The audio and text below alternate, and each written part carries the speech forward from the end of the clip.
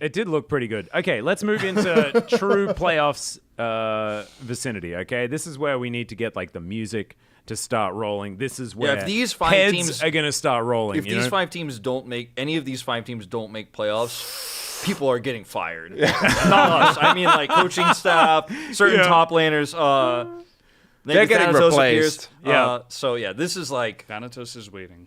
This is actually like sitting. So you remember the Sky Castle ripoff that we did here in the LCK, where it was all about the West versus the East here, Castle? and This is like before your time. And Cloud Templar was absolutely majestic as the really angry woman. no, I just watched it. Oh. Yeah. You know, like the angry woman, Cloud Templar, and he was just so incredibly good. Oh, it was amazing. Anyway, what it basically was, the premise was, we're not an Eastern team, we're a Western team, you know?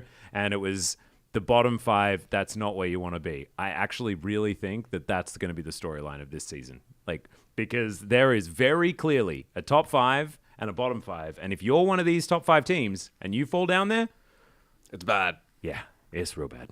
And in fact, already the distinction has been made. Mind the gap. Yeah. Yeah. There is a large jump up, but we do have a unanimous 5th. We do. And that is Dplus Kia. After today. And I I had them don't- at 3rd until this happened Really? today. Yeah. This I didn't did. actually change my opinion of them It at changed a all. lot for me. Huh. No, it changed a lot for me as well. Yeah. All right. Well, Valdez, you But explain. you guys had them at 4th potentially. Yeah. Right. I think I had them had at them at 5th the 3rd. whole time. I just felt like they really had something special. You know, I've really lost a lot of hope. I don't know why it's just. Valdez's heart is broken. Well, this is thought like we the had pastor of the something. LCK. Like, It sounds like he's going through a breakup. This is the notebook. he's the Lucid sad looked great. They religious were setting fanatic. everything up. Showmaker looked really happy. Like everybody was on the same page. This was game 1. It was game 1, and even Against before Bro. today. Yeah. No. against Cultist today as well. realizes Oh, it's game not 1 today. actually Yeah. wine made out of water. Yeah. And All was good. everything was great. And Until then, it wasn't. and then it wasn't. I don't know. Like I think that. It wasn't that bad. That was a banger series. No, yeah, it was close. I think that aiming for me just kind of dropped the ball a lot. Valdez remembered aiming. I felt like so he was great. He was great on KT when everybody was a core. They had a lot of different carries, and then he kind of like stepped it up in moments where some of their other carries couldn't. Now it feels like they've got kind of something hanging off at the top. Like Kingan's up there, he's not really doing anything. He's getting gapped by a challenger player. Perfect's good. Or Don't completely get me wrong. obliterating him to 0-7. And he And was then playing losing the Udyr. game. He was playing Udyr, and he got a lot of attention from Lucid Yeah. to help out in the top side. I just think that Lucid and Showmaker, they were really happy. Things were looking really good. I thought aiming was like kind of only on an upward increase, but I saw a lot of stuff today again that reminded me that like this guy sometimes just fails in the clutch. He's not the guy, and I don't know. He was the guy, and now he's not. He was, and He now is he's not the guy. He He has was been the guy in replaced playoffs by POG. in summer. Yeah. He was the guy. He was I think actually- his playoffs were occasionally so good. I think occasionally he can be, and when he's supported by a lot of other great characters on the team, like that KT roster, he was able to step up at times. But I see certain things in his play that just leave me a little bit baffled. Yeah, lacking confidence. And then I'm like, he just doesn't have the same backing crew to help him out with that. So I kind of had this grand vision for them in third place. They're going to be really strong. Lucid's going to continue to get better. Aiming's going to like hard carry this team. But I just lost a lot of that, so they fell to fifth for me. I think that they're not playing through Aiming the same way that Cuz played through Aiming at Aiming's best, and so Aiming as a result looks weaker. And I'm not talking about like him getting caught in that game too, and the Pyosik wraparound. That's like something we can forgive. It was a great play from Pyosik. He backed at a weird spot. People want to blame him. That's like not an issue for me. It's just that like when Aiming isn't either left alone and they're really making use of top and mid, and then he just scales, or if he's not getting a ton of resources, like if he's kind of in the middle ground, like he has been so far, I feel like he doesn't excel in either, or he excels in either opposite end, but when he's straight up in the middle, he just kind of ends up being not that useful. But my bigger issue with this team is Showmaker seems to be an inconsistent quantity at the moment, and Lucid is definitely showing some growing pains, I think, at this point in time. I don't think he's playing badly by any means, but it does feel like there's some overextensions, there's some miscommunication between him and Showmaker, between him and Kingen, and I do kind of worry that, I'm not saying it's going to mean like they don't make playoffs or this is going to be bad, but I do feel like they will lose some critical games that will push them down to the bottom of our top teams because of these weird inconsistencies and some potentially like picks that happen where Lucid goes in and dies, and then it's a 5v4, they lose Baron, or they lose Elder, and they lose the game kind of situation. I feel like Dplus's fundamentals are good, like we said, but there are some accidents that have happened and may continue to happen that I'm worried about. And I just want to add a quick caveat before we let you talk, Chronicler, and that is that these are overreactions, and we're judging these teams based on 2 matches played. We're entirely aware of that. We don't care. We're going to continue doing so. I'm glad that the half-episode reminder that Yeah, just everything, need to get, like, everything we're Yeah. saying is like it's 1 week. Yeah, and No, I've and- totally written them off, actually. well, I mean, It's gone from my to mind, be so. honest, like it's kind of what you do when you're trying to take stock of like a week. I do it every week. I think I actually just do it every week, and I do. overreact, and then I A lot just go changes for another every week. though. Yeah, Like, and then I do it again. Players change, environments change, Meta. 100%. morale, I also think meta, patches. Like, there's so much stuff. You could also think of almost everything we're saying and every thought process that we have at the end of every week is like an angry all caps Reddit comment. Yes, That is like seriously. basically what we are right now. or extremely happy Yeah. all caps comment, which we will get to later on in this episode. Yeah. And there are a few of those that we could just read verbatim, to be perfectly honest. But anyway, your thoughts on Dplus? Yeah, I am not often one to harp on itemization. I think itemization is something that is often really highly over-prioritized in conversations because You it do is- have a lot of feelings about that in this case. In this case, I does actually Huni. it was yeah. Well, Huni had a great point of specifically the fact that Kingen and I think the Rumble itemization was not good, but it was more excusable. He took a dash cannon detour. He did, but You but know. that actually ended up working out, and they played towards it initially. It's more so his ult usage for Kingen that they weren't super happy with. I personally don't really care that much about Kingen's performance, but I do think Let's talk about that Lich Bane. Let's talk about the Lich Bane. I mean, it's not. Yeah. So it's. But what I wanted to say is, if the guy that is supposed to just be your stable rock starts losing lane to the point where it breaks the game, maybe try something else that you have still under contract, unlike Poolbay, sitting, waiting, not playing. Thanatos, just he's there. And I want to get it out of the way because I don't think that that's ever going to happen unless they actually start falling off towards the bottom and they really want to make some drastic changes.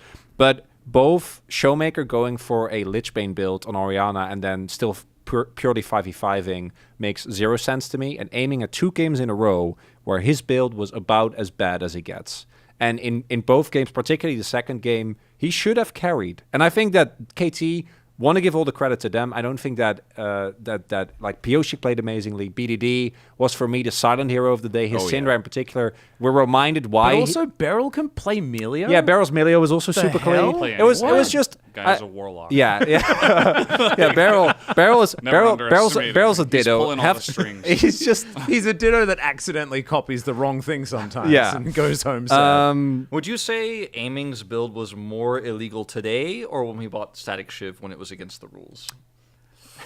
That's a very good question that I would need to deliberate on for a little bit. That's a great way of asking the question. Though. I think so because I don't often feel this way, but I feel like in both games, had he gone for different builds, in crucial moments, DK might have actually pulled through. Because in the first game, he went for a lethality build, which was not the good lethality build, which is Cyclo Sword in adjunction to Bloodsong, which actually gives you the burst to use that mid-game spike. Right? Yeah. You get super, which we saw Deft use and then look amazing on immediately afterwards. And then he also went for a Zeri build where he went for Yomu's first, by the way. Yeah, he was like, that's the budget Gale Force that I need. That makes me go to them faster. It's basically dashing if you run fast. Yeah. And his Nami went for Slay, so he didn't even have extra burst damage from bubbles. No. It was just or whatever it's called. It was just an abomination in the bot lane. It was terrible. And it was the worst. But because the most telling feature to me was Perfect was 0-7 and Aiming still did like a full combo and chunked a fourth of his like nothing. He basically was unable, and then obviously Perfect tilt proof, 10 honors for my man, both from game to game, but also in that specific game.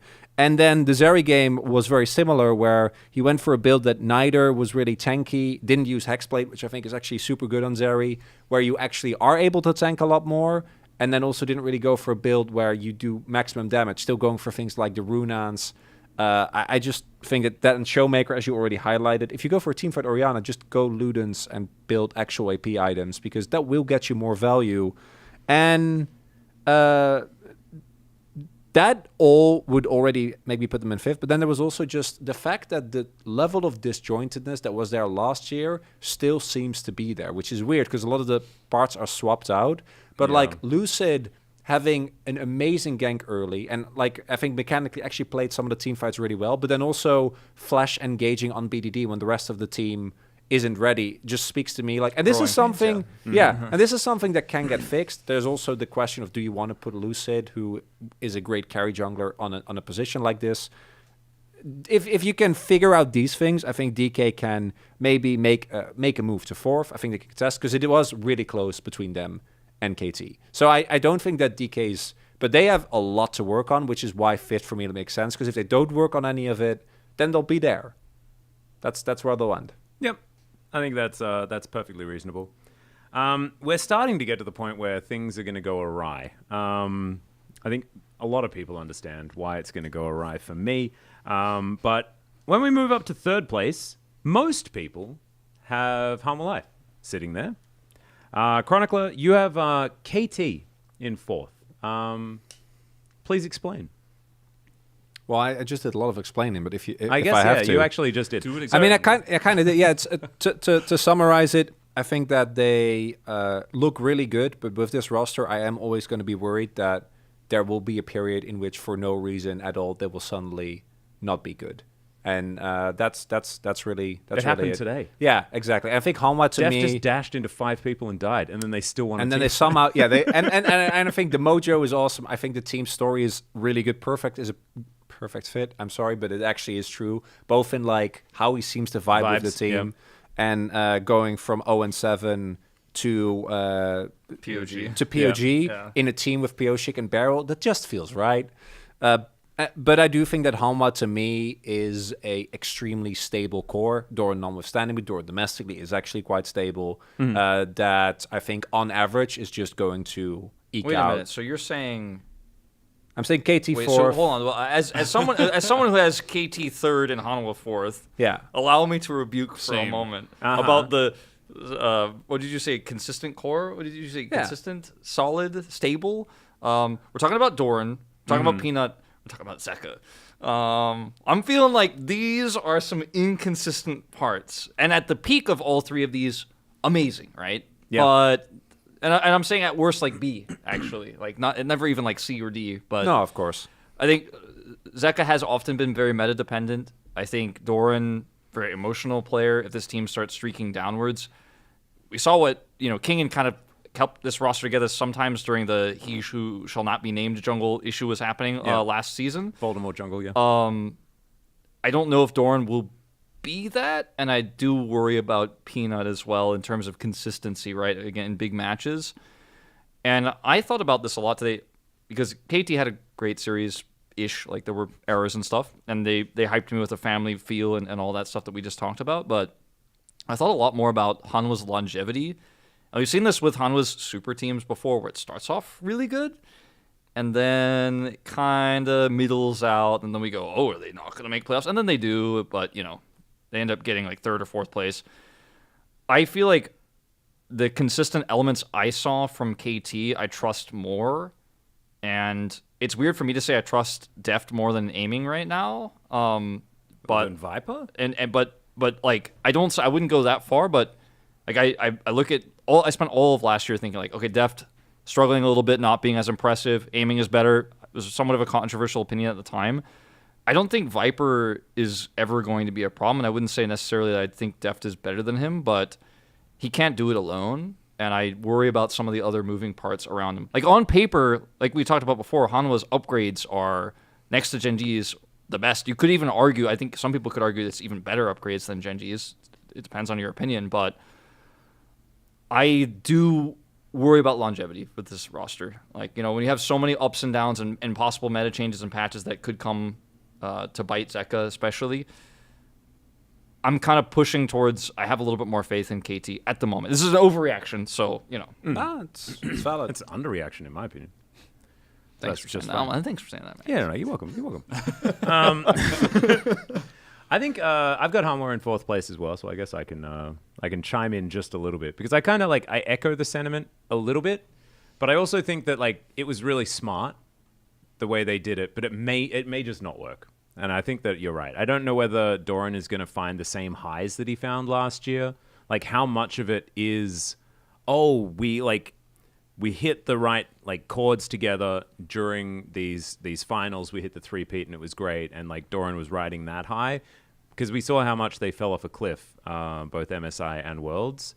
That has a lot to do with travel and things like this. It can make things difficult, change things up. And I don't actually have any, I don't think that Peanut's going to be part of the problem at all.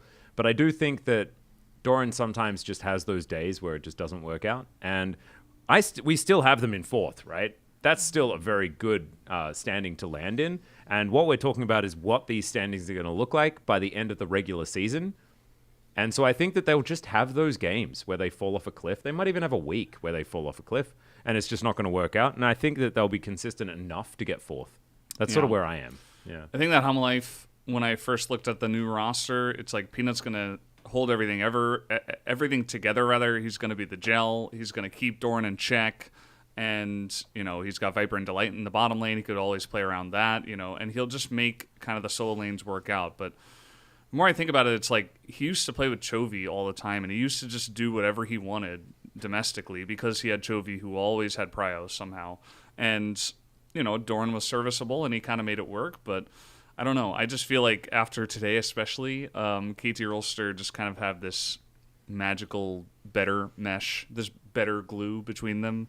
That just seems to somehow work, and perfect is the perfect fit and all that stuff. Hanwha Life Esports, I'm a little bit worried, Viper, he has shown that he is incredible, but he also can't solo carry a team by himself, so he's got Delight this time. Maybe that's good enough. They are still really good at 4th place, but I did have to give the slight edge to KT as well. No, man, Payne is crazy. He turned Gory into player of the split in 2021, and look where that guy just lost a 1v1 by basing. Did you see the clip? No, what? So you have I saw that. And then he just burned to death as he walked up the Howling Abyss. And I forgot about this, but he got player of the split award because he got the most POG points. Gory in the LCK. And you know who his jungler was? Peanut. Yeah, it was the nut. And his top laner, Rich. We were pretty high on Gory. The Korean casters were not. I remember when we did our votes for all of that, but anyway. Yeah, I mean, I'm still a little bit salty, but yeah, I think that that every point that you make on Hanwha is valid. I just remembered that. I thought it was too funny not to share because Peanut's always good domestically. I'd forgotten about it. Yeah, I don't want Hanwha to end high because I am very sure that this roster will collapse as soon as they leave. Yeah, for any other tournament. So that's and we know there's none of them happening in Korea this time around. Yeah, so no, don't we're getting don't on be a too plane, good. So please just don't send those ones. Maybe I should put them 4th just to lower the risk. I also want to add the caveat that when we talk about how Viper, he's good, but he can't get it done alone. It doesn't mean because he's not good enough. It just means because he's an 80 No, carry. you shouldn't have so to, you yeah, can't yeah, yeah, you yeah. can't actually get it done alone. If you're there's an 80 anyone carry. that That's not how the can, game it's works. him. We've Yeah. seen times where he has insane KDAs and his team is just failing around him. Yeah. It's just it's League of Legends. Like it's not about Yeah. Viper. He It's is an about 80 carry, so game by is the the way function it of is. 80 Yeah. carry, he just will not be able to do it if the rest of the team is falling apart. And it's funny because we're having this conversation and we're speaking somewhat negatively about Hanwha Life Esports, and I still think that Viper Delight is the best bottom lane that we have. Delight, dude. Yeah, we haven't. No one has mentioned Delight at all because he's Just obviously super duper good. yeah, just Yeah. doesn't warrant any discussion. No, he's just amazing. Okay, now we're going to get into KT, Gen.G, and T1. There have been a little Why do we bit have to of. group those together, There's been a Max? little. Yeah, I feel like So I feel Yeah, I like thought you're we got doing a into group KT a while ago. no, there's like a couple of you guys have got KT up there. All right, Wolf, Yeah, third no, place. Valdez, third place. Yeah, we did the third and fourth place. Yeah. No, Well, there's another one in third place for some reason for you. yeah, I got Gen.G in third place. I think especially for the spring season, I just don't think that it's really going to. I think they've made a lot of changes, right? Like there's a lot of these players that haven't been playing together 4 hours long, and I think that it's just going to take a little bit of time to get themselves in there. I mean, it take a little bit of time. Third place is really good, you know, and above them. Is where we can start a little bit more of the conversation. I don't know, like for you, yeah. yeah. So I guess we can talk about T1. And so we have unanimously put T1 in second place. I know there's a lot of T1 fans who might be a little bit disappointed. You know, One Worlds. Why the heck aren't we suggesting that they're going to be first? I think that's almost part of the reason. That's That the is the thing, reason. yeah. It's spring season. Yeah. And I think they've already come out like saying pretty much like with their gameplay, we're going to not go super hard. We're not going to take things mega seriously. 100%. And we are going to just try and relax our way through so that we can put on the gas when it matters. And I 100% respect that. I don't think that that's going to get them a first place. Yeah, I think that will just not. It doesn't mean they're not going to win the tournament, but like they're probably not going to end up in first place in the standings because I think they will drop some weird games that. They're going to pick like we can scale all off attack speed and wind. Yeah, can't we, or guys, 80 games. cannon. Because why not? Yeah. That 80 cannon Belveth Azir, who was it? Like, what was I Guma know. playing? But But it just was not. 80 it cannon was not Belveth great. alone. No. Yeah, so I actually want to echo that. That actually, for me, is the main part. I also think that adding Coma, what I imagine T1, their look is going to be is we just won Worlds. So after all those years, we were able to reclaim a title. We finally did it. We didn't end up going in a situation And Coma where... has won back-to-back Worlds before with teams. So yeah. So that even further reinforced it for me. I think that their only real goal this year, even though in the things are saying we want to win everything, they want to win Worlds again. That to me is I think everything that T1 is going to be doing this year is in light of that ultimate goal of winning Worlds back to back, and again reinforcing that which is already kind of given, but I think in the new era it would still be really valuable to the org.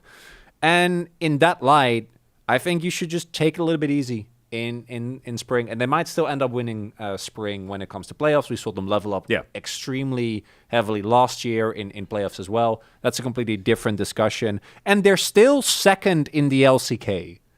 Yeah. Well, I imagine they're gonna they're cruising. They're not a second. Because they had a really jam-packed offseason as well, right? So I think they're just gonna pick your 80 cannons. I would say that last spring we had a much weaker set of strong teams than we do this time in terms of rosters. So I think they played last spring somewhat similarly to how this one is going to go, except that they played their own meta. They messed around and then they formed the meta while they were kind of limit testing.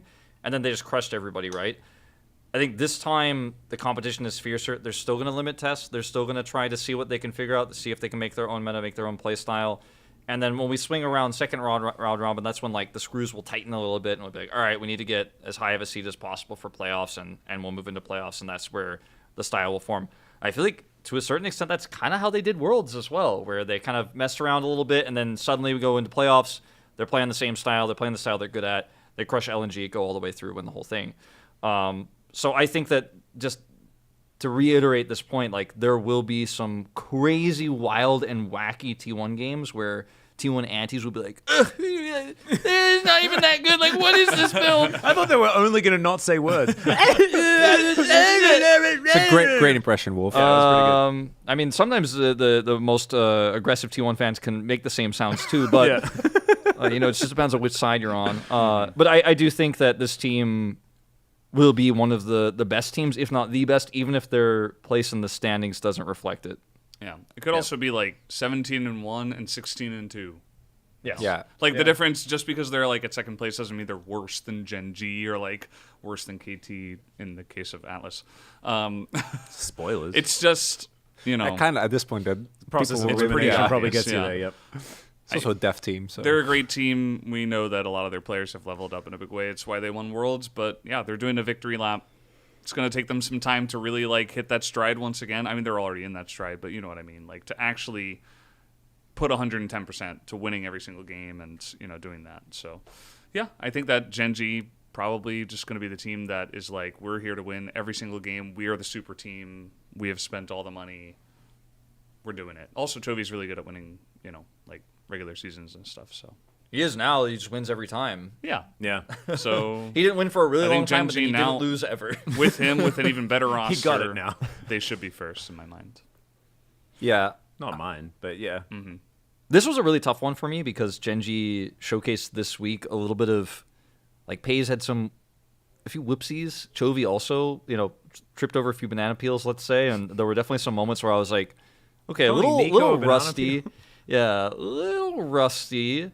It actually made me tempted to say, actually, I think I do want to put T1 first because this team needs time, and so maybe Gen.G will also drop some games early on in the season because they're still coming back. But I've got to trust in that Kane has an amazing champion pool. Canyon has likely very often 2 winning solo lanes he can play through, and then he has Pays and Lehends in bot lane.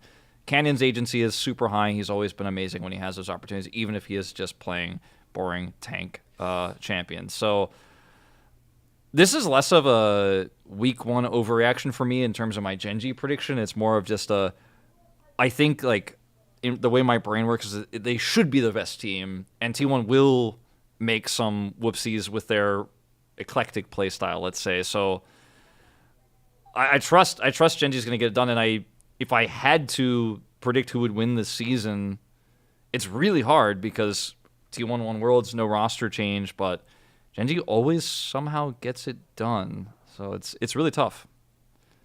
Chronicle? yeah. I don't have that much to add to it. The one thing I am more worried about with this team, although they were always able to get that done as well, is playoffs performance. I do think that Keen in particular is, we saw this last year as well, has had a really marked performance drop-off when it comes to playoffs, where games like the Darius game that we've already seen, although that was against Dundun and Nongshim, right? So I think it's a little bit easier to put out the type of pressure that you need to. A game like his Quinn last year, we stopped seeing that from him. So I'm a little bit more worried about whether or not this Gen.G is going to have the same level of impunity that they do in playoffs that we saw with the previous roster. Even though Doran is inconsistent, it feels like it did always lined up well. And Lehends actually had a very similar... Lehends' playoffs last summer were really rough. And that was after he had an incredible split. For Lehends, I think it's a bit more of a gray area because I don't think that's something that he always does. Yep. But yeah, for me, Gen.G, the team to beat, and domestically, I think that also due to their style, they are the regular season kings for me. They are the team where the barrier of you must pass this to even have a chance to win against them is so incredibly high that I don't think they're going to drop random games. And I think T1, while playing Mario Kart with Carriad doing... They'll have more fun. Yeah. Gen.G will Doing have the loop- less fun. Yes. Because they'll just boom people. Yeah. Well, Keen will have fun while playing Against some 200 CS up with a counter pick. Yeah, having a good time. I think T1 might accidentally just come first.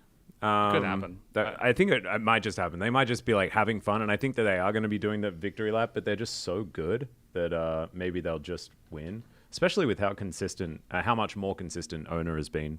The team is just looking pretty ridiculous. But I put KT in first place, and I probably need a little bit of Speech.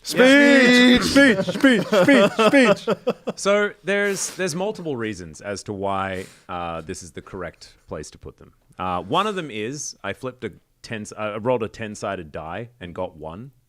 That's a good way to do it because actually you could argue that they could be anywhere in the standings. Is it because they're perfect? No. It's because Oh. they're anything. They're a The chameleon. Schrodinger's team. They're Yeah. both the best and the They're worst all team. of the things. Yeah. They're like having an ice cream in the fridge and having eaten that ice cream. You know, it's just all of the things. I don't Having the really cake play and that many eating it board too. games, but is there a 5-sided die?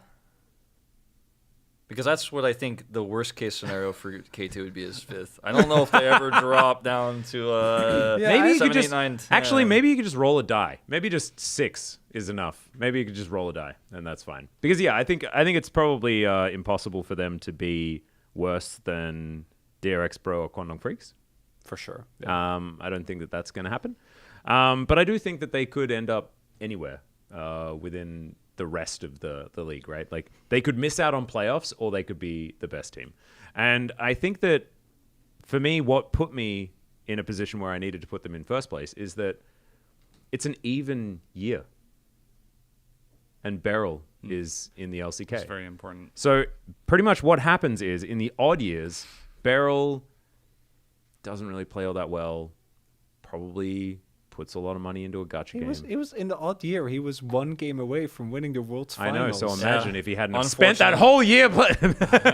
Too bad it was an odd year. Yeah, it was an odd year. Could have been the difference maker. It was an odd year. I remember I was casting the final and I thought to myself, wow, this is what gacha addiction does.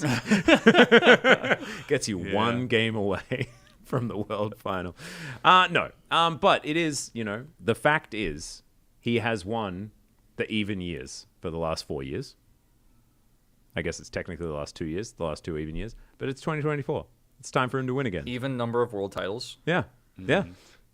He has Um, a player from the league that I've only heard as the best league in the world, LCS, Yeah. as well. Mark. Yeah, Mark has joined. has so a challenger player. You've heard of all of the Korean comments saying like, what is this LCS place? Like hyperbolic time chamber? Like what the heck's going on? That's Yeah, what just saying, like, I mean, looked it's pretty real. good today.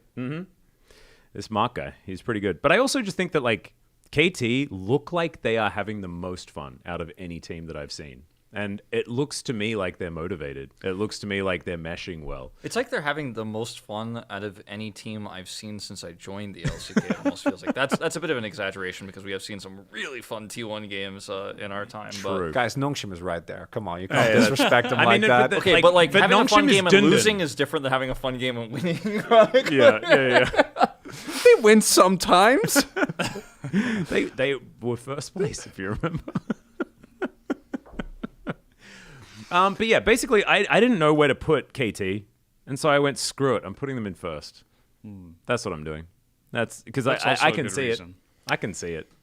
And what I do want to highlight, every year there is something that goes, at least 2 things generally that go horribly wrong with the list.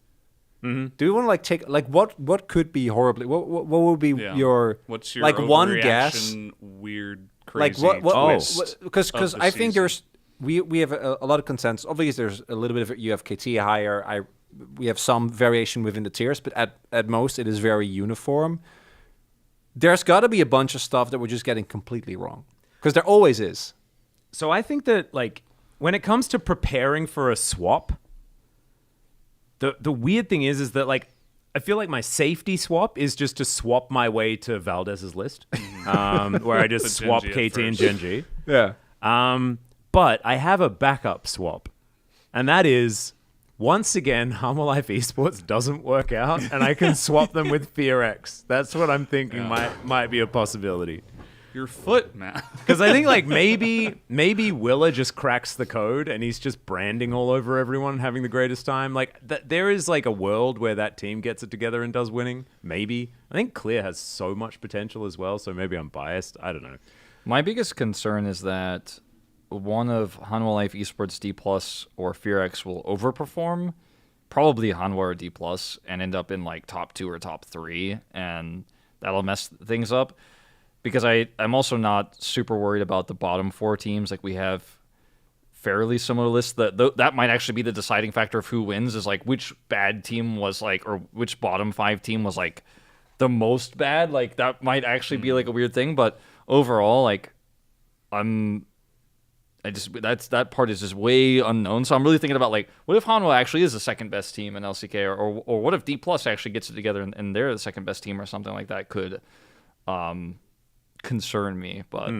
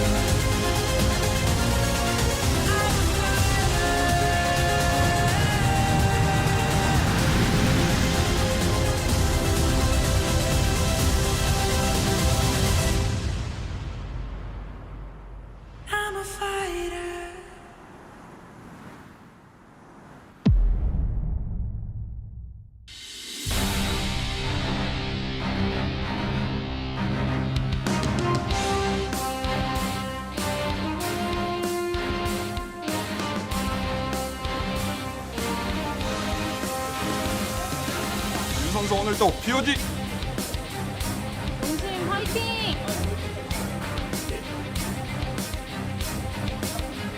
스 오늘 POG 꼭 봤어? 화이팅! Dplus 야 화이팅!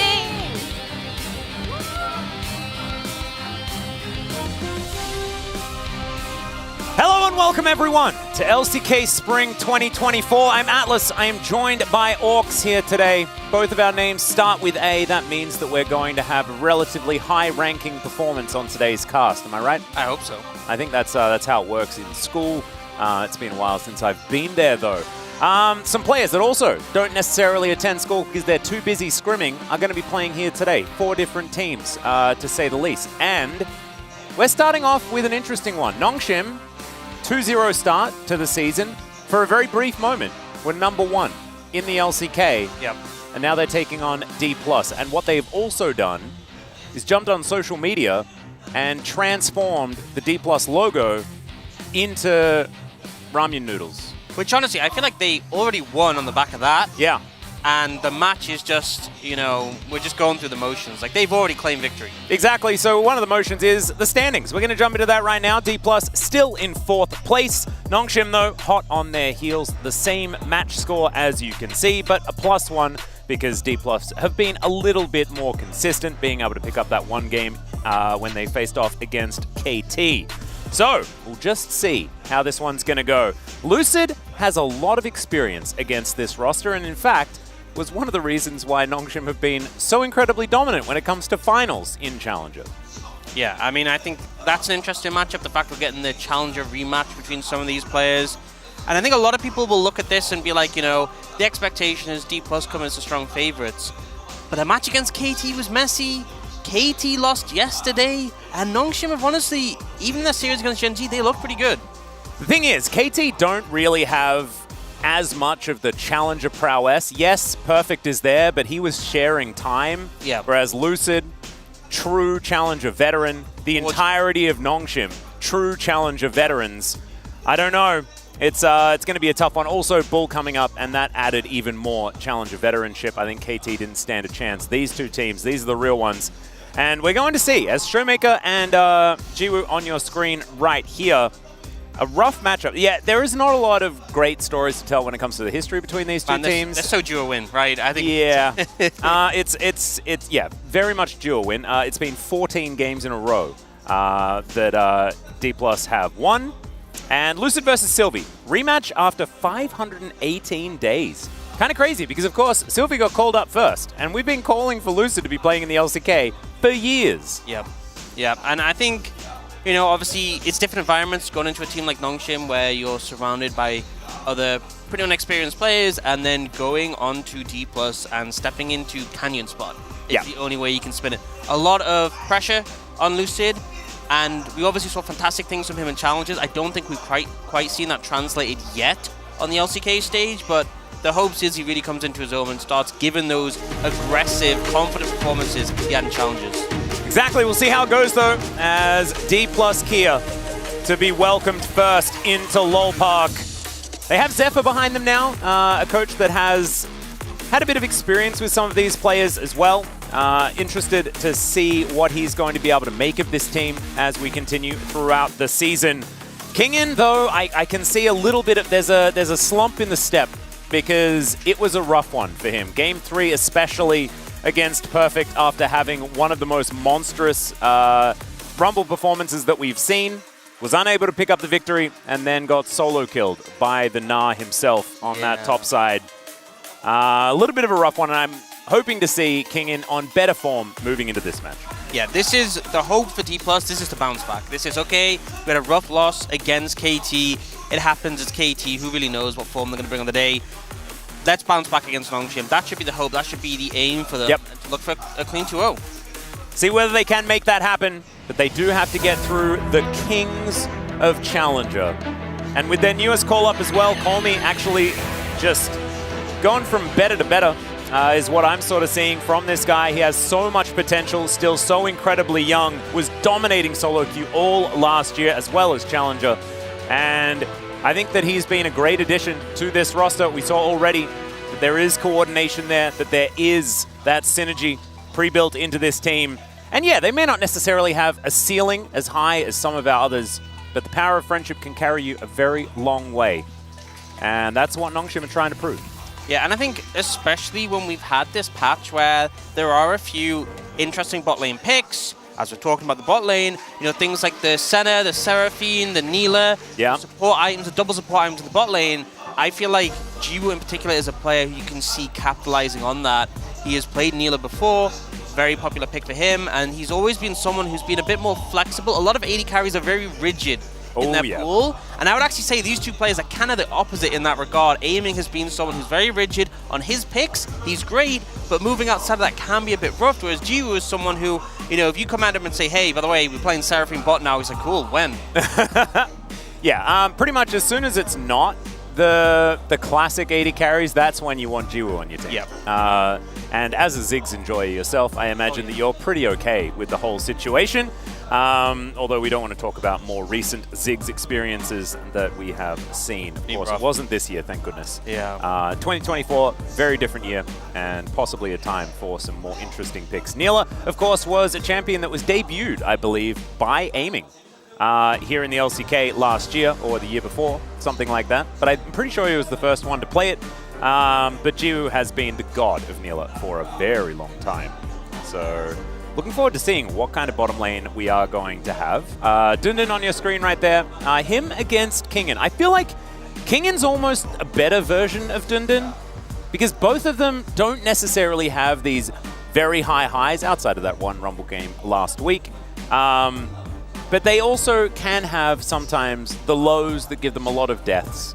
But they still manage to perform in team fights a lot of the time. I feel like it's just a top lane vibe, you know? Yeah. I feel like every other role, it's like, what makes you play this role? Like, it's personal to a player. Like, how did you end up being a mid laner? How did you end up being an AD carry? I feel like there's just this category of people who are top laners, and they all have that vibe. I feel like there's a sadism masochism bell curve, right? Yeah. And in the middle is all of the other players. Now, on the extremes, on both ends, there's top laners. Yeah. No, that right. So either you're I'm gonna go out and I'm gonna kill, or I just want to be a punching bag. Let's load up a game of League of Legends, and that's I feel like we've got two on that side in this particular game.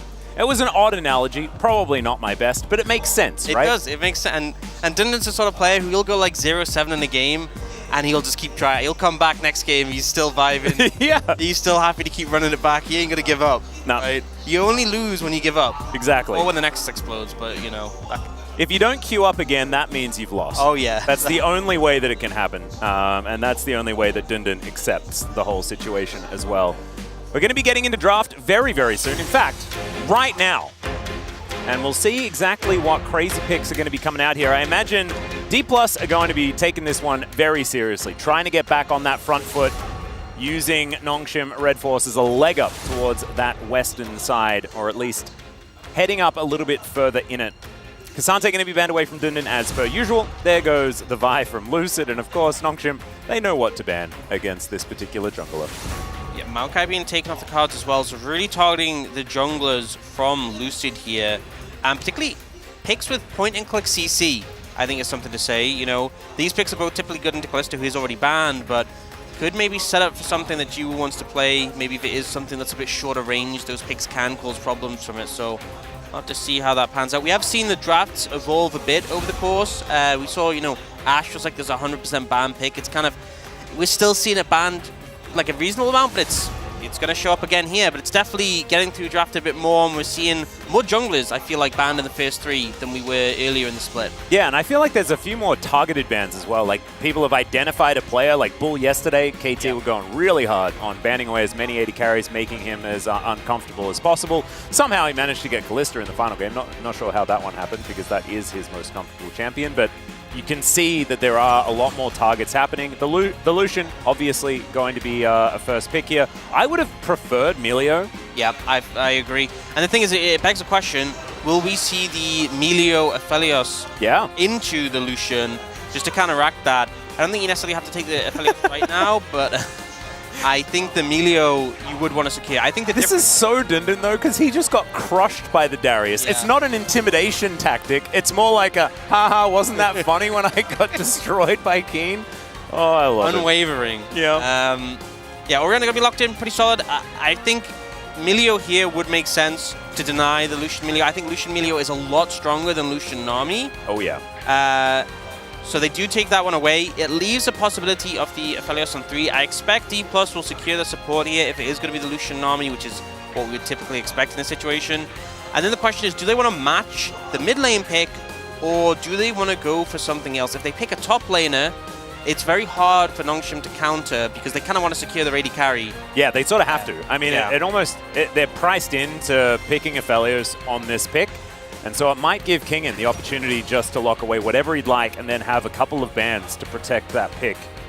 Syndra, though, going to be the consideration, and man, that is a lot of mid-game power. Something that really fits with how Lucid likes to play the game, which is mid-game domination.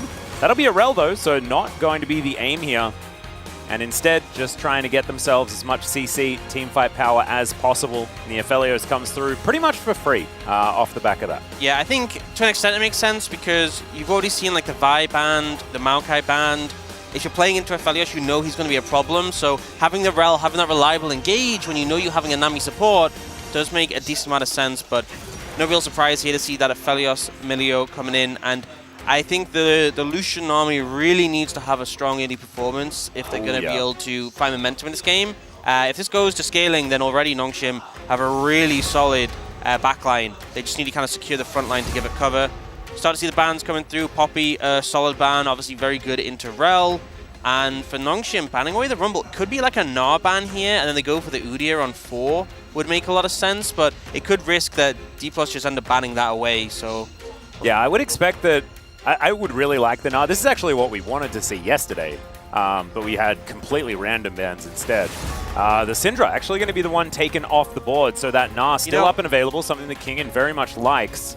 I'm going to say it, if Dplus showed it, they weren't going to play it. I feel like if they're hovering it, I feel like they're, you know, they're never going to show a pick that they're going to end up locking in. So I think the Syndra may be a bit of a red herring. The Udyr is going to get banned, so the Gnar ban might have just been wasted anyway. And now I think you can just go jungle in this situation, but it looks like they're going for the Jax, but it is a flex. Yeah. So no real clear indication where this is going to go.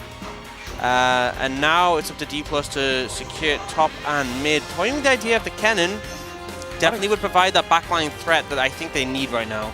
Not a huge fan of it unless Showmaker has something interesting in the works, as that is a LeBlanc. So a bit of a switch over. This is a champion that's been banned a heck of a lot. Oftentimes it's the AD LeBlanc that doesn't make us all that excited. But that's fine. Aatrox, of course, pretty synonymous with Kingen, and he will lock that one away as well. Now we'll see whether it's going to be Sylvie or Dindon that will be playing that Jax. Can be a tough matchup into the Aatrox. One thing I do want to say is that what I wanted from Dplus in this draft was as much mid-game power as possible, and LeBlanc Aatrox kind of does that relatively well. Talking with the ideas for the jungle pick, they were looking at the Nocturne here. Sejuani makes sense in just providing that front line. The Sylvie move! He is a known Wukong one-trick. One-trick is a weird thing to say for someone who's playing this champion for the first time after having a couple of extra matches, but he did basically just play Wukong for a very long time. Yeah, and it goes well with the Orianna. I think as well, it's a good pick for getting on top of something like Lucian. I think the problem with the Sejuani is Lucian's going to take Cleanse if you go that. Yeah. Might be a Mikhail's as well. And I think she's just a bit too slow-paced when it comes to skirmishing to really keep on top of him. But here, there's just some good threat for some of the mobile carries on the side of Dplus. You have a lot of scaling elements. You have good team fight from Nongshim. It really will just be kind of weathering the storm of the early game, you know, not giving that much of an edge. I think the one-item spikes for Dplus will be really big. I do have... There's Wolf's voice in the back of my mind saying that this bottom lane is not going to play the Lucian well enough. I don't know what it is. Something about the aiming Lucian that happened last year that wasn't necessarily as successful as some of our others.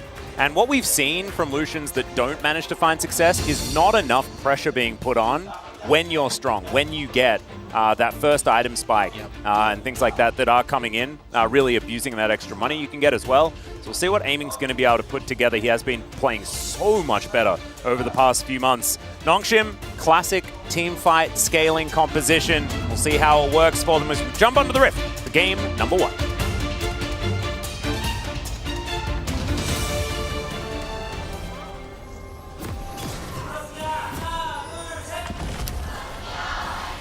소환사의 협곡에 오신 것을 환영합니다.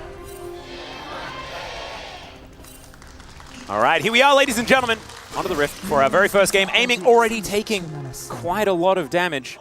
That's infinitely more damage than what Peter took in that exchange. Very true. You know, there's no arguing the numbers. Kind of absurd. Showmaker looks like he's playing AP LeBlanc. He at least has a Doran's ring. Yeah. They did make some tweaks, some nerfs towards the AD LeBlanc to try and force it out of the meta. And they did also give some slight buffs towards the LeBlanc just to try and encourage people to play it. I think a big thing with the AD LeBlanc was the Cyclo sword, which we see Lucian build, which increases the Energize charging when you dash. So you charge it really quickly when you W. And I think the indication, not just the Doran's ring, but the fact we're not seeing Fleet Footwork suggests it is going to be that AP LeBlanc, which I think makes sense in terms of the team's damage profile. And it's definitely a pick where if you get ahead, it can just be obnoxious to deal with. Yeah, and you can blow up a single target as well, which is something that could work out very well for Dplus, because they are facing off against a composition that really wants to teamfight, that kind of requires all of the parts of this squad to really work as intended. We'll see how it does go. We know that Showmaker is a very practiced LeBlanc player, especially of the AP variety. Was a large reason why they were able to win the World Championship all that time ago. And we're going to have a look at this. The Aphelios Melio been very, very strong. This is why it is dangerous to first pick the Lucian, because this happens. You get it picked into you, and then you lose. And it's a big reason why Nongshim so confidently won their first series. Just really able to answer. The Lucian dashes in. You have enough of a buffer with the shielding from Milio and maybe like the barrier that Jiwoo has, and then Lucian's kind of trapped close enough that you can just shred him. Very difficult matchup, and you just outscale. You just scale extremely well with his pick. So we do see at least the bot lane of Dplus applying some good early pressure. You know, Lucian Nami tends to take a couple of levels to really find their footing, level 3 when you have access to like the full combo, but already, even as early as level 1, they've been trying to get an edge. And the one difference that I'm seeing is the fact that Dplus do have a fair bit more power in the mid game in order to try and push the snowball forward.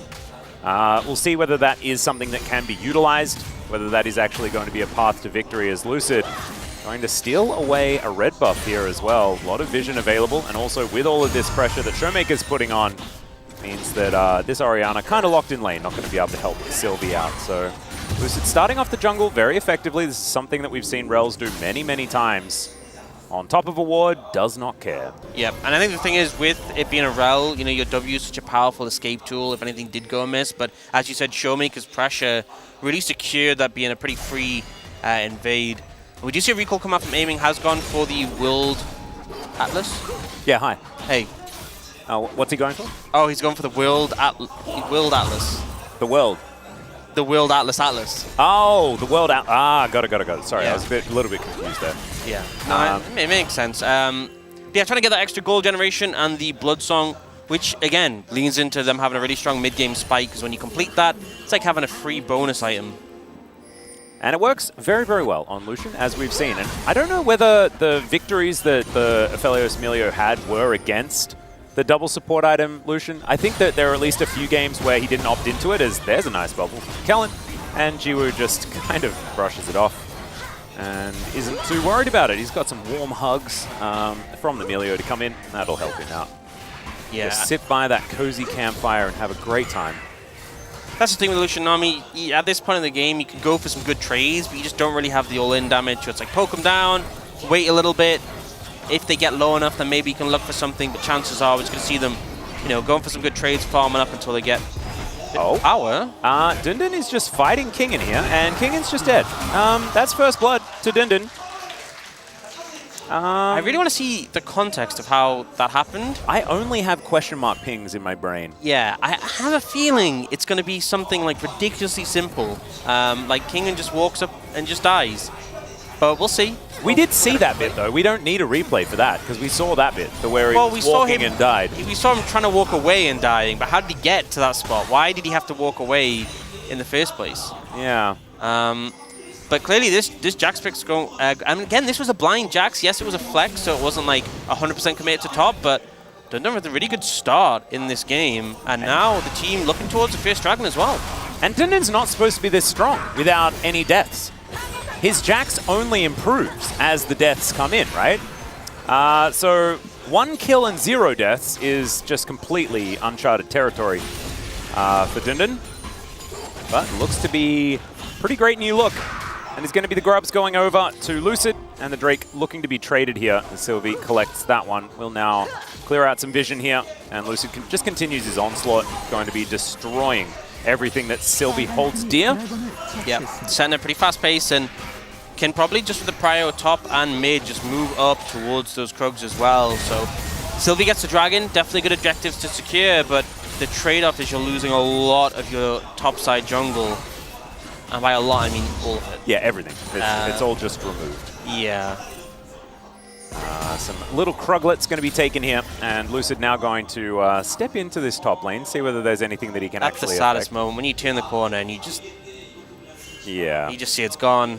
And now what is the response? Oh, we are going to see that play in the top lane. Yeah, let's see it. So he misses Q1, misses Q2, and then doesn't hit sweet spot on Q3 and then dies. That'll do it.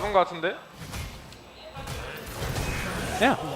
That will do it. It's that simple. Just don't miss everything. Wow, I wish that happened when I was playing Jax into Aatrox. Yeah, and now, you know, this is kind of the response. Sylvie doesn't have much to do in his own jungle, so he's going to aggressively invade with his top pressure, steal away some camps.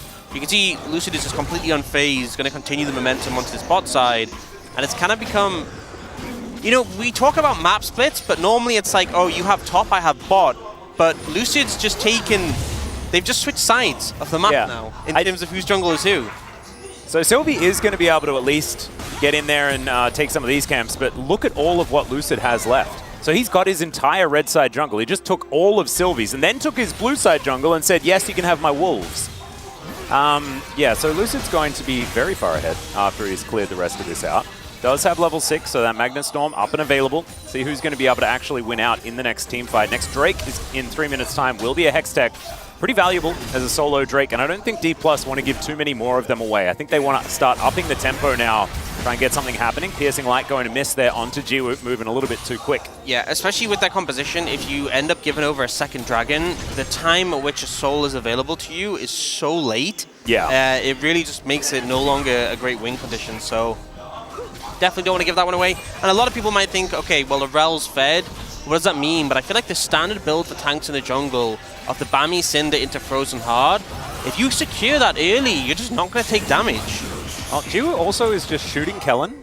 Aiming has to press R, get rid of it, as Shattering Strike does deter Sylvie from pressing any further forward. Good positioning from Lucid defensively, make sure that his bottom lane is safe, and he's continuing just to shepherding the monkey. I don't know whether that is a thing that can happen. I feel like it's mainly for sheep and stuff. If someone was a shepherd for monkeys, would that be a different thing? I guess so. Would you herd monkeys? You wouldn't herd monkeys. Well, let me know on Twitter or something like that. Maybe someone's gonna respond to you who has that role, who has the job title of. Is it sort of like collective nouns where there's like a different one for every animal? Yeah, like a mirror of crows. Yeah. I'm entirely sure. Lucid is just going to take that. Because, you know, shepherd is just shepherd, like sheep herd. Yeah, sheep herd. Yeah, it's... Oh my goodness. It's missing an E, isn't it? Monkid? Yeah. A monk? Again... Monkid? It doesn't sound right. It sounds like a fish. No. Yeah. Definitely need to workshop this one a bit more. We'll figure it out. Maybe after this game. We'll come back. Game number 2, we'll be ready. Peter and G-Woot underneath their turret, but still feeling absolutely fine. 5 CS in the lead, make that 6. And all sums up and available. I think, yeah, so much of this just comes down to Lucid. How much he can actually use this advantage that he's built up, and whether Dindon will just make this game impossible to play in a side lane. And that's what a Jax who gets ahead is capable of doing. We've seen Jaxes be so incredibly underwhelming, but that's because they're put behind early instead of being able to snowball things out early. And it was blind, and Kingen opted into this. And once again, it's feeling like it could potentially be back-to-back rough ones for the gentleman on the top side here for Dplus. Yeah, not exactly the bounce back you hope before to get solo killed in game 1 of the next series. Yeah. We can see for the most part, though, there is a gold lead for Dplus. Apart from that top lane, but across the board, everyone else is doing pretty well. Obviously, the double support item will be a big contributor to that in the bot lane. The fact that G-Woot has a CS lead, but they're both down in gold. And really leveraging that, because as you get later in the game, it's very hard to avoid eventually getting the gold penalty with the support items. Yep. It's kind of like the payoff that you got from getting the support item, the extra gold, and it has like 5 gold per 10 seconds. Is seen as worth it, right? But it still means that like you are going to lose that momentum at some point, and really want to capitalize. And this is the big point where you have Imperial Mandate on the Nami, you have that 1 item spike for the Lucian, and they should be pretty close, the Nami at least, to finishing off that support item. And that's the point where really you want to have the driving force. And we have the last 2 Void Buffs and the Dragon alive. So I'm looking at Dplus to set up around those. Yep, Bloodsong very close here for aiming as well. And so like you were saying, Imperial Mandate definitely a very important part. So with the Drake now up and available, it should be something that Dplus can fight for. Very much looking forward to seeing how Lucid's very first ultimate is going to work out. I think it is going to be a very important thing to look out for. See whether Dplus can get themselves on the right foot when it comes to these team fights, because so much of it is just going to be in Nongshim's hands if they don't fall behind. And right now, absolutely fine. They are just cruising.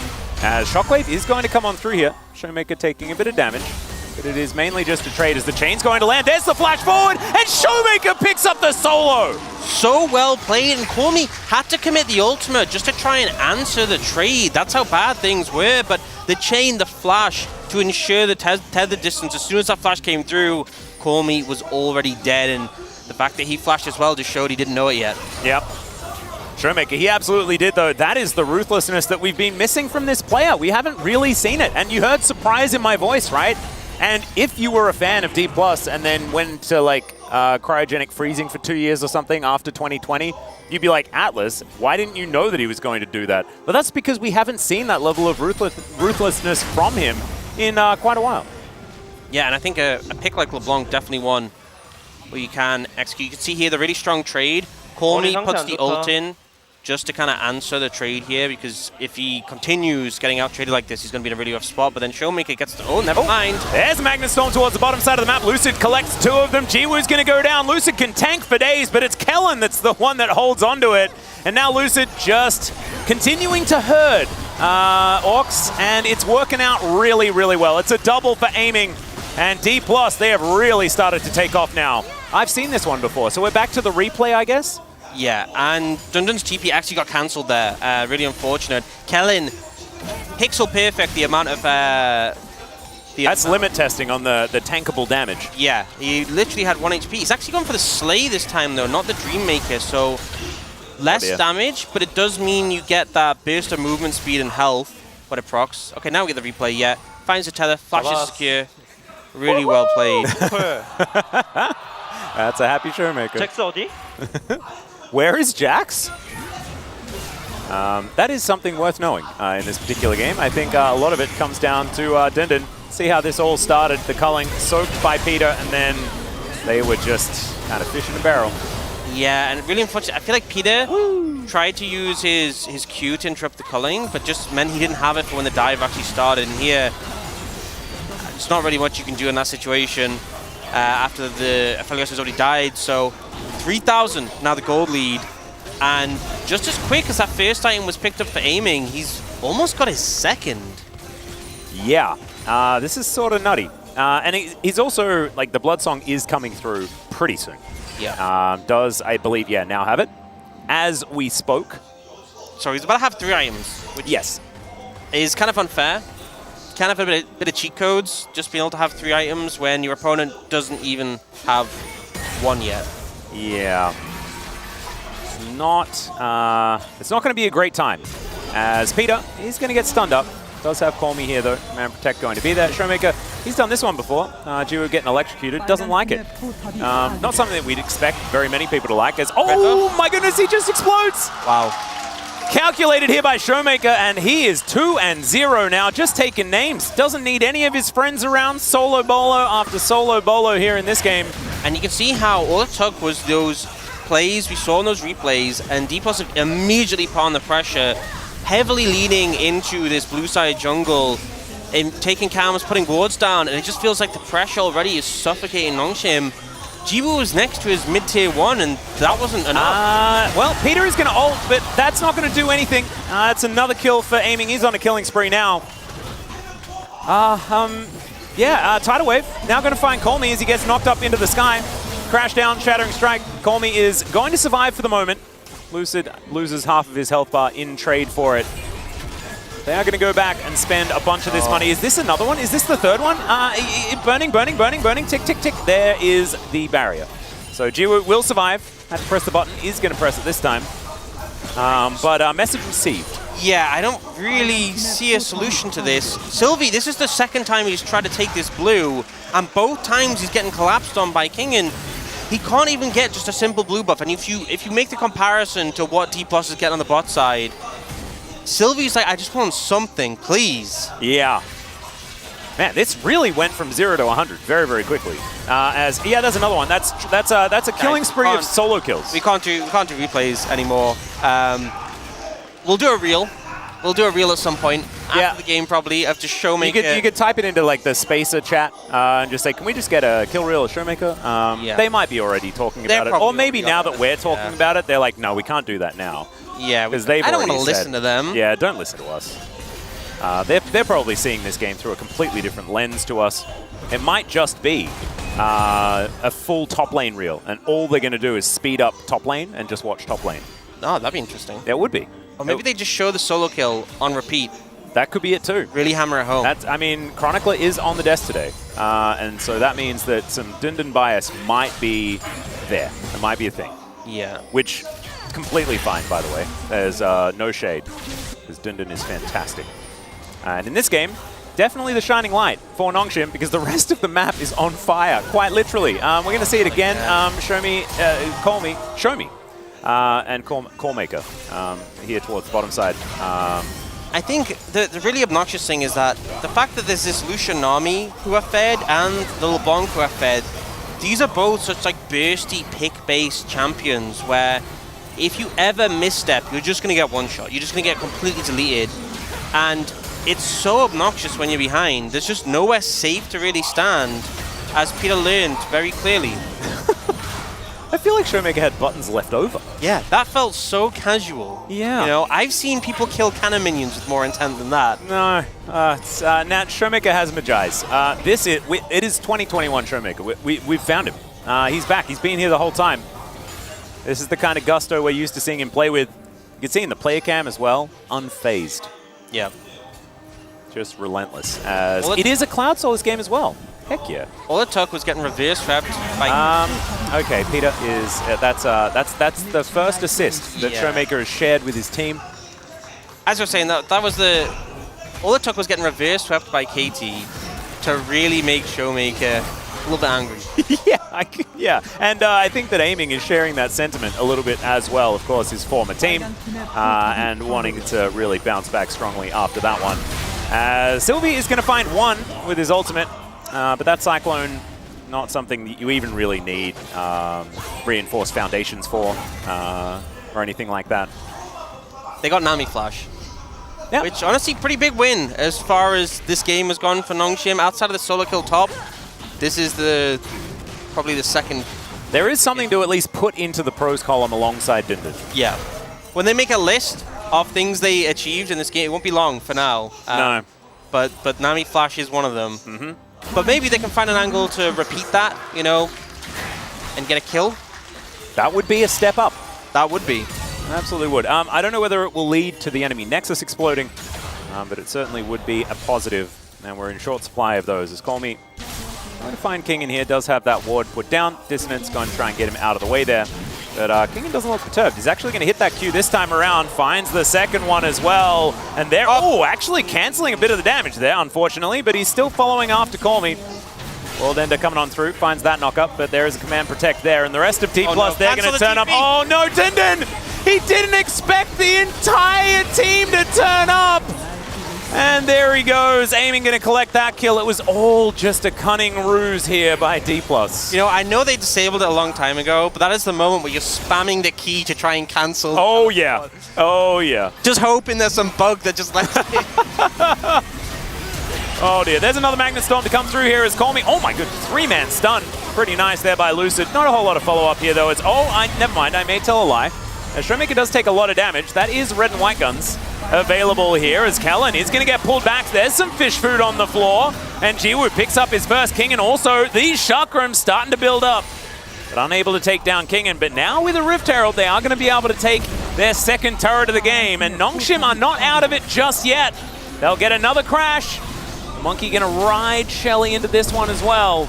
Yeah, they do need to be a bit careful, though. Getting the tower's good, but they've now lost those 20 million chakrams that we saw Jiwoo with. He did have 20 million of them. But it does show that you can't fully disrespect them. You can't completely ignore this Aphelios. You have to deal with it.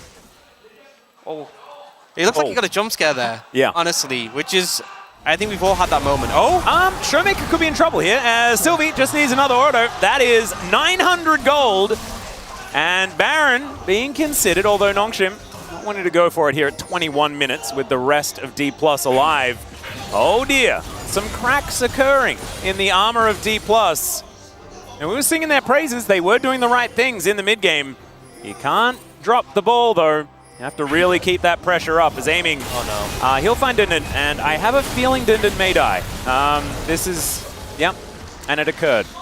Am I a prophet, or was it just obvious? I think that one, it kind of given away, you know? Yeah. I think that was a bit of a freebie. May not have been proof of any intelligence for Atlas here. So we're going to check out the replay. This was a really nice Magnet Storm, even better Shattering Strike. But you really got to look at those icons next to the Aphelios. Yeah, and I think a big thing as well was Showmaker had already just used Distortion, so didn't have the follow-up. Kellen's lack of flash gets punished here. Hey, there we go. And even though they don't have more, getting the towers is massive. Here, Showmaker just... Oh, dear. Yeah, just 4 bad guys in the area. Yep. Disrespectful a little bit, I guess, but when you're this fed, you kind of play with a lot of confidence on a pick like LeBlanc. You don't expect to be able to get picked, so credit to Nongshim for setting up that trap and being able to pick it off. It's even the gold grab. I mean, they're still really far behind, don't get me wrong, but it was a big swing. You deny the Magi stacks from Showmaker and get that shutdown, sadly onto Sylvie and not Jiwoo. Because that is also still a pretty pertinent issue, is the fact that we now have this Lucian with the rapid fire. 4? Do we call that 4 items? I think we do. Because you may say, well, you know, is the Blood Song a full item because it's really cheap? And the answer is no. It's actually more than a full item because it's really broken. I think it's more about value. You're exactly right. And it is very, very good for Aiming, who's now got, first strike and PTA and just feeling really, really good about how stuff... Yeah. He will do a crazy amount. And he has an item called a Cycler Sword, which is like, it's just a really cool name. Yeah. And we're playing League of Legends. We've got a lot of dumb names, like the Rookern. Like, what even is that, really? No idea. No idea. But, you know, in a game where there are some letdowns when it comes to naming convention. Oh, no. Letdowns also with Jiwoo's Flash not being available anymore. Yeah, Cycler Sword is just, that's a big W. That's amazing. Yeah. Kind of like Syzygy, the Eclipse Ornn upgrade. Oh, yeah. Phenomenal name. Some Ws. I think you need the Ls to really appreciate the Ws, though. I think that's true. That might be how Nongshim looks at this game and feels better. If it does end the way that we expect. Yeah, which... I mean, I think if you were... You're still heavily in the Dplus camp if you're trying to predict the outcome of this game. But I feel like there has been life shown by Nongshim, and I think this is probably one of the roughest parts. You know, you've just had the Rabadons come in for the LeBlanc, this big item threshold with the Cyclo Sword for Aiming. If Dplus make a mistake here, they may end up giving Nongshim a big route into the game, but I think if Nongshim make a mistake, that's probably just Baron and the game. Well, it is definitely the Drake. They are going to take that one. Oh. All right, well, Showmaker sees the teleport coming in, knows that this Baron has been started, and Lucid and Aiming are going to book it towards the Baron now. Showmaker turns up. They know that they're on the clock for this one. That is a big tidal wave hitting onto 4. The teleport to come in as well as Kingan's looking to show up, and boom goes the dynamite. The Baron is going to go down as well, and it is an absolute disaster. You respect the attempt, but my God, is it a massacre? There's Kingan, by the way. We found him. That was sick. That was such a sick combo. Nongshim try to go for the play. I respect it. I honestly respect the Baron rush. Go down on your own terms, Fox. That's what you got to do. But that combo at the end, that was clean. Lucid secures the Baron, secures the triple for Kingan, and now looks like they're just going to secure the Nexus as well. Yeah. A bit of hope, and it very quickly dissipated. It was very dash. The Nexus turret number 2 going to go down. The Nexus to follow. Dplus managing to make the Lucian Nami work into the Melio. Yeah, there's a few kills towards the end. Peter goes gray screen just for a moment, but only for a moment because the game is now over. Dplus with game 1 in the series. And I think, you know, I'm glad that we saw some life from Nongshim before the end, but I think this was very clearly Dplus setting a pace to the game. Yeah. And apart from a couple of mistakes, they really pushed it quickly. They knew what the comp had to do, they knew the momentum that set, and they achieved it. And Showmaker had, apart from that one time he got picked, was just dominating that entire game. He was on a solo killing spree at the very beginning of that game, so really... We couldn't track them. We kept going to replay. Oh, wait, there's another one. Yeah. And yeah, Peter didn't have a great time on the Melio, and we mentioned this actually, the fact that if you start to pick apart this team composition that Nongshim put together for themselves, it gets very difficult to play because they sort of want all 5 pieces working in conjunction in order to function properly. And I think that's why this LeBlanc pick and not the AD LeBlanc, which is a lot more, I'm going to be annoying and skirt on the outskirts of a team fight. The AP LeBlanc is, I will kill. Yeah. And that worked out a whole lot better. And especially when they got fed, it came to the point where there just was too much damage. Yeah. You know, a lot of the composition for Nongshim is about the longer fights, the damage mitigation from things like the counter-strike, the shielding, and it just couldn't come through because people just died. Like you saw in the final fight, Dundun just got eviscerated. I actually missed specifically the moment he died because he just vanished. He did. It was Pop went the Dundun, and he did get first blood, so we have to give him a shout out for that one. Definitely a shining light for Nongshim, and they have a chance now in game number 2. Short break, then the space to break down that game. We'll be back for game number 2.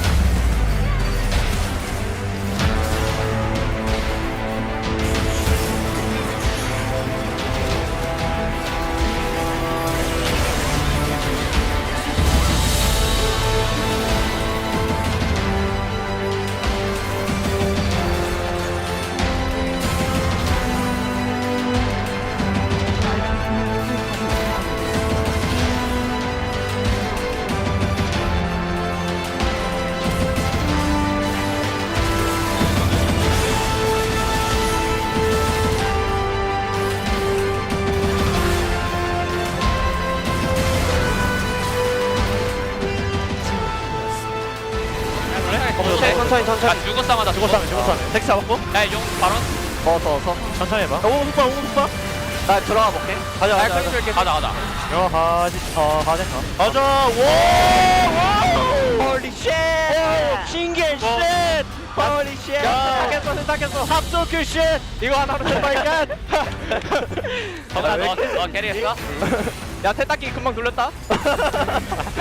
아트 좋다. 개잘 먹었다, 레디랑. 끝낼만 하지? 끝날 것 같아. 원래 끝낸다고 생각하면 끝나는 거고 안 끝난다고 생각하면 안 끝나는 거야. 아래만 내가 살짝 마인드의 중요성 가보자. 끝나. 야, 탱 해야지. 나 탱이 안 돼. 아파요. 끝나. 야, 카운트면 끝나. GG 수고요. 킬 하나. 다리 가세요. 하람이 때문에 죽었어, 1데스. 진짜?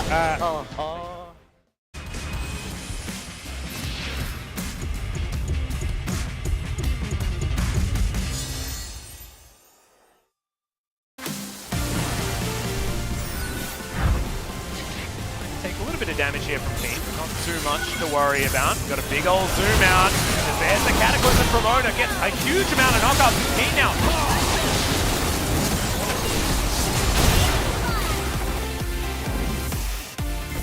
In a different spot is there's the 3-man pop. Blossom as Bacon comes in.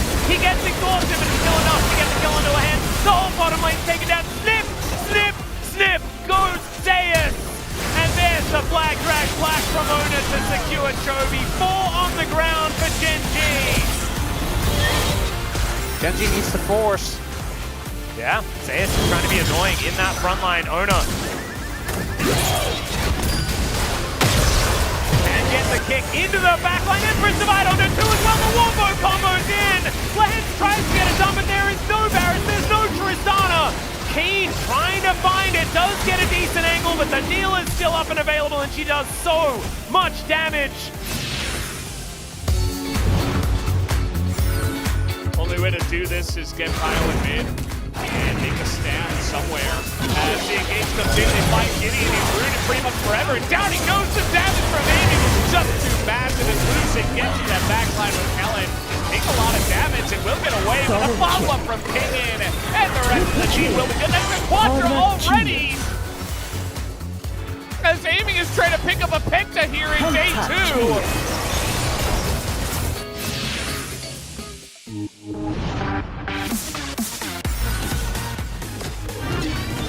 So this flank could potentially come in a nice three-shot barrage to come out from Envy.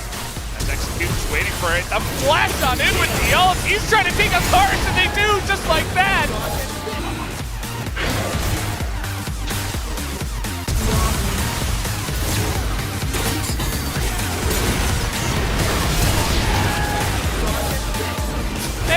a very aggressive play, and it does work out. No! Closer gets back in, they take out the enemy jungler.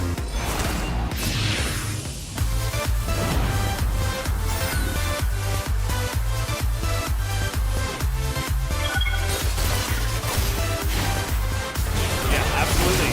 As we have the handshake coming in, Beryl is in a lot of trouble, just face checking him, and he's gonna flash away, actually gets away with his life, and now the Callista getting so much value, and then sinking down and sniped by the Hui from miles away. Face call. There you go, level 6 hit for Depth as Beryl, well, maybe a little bit. No, he's fine. He's totally fine. 2 kills go over to the KC bottom lane. You have to see whether Dplus can get up, but Perfect is trying to roll, and there's the flash in, and Depth is just picked off! Aiming is massive, and this is all about protect the president now! As aiming, you have to be careful, cease and desist comes in, scatter the weak, but immediately the cleanse comes down, and they don't have a lot of damage without the Lucian, and now the re-engage comes in from Perfect! Finds the wall up as well, as Pyosik wants to get on over Showmaker! It's going to be taken down Lucid, keeping them all in position, the stuns are everywhere! What the heck?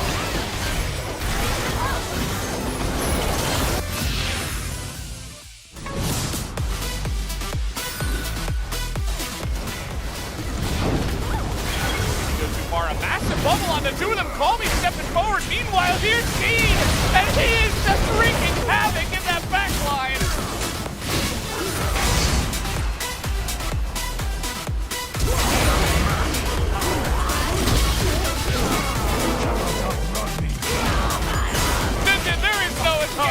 As there would have been 3, he goes over the wall and just decimates them.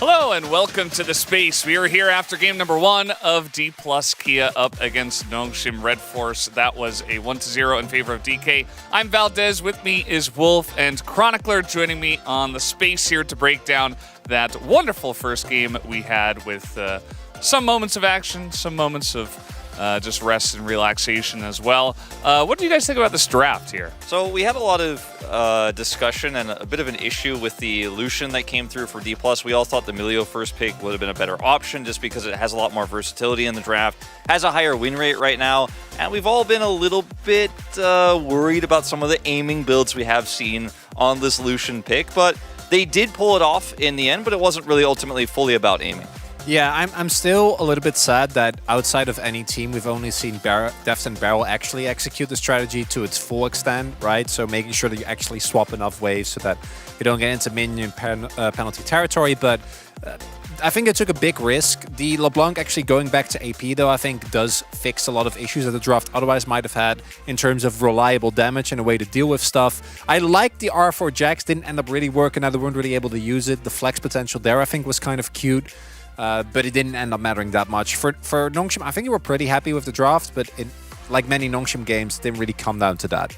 Yeah, the draft was pretty good on the side of Nongshim. We did have DK kind of beating them up for the majority of this game, especially a specific player, which we're going to take a look at now here in highlight number 1, who did get things started very early on in the mid lane. So, I mean, Showmaker had a fantastic game. Call me really struggling in this laning phase, and Showmaker duping him.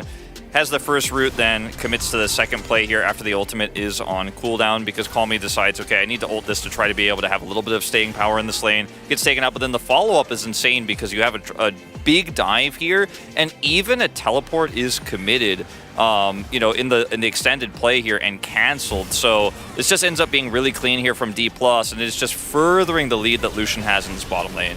And they were already very far ahead, as it was Lucid who started invading like on the first red buff already. But from this point on, the game was basically unplayable, right? Teleport doesn't actually come through.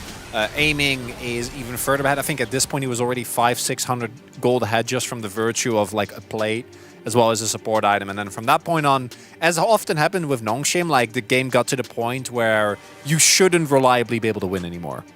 Yeah, it absolutely did. It was a pretty big landslide in favor of Dplus, even to the point where Showmaker bought a Magi's and the game kind of got out of hand. Now, he did get caught, and there were some moments for Nongshim, actually, where it looked like maybe they were going to come back in this game, but then they went for a particular Baron that didn't quite pan out in their favor here in highlight number 2. And normally I love Hail Mary plays, but I don't know if this really was the position where they need to go for something this risky, right? Particularly with this specific Baron pit, it's actually really easy for Lucid to get in. He's able to, as Rel does, take away the Baron, and then obviously at the moment the Baron is gone, it's already kind of game over, and then it's literally game over. I mean, not to mention you also have the ability to just hit a Nami ult on their retreat path, which then allows you to wrap around, get that blast cone over on the chase, so you're really just never going to get out into this composition. So much AoE, and when they got stunned up there and caught Kingen, he finally had his role to play in this game. Yeah, finally by the end of it, ended up helping out the team. For the majority of it, it was the mid lane, it was the bottom lane getting very far ahead, and then... But yeah, I really thought that Nongshim had some good angles. Like you were saying, Chronicler, like maybe they didn't have to rush it really on this Baron, but it is what it is, and Dplus took advantage of it. Let's take a look at the POG of this one for game number 1 on the side of Dplus Kia. It will be Showmaker on his LeBlanc. Unsurprising, we have seen mostly the AD variety of LeBlanc, which has been varying success and generally doesn't really feel that impactful. But Showmaker obviously loves this champion, does a really good job here as well.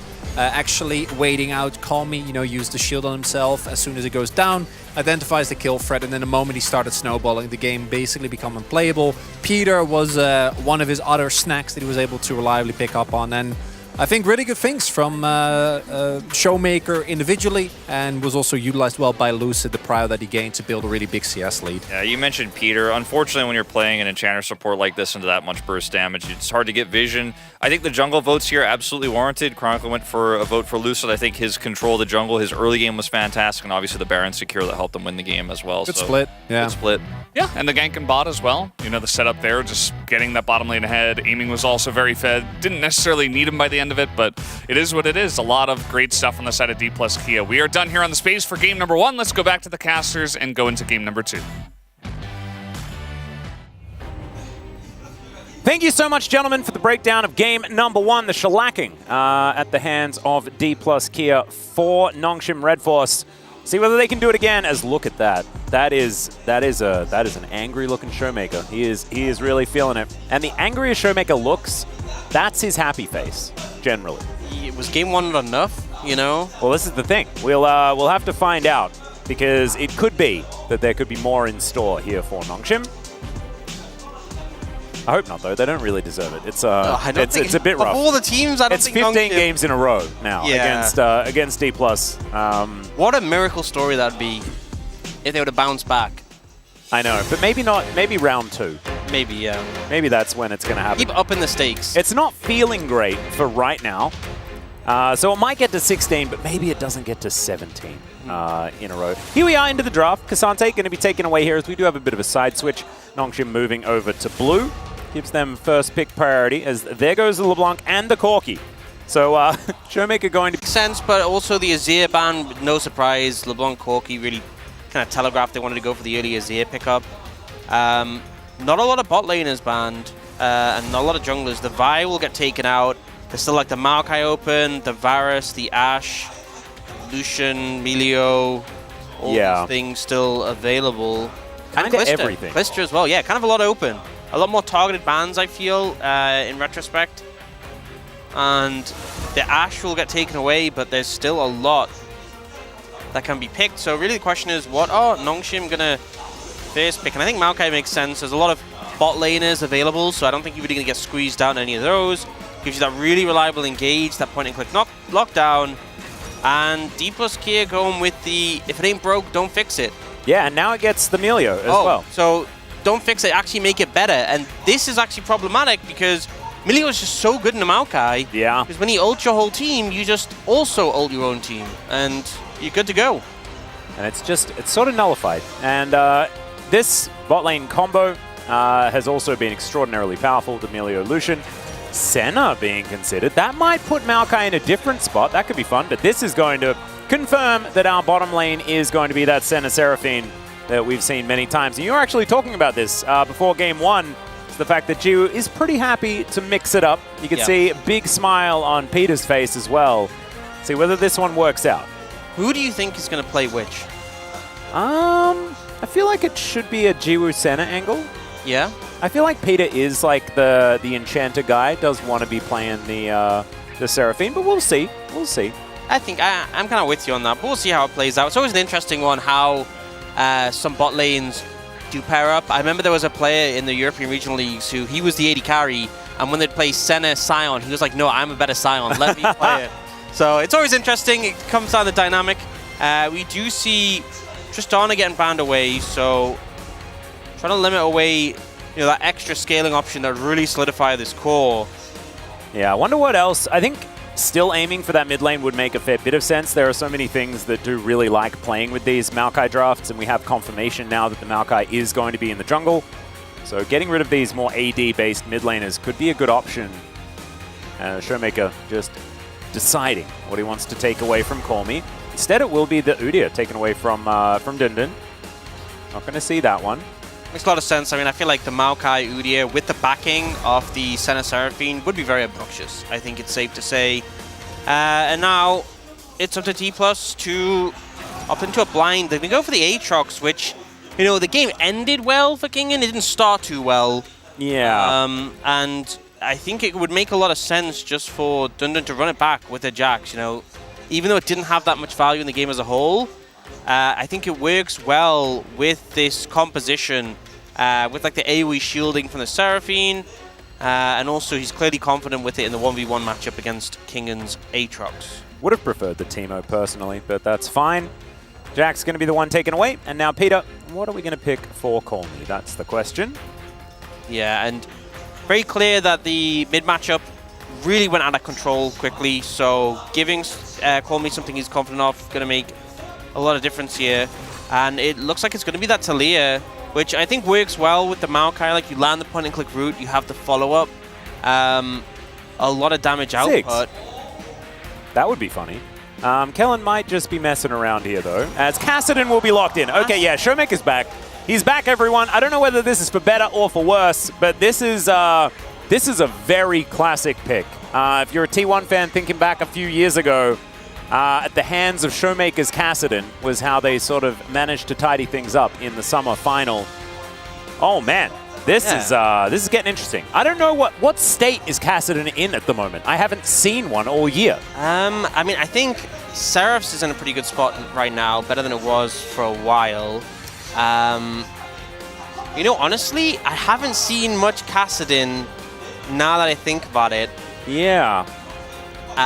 There was one game I remember where I saw it, and it just obnoxiously kind of took over the game in the later stages. I'm not sure if we'll get to that point. The difference is, obviously the casting can become such a problem in the late stage of the game, but it's not got that same early pressure that we saw from the LeBlanc, so we're definitely going to be trying to rely a lot more on Showmaker getting a few levels behind him, getting to those later stages. But I think once he does get there, it's going to be a problem.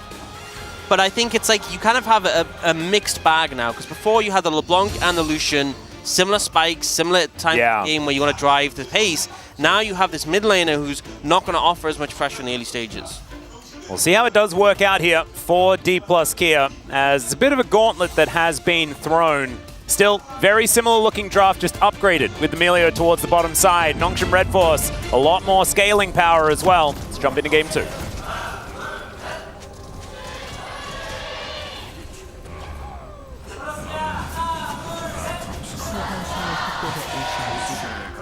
All right, here we are, ladies and gentlemen, onto the Rift for game number 2.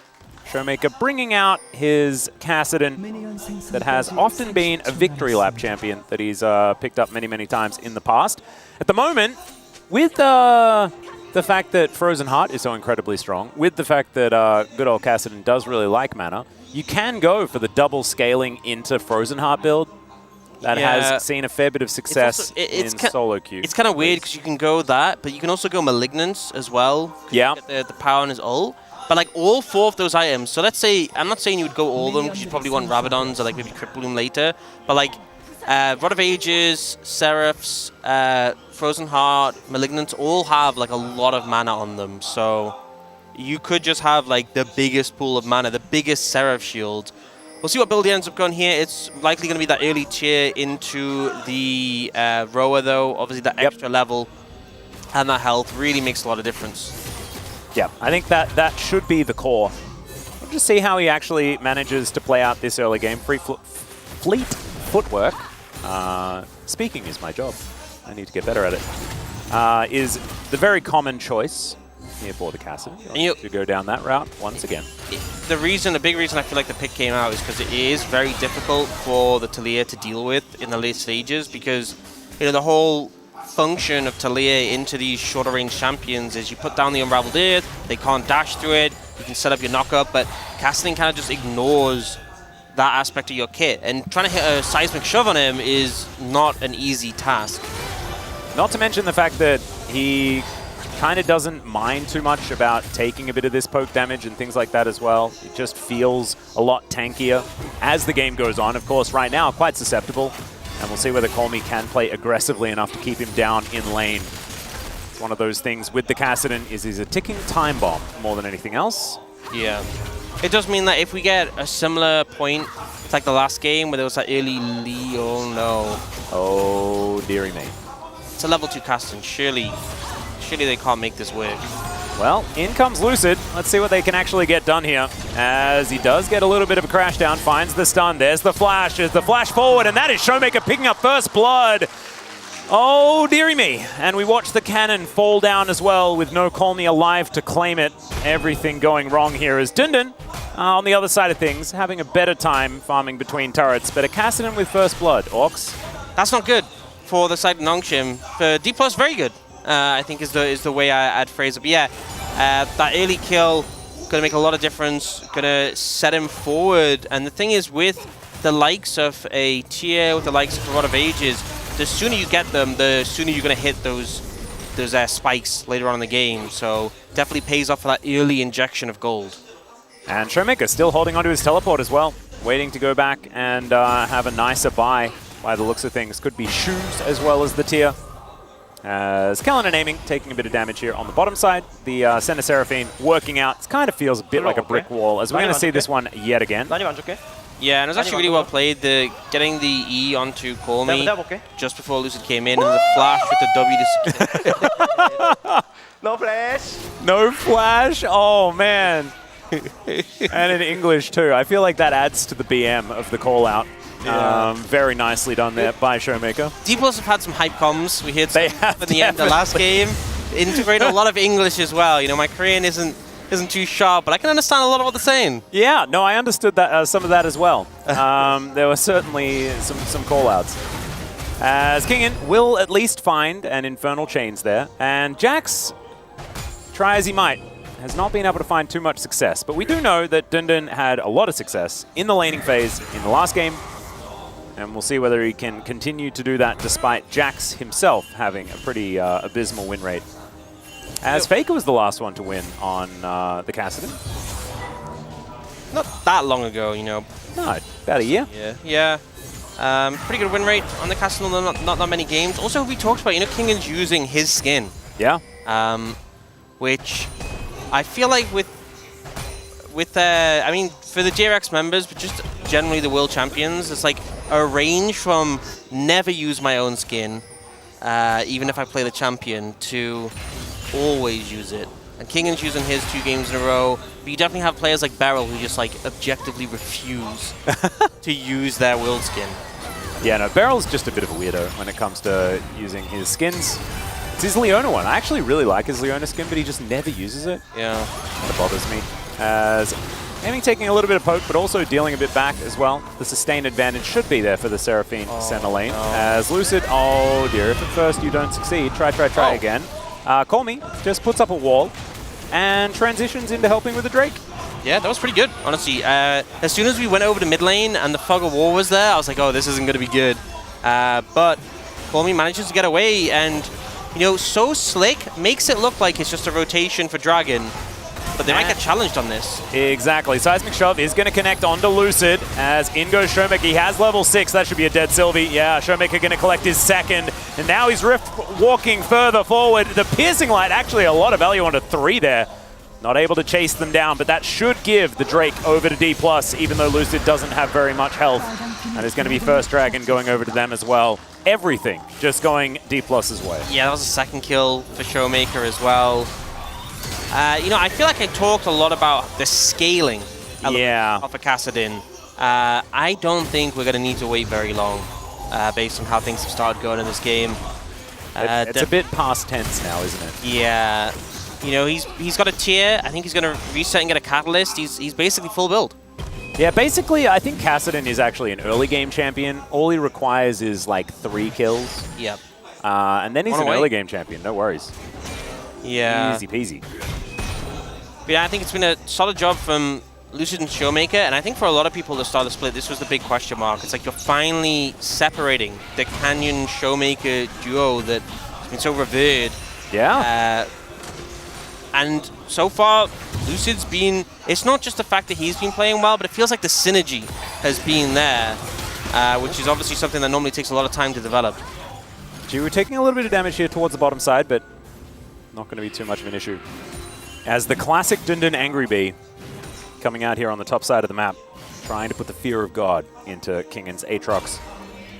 Kingan, I don't think, has reacted too much to it, as, all right, Aiming taking a bit of damage there, as Peter does throw down the high notes, but not going to push him out of lane just yet. Still some low health bars down there if junglers do want to get involved, or Showmakers. They could also get involved, and when you're that low, a Kassadin that has 2 kills coming from the mid lane is a very, very scary prospect, and might be a reason as to why Nongshim are just going to back away. Infernal Chain's not going to connect onto Dun Dun, at least for the pullback. He is going to be fine. Oh, no. Here we go again. That's third time. Sylvie is in the area, but there's the Magnet Storm. Flash does have to be used. And Sylvie, he offers a cat. He's like, here's a cat. It's cute, isn't it? And Call Me says, can you gank my lane, please? Do something more, please. Yeah. Gonna replay that play. They obviously get a lot of damage on a Lucid, but you can see Sylvie's hesitant to follow up, and the reason why is because there's a Kassadin there. And the Rel with that Aftershock, with the increased resistances with the shield as well from dismounting, they don't have the damage to turn it around, and Showmaker getting another kill there. Oh, Sylvie's helping, you know, not a gank, but is there. He actually, he heard. He was like, oh, you want more than just a kitty cat? Well, here it is. Dplus don't exactly have the most gigantic of advantages. The problem is that all the money is on a Kassadin, and we know what that means for this game moving forward. Sometimes the location of the gold is half the battle. As Jiwoo going to be doing a fair bit here. Starting to scale up. Level 6s now have been picked up, as well as the culling is going to come in. A bit of damage onto Peter, but Piercing Darkness, as well as so much Peter pressing W and stuff, he should be fine. Yeah, there's so much to stay in this lane. It's really hard to make it stick, but they are looking for a gank now. Yeah, in comes Lucid. He's kind of everywhere today as the beat drop flash does come through. I believe that was an encore flash, actually. No, beat drop flash. And they are going to be able to get themselves out. But that is no more summoner spells remaining. Everything used. 4 summoners just for walking in. Lucid didn't even have ult, and I understand the fear from Nongshim. They are playing 2 squishy champions who could get popped, but even so, that feels rough to lose all that so quickly. Yeah. They do have their support items coming online, but Aiming and Kellen doing the same thing, so we're not going to see any advantages based on that. It's just going to be a bit even across the board. Dun Dun turning back up towards his top side. We'll clear out the wave quite nicely. That'll even out the CS perfectly here, which is what we love to see. Balance in all things, as it were. Call Me back to the mid lane to just weather the storm. Showmaker with a slight CS advantage, but that's just not how it should be in this lane. It really shouldn't. And I feel like, you know, once the Roar comes in, I just think it's at the point already where Call Me can't really do much to Showmaker. It's kind of just like it's Showmaker's lane, and you can just clear the wave and just hope he doesn't look at you too much. Yep. I feel like Catalyst and Merc Treads means that it gets very, very difficult for Colmy to have very much of an impact, and that is what he has put together already. Jiwoo now down towards his bottom side, lining things up, but this is just full defensive play from Nongshim. You can understand why they're doing that, but it's feeling like there aren't a lot of options. The options are moving away, and there's no solo kill for Dindin this time around. We don't get to talk about that. No solo kill for Dindin, and... Oh, 3 Void Buffs, though. Wow. Yeah, Kevin's secured. But you will be losing out on a second dragon, and depending on what the soul is, that could be bad or terrible. Both of those things sound not good. Yeah, but one is definitely more not good than the other, so we'll have to see what it ends up being. Looks like they're making a play towards the top side, so finally getting some value to that Talia, making a move. Yeah, Kingen does know exactly what's going on with that control ward, but there's not a whole lot he can do about it. Teleport available for Showmaker. He is going to pop it here. They did just want to get that cooldown, as it turns out, so not going to be able to grab any kills or anything, but ulti out from Kingen, and they get a teleport, but still, Lucid able to take down the Drake with not a lot of answer. And Nongshim were thinking about these Void Buffs, but oh dear, I don't know whether you really want to do that in front of Showmaker. Still, Sylvie will be able to get there. I think maybe Colmy is the one that has a target on his back. That is going to be the case. The rocks will deter him, though. Yeah, good move from Colmy just to avoid that. Going to be a Mountain Soul, which, you know, it's definitely fine for Dplus, but I definitely think if there was a Hex deck, I think the game would really feel rough right now. Oh, yeah. Mountain is quite strong, I'll be honest, but I also think it's not going to be a guaranteed game over. If Dplus get it, it's more so going to be the Cassidin is the main issue they have to tackle. So, and Rel. Rel will be basically immortal. Yeah, she will be very tanky. I mean, I think that it gets to the point of the game where Nongshim have enough damage to cut through, but it's going to take a while because, you know, you have this Senna who's not going to have the typical progression of an AD carry. Colmy's a little bit behind. We do now, though, have the Ryalize for Peter.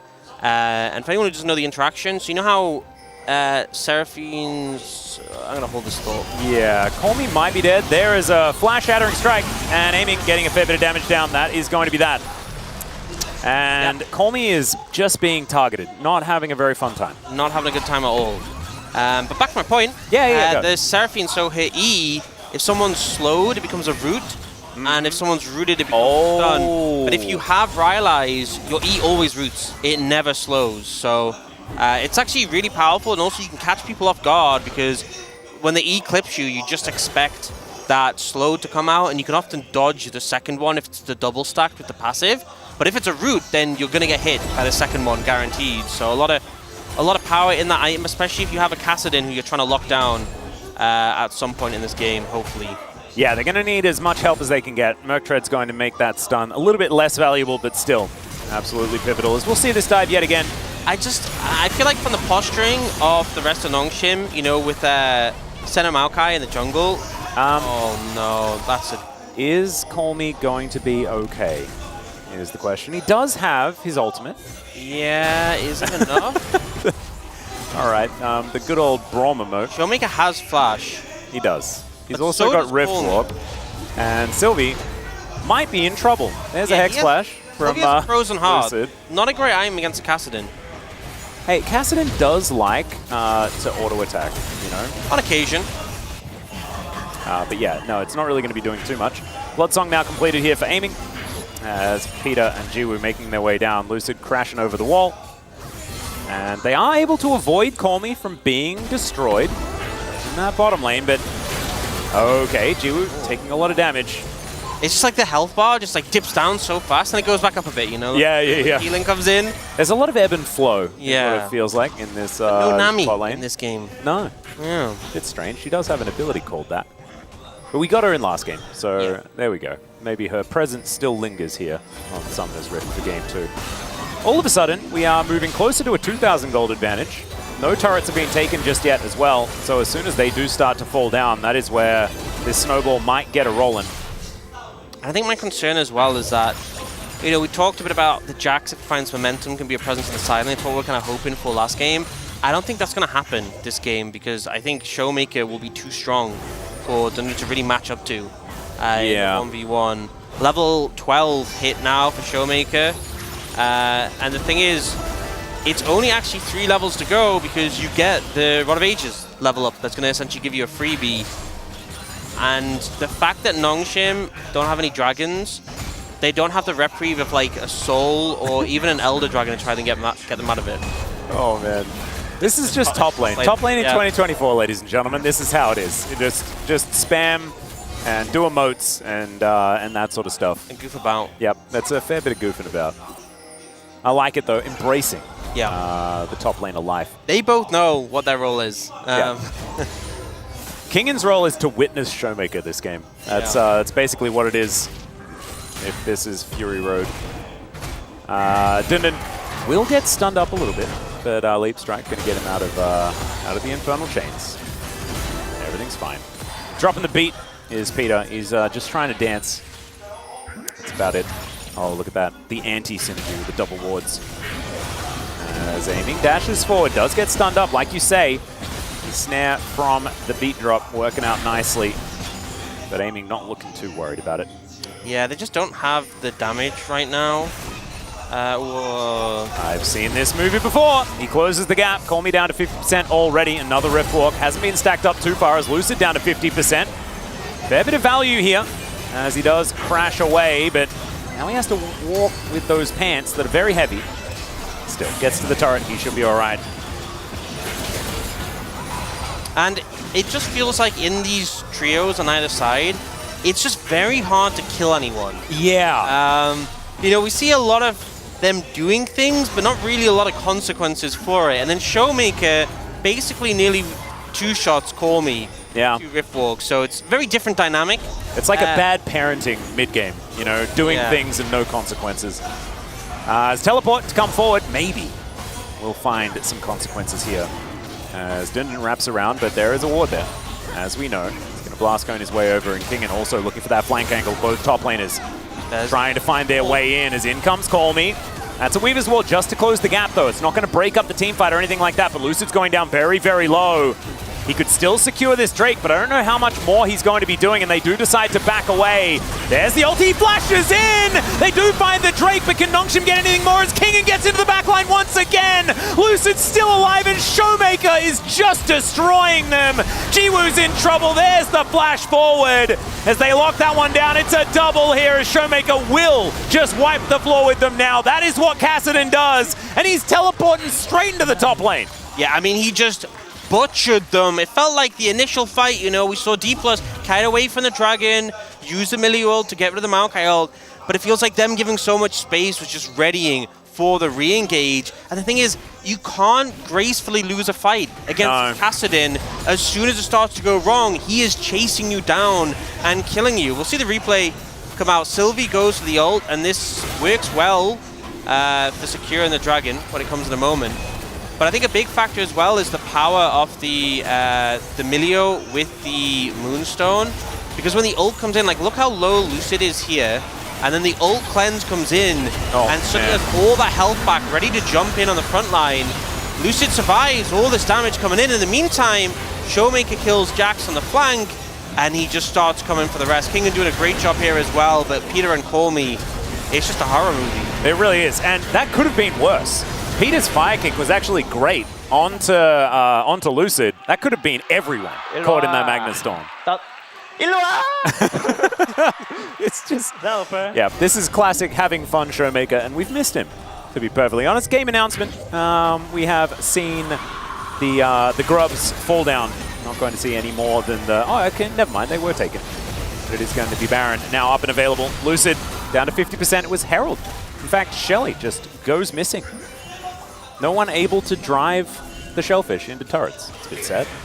Yeah, missed opportunity maybe, but to be honest, I think Dplus are fine.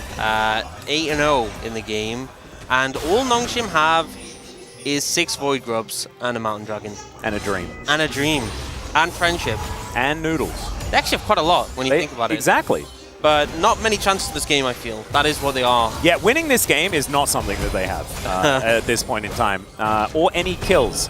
Lucid, though, actual secret agent right here, as Showmaker is going to get Twisted advanced on. Says, thanks to Call Me for closing the gap with his seismic shove, but there's a turret there, and that's a little bit frustrating.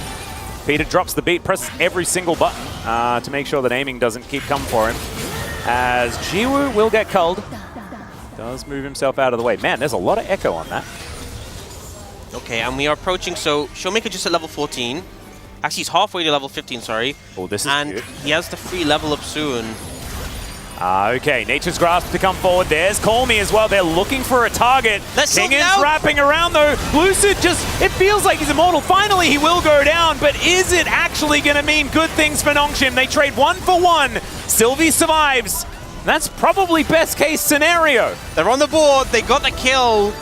That did not look like a fun situation for Sylvie there, though. He actually got trapped by the Weaver's Wall. That was without the 5-0 Kassadin, I'm pretty sure, as well. So that's still positive. No, I mean, Showmaker was trying to kill Sylvie.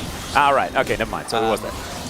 He booked it away from it, so it looked like he wasn't actually there. Yeah, so what I was watching here he is. You see, so Sylvie's coming in, and then the Weaver's Wall, he's like, please let me out, please.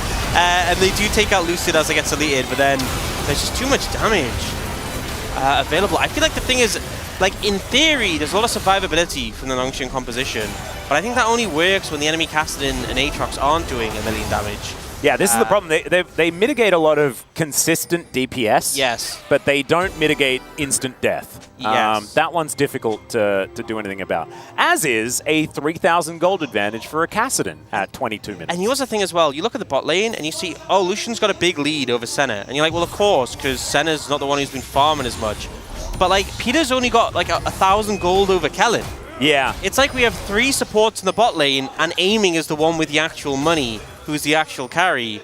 And you can see that in the items. A whole item ahead compared to Jiwoo. Peter is doing a bit better, but still behind in comparison to the Lucian. Yeah, it is looking pretty rough. Kellen has Staff of Flowing Water and the Moonstone. Will be feeling like he can also heal the rest of his team. As aiming does find you. There's a flash forward, and oh my goodness, that is your wife, Lucian. My gosh, that was a lot of damage. Sylvie has to flash away. That is a troubled marriage. That is a troubled marriage. Yeah, that was a lot of damage, and I think they... Oh, there it is. Yep. Okay. The time is in chat. Yep. The Monk W's should definitely continue to come out. There's a lot of games where you have something like a Kassadin, and it's like, okay, we just need to stall until level 16, and then we're good. Yeah. This has not been the case. There's not been a lot of stalling. It's like, we're good, and then we'll be even gooder. Yeah. That's the theory. Oh, Kassadin's level 16, and you're going to start a Baron? Well, I think that's a pretty good... I think that's a good call. I think that's a wise decision to go for. I think Nongshim may say, enjoy your Baron. We're not going to be able to do anything about that. That is precisely what they're going to do. There's a Dragon up. They could pretend that they can do that. But Showmaker's coming. Oh, no. Call Me's just dead. He is very dead. Here is the demonstration of the level 16 that Showmaker does have. Playing with his food a little bit here. And does just take him down with the final Rift Walk. That one's well and truly stacked up. Yeah, I feel like I don't know what you do about the Kassadin. You can see Lucid is kind of just like, yep, I got the Kassadin fed. My job here is done. Yeah. Oh, man. All right, aiming, doing a bit of damage to this inner turret. And yeah, Dplus, it is just about killing a few of these structures. Showmaker limit testing here and hasn't found it yet. No limit has been found. Down to 50% health. And still just fine. Gonna look to go back home. We'll teleport back in. We'll see what he purchases. There's Malignance. Hasn't actually completed the Magi's, which is a little bit sad. But now he's got all of the items in the universe. And they're just knocking on the front door of Nongshim here.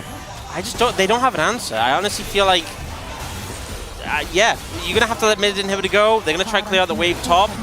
But I think Showmaker can honestly, if he stacks up his Rift Walk, can just one-shot a Squishy. So we did just see that. Yeah, Jiwoo did kind of, get destroyed. Then gonna get pulled back. And the Nature's Grasp does nothing really to stop them as there's the Flash Magnet Storm. Oh my goodness, call me! Just erupts, it's a double kill so far for Showmaker. And now he gets into that backline, make it a triple, make it a quadra, and here is the Pentakill for Showmaker! The first week it's aiming, getting one. Second week it's Showmaker and Dplus. They may have dropped the ball a bit against KT, but they look like dynamite here today against Nongshim. That was not even close. What a day from Showmaker, honestly. You know, a player who I feel like his form hasn't been 100% last year, but he looked on fire. He looked like he had something to prove, and I think he made his point very clear. Man, what an incredible performance, just all day. And these are two of his most famous assassins as well. The Kassadin, the LeBlanc, these are picks that he has won World Championships with in the past. Yep. And just looking fantastic here. You might be looking at their opposition, right, and making judgments because Nongshim aren't necessarily a top team here in the LCK, but it's the bravado that Showmaker played with today that really will put a lot of positive thoughts into the minds of Dplus fans, because that's what we've been waiting for. That's what we've wanted to see for so incredibly long. Lucid might have just been the answer. Some fresh blood into this team. And, you know, Aiming and Kellen have looked like they've found a whole bunch of synergy as well. And that is a very happy Showmaker there. Yeah, and keeping up the Dplus average of a Pentakill a week. Yeah. So far. I wonder who gets it next week. Yeah. Kingen maybe on the Aatrox. There was a moment, you know, the triple kill looked pretty good, but probably hoping for more of that. But yeah, just a really solid performance. I think, you know, Nongshim showed life at points throughout the series, but I think it was just such a difficult game.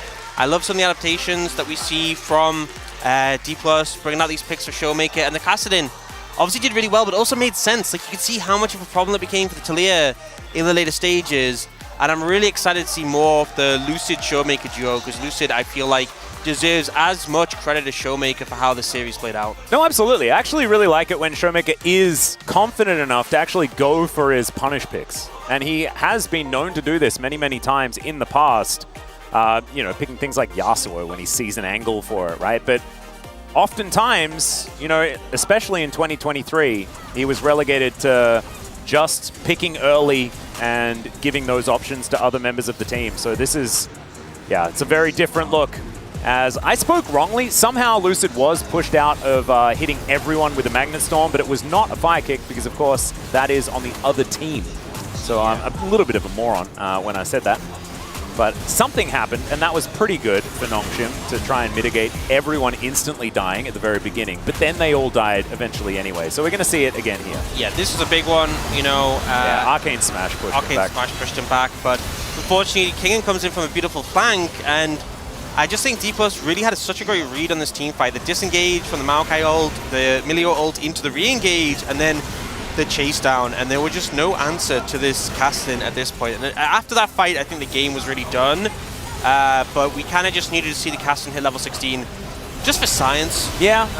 Just kind of, because as we said, we hadn't seen that much Kassadin, so we needed to kind of understand where is he at, and the answer is if you get him 5-0, pretty good. Yeah, I wonder who's going to get POG for this game. Let's have a listen to this once again. We'll see whether we beep out any expletives that happen this time around. They're saying to take it slow, but we know that that is not going to be the answer. Instantly calling for a Penta after two people have been taken down. Yeah, for a second I thought Kingen was going to steal it when he comes in. Yeah, right. Didn't even press a button. Yeah, respectable. I love the patience. So Showmaker like goes in, baits the cooldowns of the opponents, then dips out again. It's really well played. And yeah, I think it might be similar to game one, because I think both Lucid and Showmaker had a really good game. Lucid with the setup, Showmaker with the dunk. But I think he'll probably be Showmaker winning it again. Yeah, it's honestly, when it comes to the alley-oop, often the person doing the dunking that gets all of the praise. But often it's the alley-oop position that really gave him the dunk opportunity. Yeah, and as long as we get some mix of votes, like we did last time. Like last time, 12 out of 12 guaranteed. You reckon? Yeah. Okay, let's see. Pentakill kind of says that. Maybe. Feels like it's kind of the way. But that is our first series done, Orcs. It's kind of crazy that it's already been wrapped up. Thankfully, we have the space to take us through the series and what happened to Nongshim, and then give Showmaker his POG. Take it away. Thank you, casters, for that wonderful breakdown. It is not going to be 12 out of 12 for sure. We can take a look at that a little bit later, though. I'm still Valdez with Wolf and Chronicler. Thoughts on the draft, guys, because this game was a little bit of a we're just going to bop them over the head with a giant red hammer kind of feel. Yeah, the usual affair that happens when Showmaker locks in Kassadin is they lose the game because they went too happy with it. But in this case, that really wasn't the thing at all. Initially, the most exciting thing about this game was the Senna Seraphine coming out, which I do actually think is a really good way of dealing with the Lucian and the Milio. And I actually think, compositionally, I love what Nongshim have here. You have a really, really strong composition that can't get out of Death Ball when you get to the mid to late game. Really hard to approach, and everyone on DK is full, very short range, right? Even the Lucian. But as you would expect between these two teams, it didn't actually matter at all. Yeah, I think to me, like, while I do agree that it's a good comp, the 5 champion unit here, you're playing against Dplus. You first picked Maokai here, leaving Lucian and Milio open. Then you went into extreme hard mode. This is not Challengers League, despite what the Nongshim social media manager will tell you. Going in for the Senna Seraphine here, just felt like it was a bridge too far, especially after getting absolutely obliterated in game 1. This isn't a let's keep it simple type draft. I think it's very difficult to execute, and unfortunately there's a bit of a skill gap between these two teams because of the experience on Dplus. Yeah, and we saw that happen very early on in the game, pretty interestingly from their least experienced player, actually, on the side of Dplus. We can take a look at highlight number 1 here, as Showmaker did end up getting the big benefit from these plays and ended up carrying the game. And as far as tanks go, I actually think Rel is one of the more fun ones to watch. I'm glad we get to see Luce at least on that. Hasn't really been able to play big carries just yet, but I want to highlight what the costs are saying as well. It's mostly just the synergy between these two players that already is looking really good, and what's missing from DK for so long.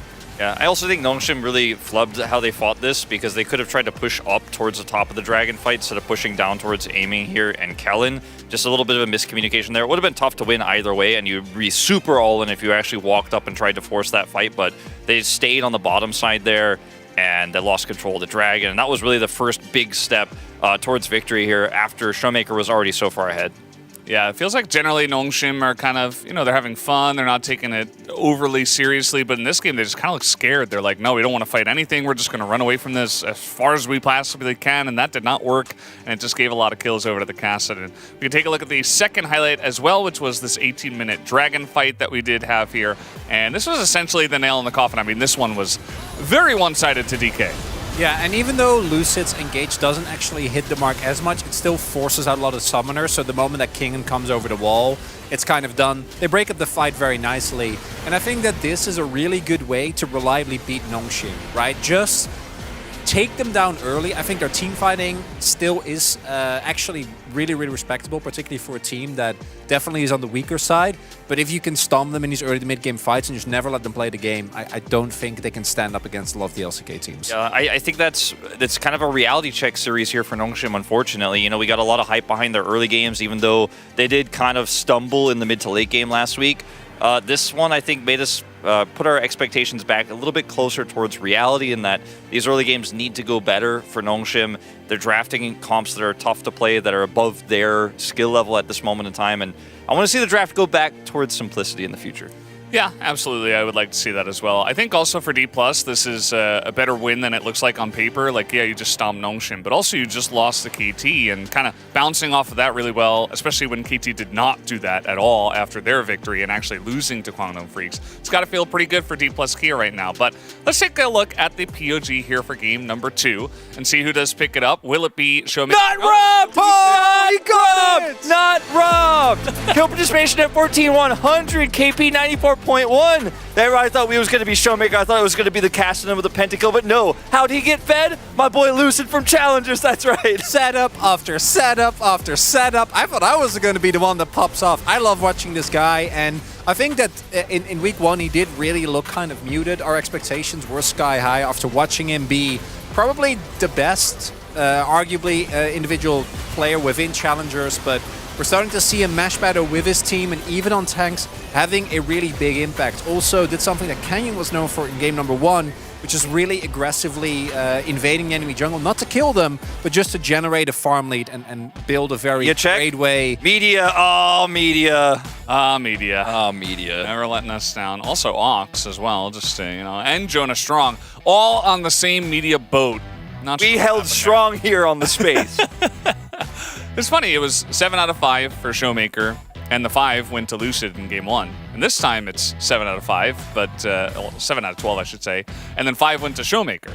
So very in all things. It's the two of them. Split for both of them. And the synergy is kind of insane already. And Lucid's getting better and better. Showmaker's having a lot of fun.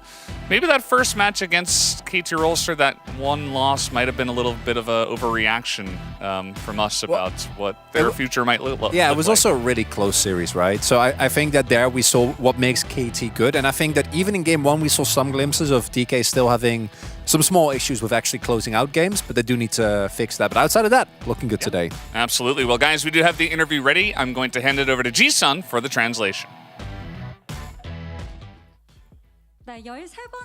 Thank you very much, guys. This is Ji-sun for the POG Interview translation, and we are here joined by Showmaker and Lucid on the side of Dplus Kia. Congratulations! A clean 2-0 win up against Nongshim Red Force. Showmaker, how do you feel?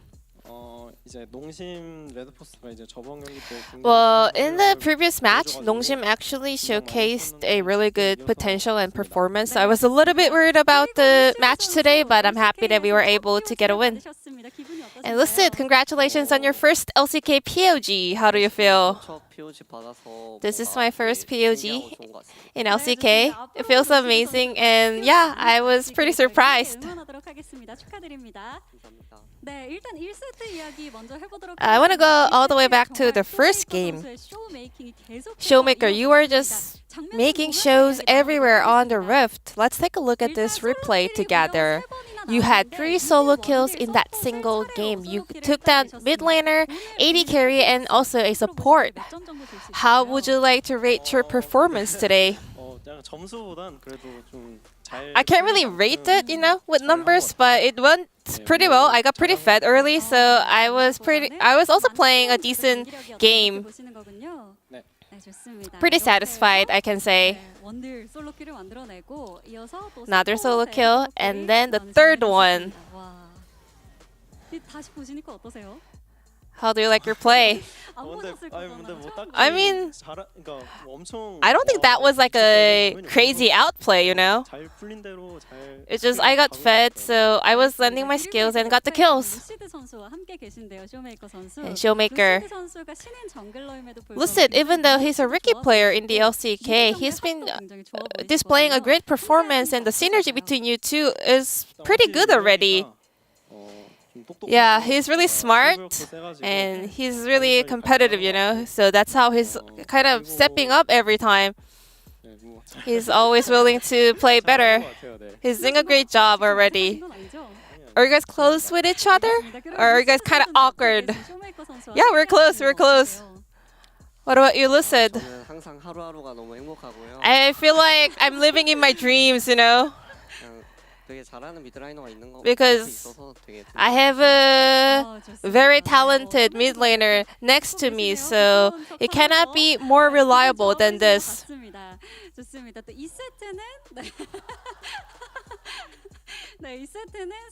In game 2, we were able to see Senna, Seraphine, and Talia comp on the side of Nongshim. I was like, yeah, I guess they prepared something, unexpected. But so I was like, yeah, we gotta play well into that. And the answer from Dplus Kia was R5 Kassadin. Tell us more about it. Senna and Seraphine were already picked in the LEC, and usually they have to pair them with a damage carry on the mid lane, but Talia was not the right pick for them, so I was like, maybe I can just play Kassadin into their comp. And then with that Kassadin, you were able to get a pentakill today. I think this is like my 4th pentakill in the LCK as far as I remember correctly. I think that's a lot considering that I'm a mid laner, so I'm pretty happy with that, and I hope I can get more in the future. But it was you, Lucid, who was camping in the mid lane to get that Kassadin fed early. What was your kind of plan for that game? In order to make sure that our Kassadin can get fed, I was trying to get a good control of the vision, checking where the enemies were placing wards, and as long as I can give him 1 or 2 kills early, I knew that he was gonna carry the game, so I think it went pretty well as we planned.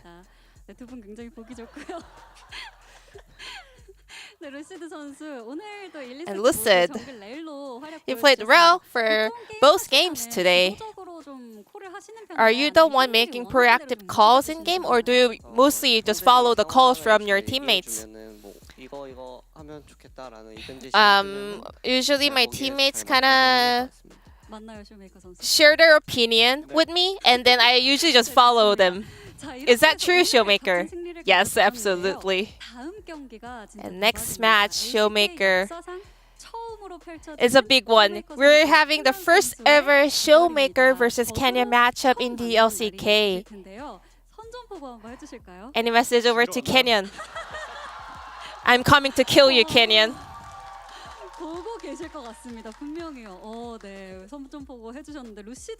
What about you, Lucid?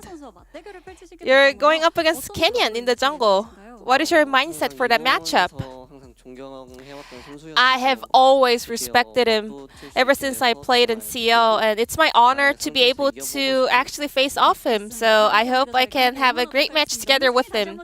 And this will be the end of the interview from Dplus Kia's POG, and back to the space. Thank you.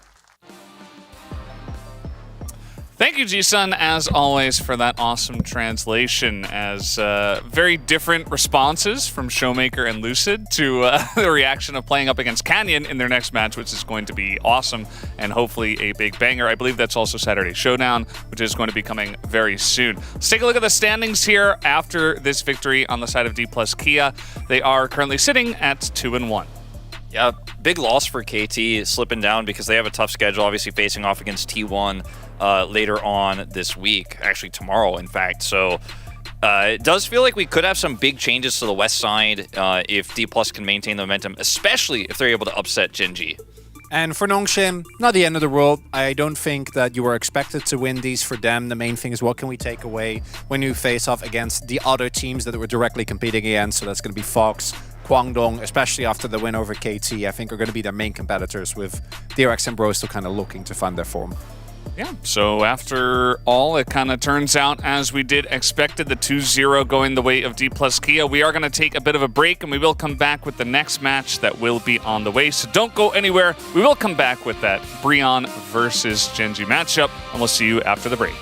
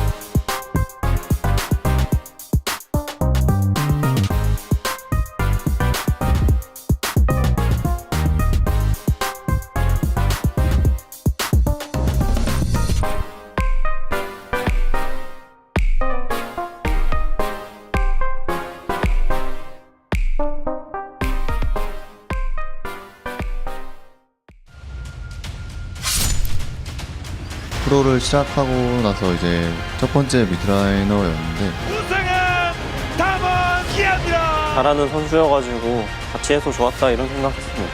큰 변화를 주고 싶다는 생각이 들었고 그래서 이적하게 됐습니다.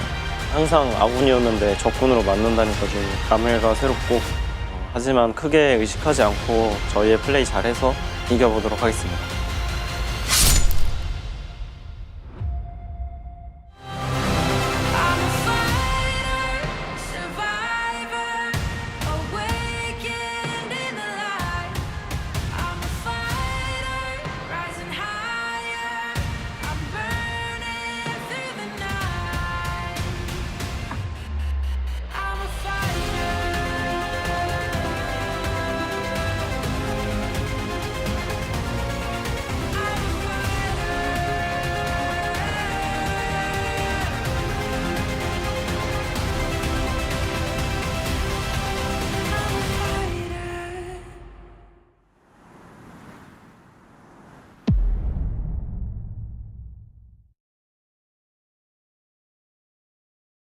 Now, but we can move a little bit further up now. I think that's enough. The next group. We are, yeah. I think, is this the next group? Is this like, do we get like a a 50-50 split on this one? Yeah, it's like so we get like a section of two that we have a bit more hope for.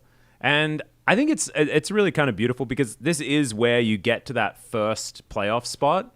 And I think that this is where that first real spark of hope does happen for very different reasons. So I guess let's start with Nongshim. And Chronicler, just tell us why you've got them in. Why have you given up hope? Yeah, this is the playoff cutoff line. Why do you have them in seventh? So I have them in seventh because I do think that as much as I like the roster, and I think that individually Jiwoo and Call Me, I think, are going to be really capable of having a Delight-esque arc where they get picked up by a top-tier team and get turned into like these really big superstars. Like Delight went from being on Brion, being a really part of why they were good, to then being on Gen.G, winning both LCK titles, and then now is on Hanwha and is still looking amazing there, although he still gets to play Rakan, which I don't know what that's about. And I think for Nongshim, the early weeks, they're going to have a really big advantage over a lot of the other teams, but I think that is going to fade a little bit as other teams get more and more experienced. And I do think that there is a hard ceiling on them. We feel Dundun, as much as I love him, for example, the way that you can lose gracefully and you can just get absolutely bodied, the way that Keen bodied him. And it's Keen, right? Again, it's against Gen.G, so I don't want to put too much stock into it, but I do think that looking at what FearX has shown so far, outside of a little bit of level of over-aggression, they have actually looked good. One series was against Brion, but even in the series against KT, even though they were outclassed, I do think that they are a very proactive team that's really happy to just go for these crazy plays. And I just generally prefer the teams that are super proactive over teams that are. But I think these two teams are really close, and I wouldn't be shocked one way or another. I think Nongshim is like the... There's something about the early game we've seen from Nongshim where they clearly have a nice plan. Everything goes really well. They're very aggressive. And then you start to get like hope. the kids that do their homework. Yeah. Sylvie's ganking, you know? Yeah. You have this hope that, okay, like, it's going to work out. Like, wow, is Nongshim doing it? They're doing it. But then they like miss the map completely and start chasing around and lose a ton of CS. It's like these small fundamental things about you have to know, like when you have this advantage, like what you turn this advantage into is a very small incremental advantage where you get a little bit of vision and prio on a dragon. They're like, we have an advantage, 4-man top, let's go. Like, and then they lose a lot of control, they lose a lot of turrets, and they lose a lot of just minions straight up on the map, lose a lot of CS, and it's like, if we could just push over the edge there, I'd be willing to say, like, oh, yeah, this team could go to playoffs. I mean, especially their early game we saw in that series earlier this week against, was it Gen.G, that they played was pretty impressive and gave me some hope, but then everything just fell apart, right? And on the side of FearX, as to why, like Chronicler, I put them on the playoff line, when they lost to KT and got destroyed by that Barrel Hui composition, they still knew what they needed to do, and they were playing very carefully, and then they tried to start that Baron. Like, they knew how to play around the composition. They were very smart. They were able to discover, like, okay, this is a problem. We're getting pushed in. Like, we have to play carefully. If we try to approach them, we're just going to get poked out. Like, they're very wise about what's good in their composition, what's not. I think Nongshim a little bit more on the what can we do to get ahead? And then they kind of like, they're like the monkey that tries to grab too many peas, and like, you know that Aesop fable where like there's like a monkey that tries I have no idea, but I get it immediately. So there's like an Aesop fable where like a monkey is like trying to grab too many like things out of a tree, fruits, peas, something like this, and he tries to carry too many, and then like he drops all of them, kind of thing. I feel like that's Nongshim that gets ahead, and then they're like, we gotta keep snowballing this, and then they can't hold on to the advantage peas anymore. Yeah. I just have Poor more monkey. faith in Nongshim over the course of a 9-week season, based on what I've seen in this first week compared to FearX, because I feel like FearX really hasn't changed as a team from last year's Sandbox. It's like, same team, you still got closer, they're still sending it because that's all they know how to do, right? And it just feels a little bit one-dimensional, right? They're very aggressive, very easy to read. If they're winning, they're going to probably stomp you if you're a weaker team. If they're losing, they're just going to run into you and lose in like 22 minutes, right? Nongshim, I feel like they've got Calmy on the way. He's looking fantastic. They have Ju, who's already really good. They have the ability to play around these carries. Top side of the map does feel a little bit doomed, but I mean, we're not talking about like big playoff contenders or international teams at this point, so they are still going to have weaknesses. I do have some hope that based on the glimpses we've seen from their macro in this week, that they can turn into something better than they were last year. And they have like such great synergy. They've been together for a long time. So that's why I gave them the slight edge over FearX. Yeah, I gave them the slight edge mainly because of what Wolf's been saying quite a lot, which is like the known quantity, right? And you know what you're going to get from Nongshim. And I thought that in FearX's game against KT, they did look a little bit like they were going to be hopeless when they're crushed. And what I saw from Nongshim in their first match was the fact that something just fell on the floor. Are you okay? Sorry, that was my foot that fell off. Oh, no, not his foot again. That's fine. I At put least it back on. it wasn't the Very front heavy. that fell off. But, Yeah. No, but basically, I really liked what I saw from Nongshim in their first match with how well and cleanly they played the game. And for me, that makes me feel like they can very handily beat all of the teams underneath them, right? And they have to be able to be relatively good against FearX, Quantum Freaks, DRX, and Bro. And I think that they can very comfortably do that. I don't think that they're going to be, knocking over the Titans or anything like that. I don't think they're a blue shell. But I think that they'll just be consistently sixth, And I think that they'll be graceful. Honest work. And they'll just be great, Yeah. And I think that they are just they're just a happy team, and they're fun to watch. And we love Peter. We love Dundun. They're just full of spirit. Jiwoo plays weird stuff. We love that. Sylvie's actually really coming into his own as well. I actually think that he's been a bit of a improvement story slowly. Yeah. And Very slowly, but it is very beginning slow. to bloom. Yeah, slightly. he's not playing Wukong every game, yeah.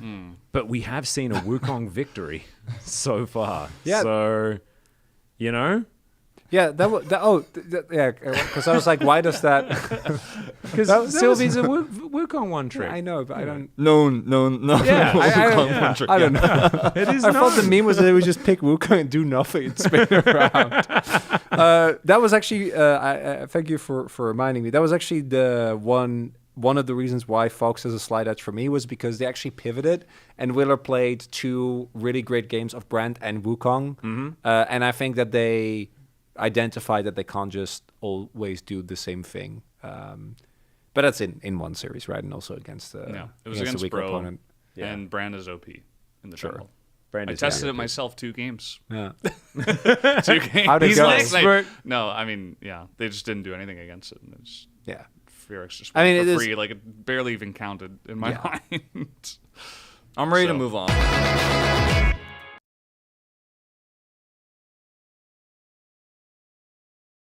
So off the back of this, I guess we have to put our money where our mouth is. And I was sort of hoping that we were going to get to a point where we could have predictions and have a huge discussion about where teams are going to be moving. But I have a feeling we're relatively aligned when it comes to this one.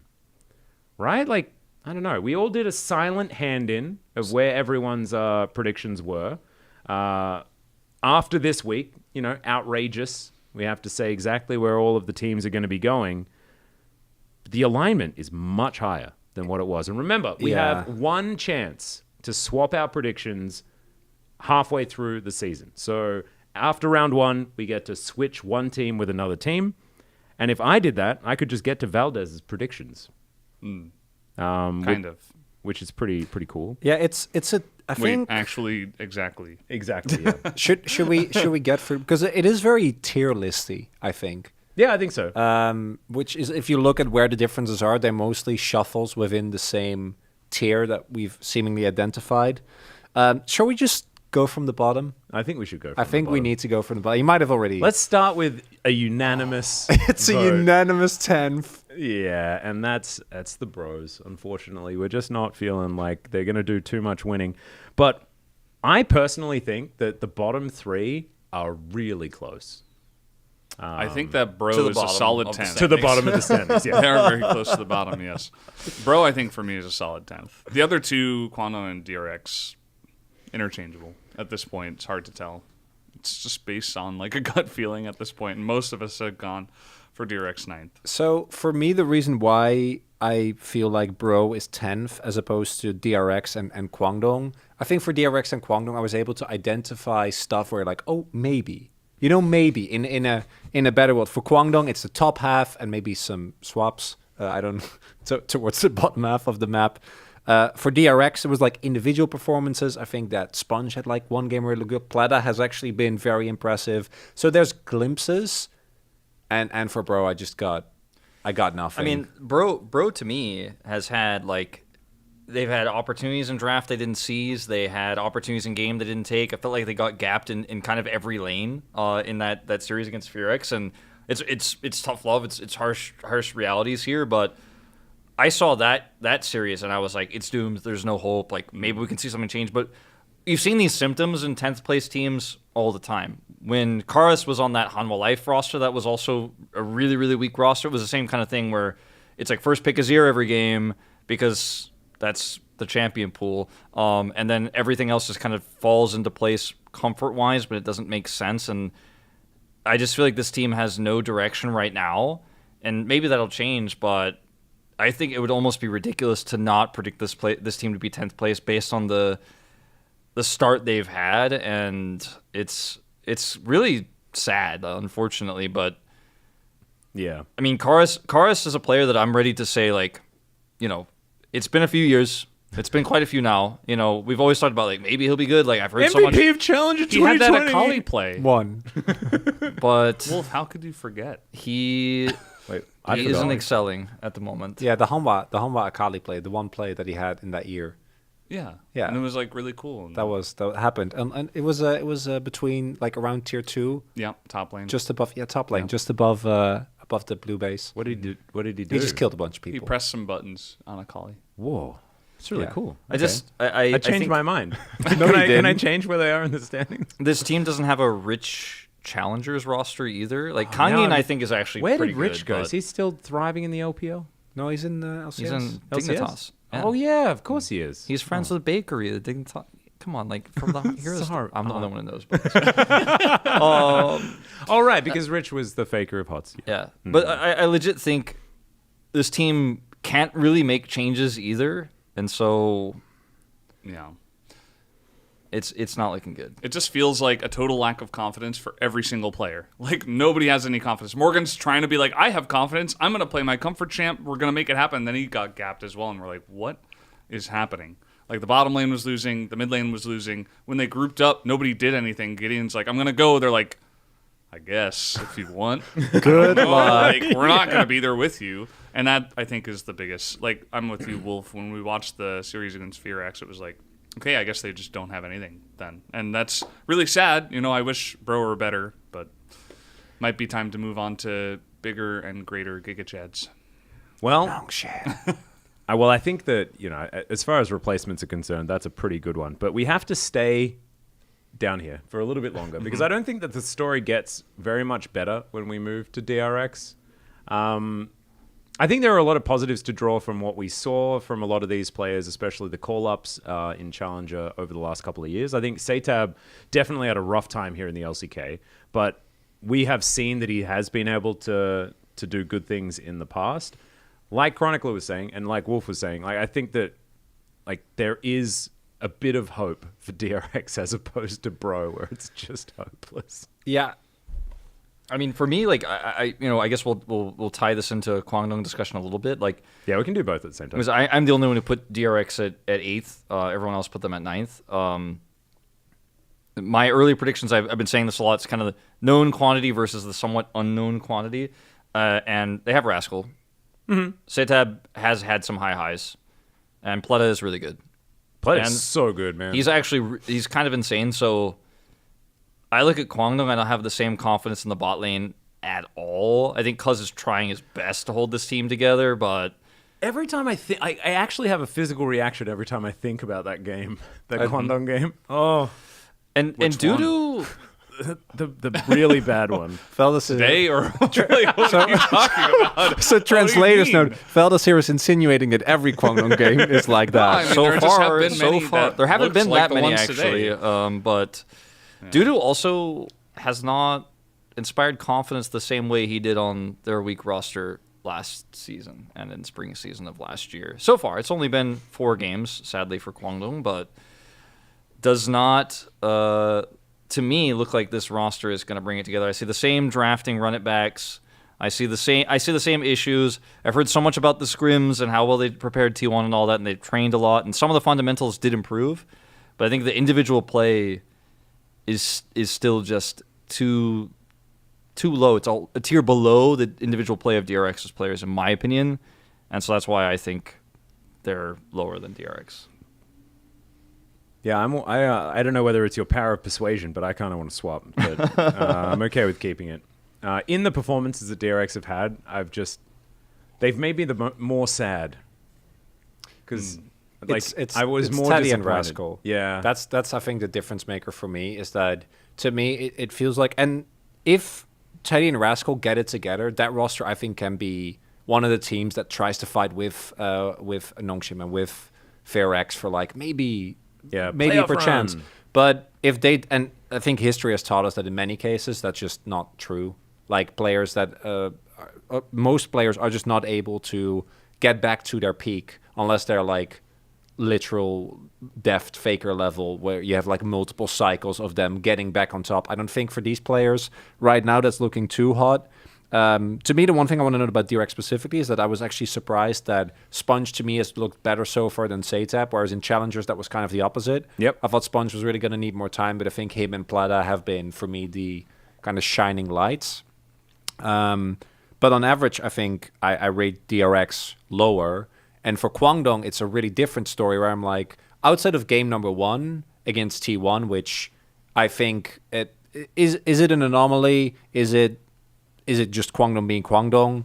Probably a little bit of both, because I don't think any of their other games were that one-sided, particularly the series against Hanwha today. I think their top half actually is great. Like, obviously, I think Cuz is, even though he has some of the same dying at level 3 shenanigans that he had last year, is a really, really great jungler. I think it was really important to last year as well. Bulldog, outside of the horrible Hui game, has actually looked good on both the Corki and the LeBlanc.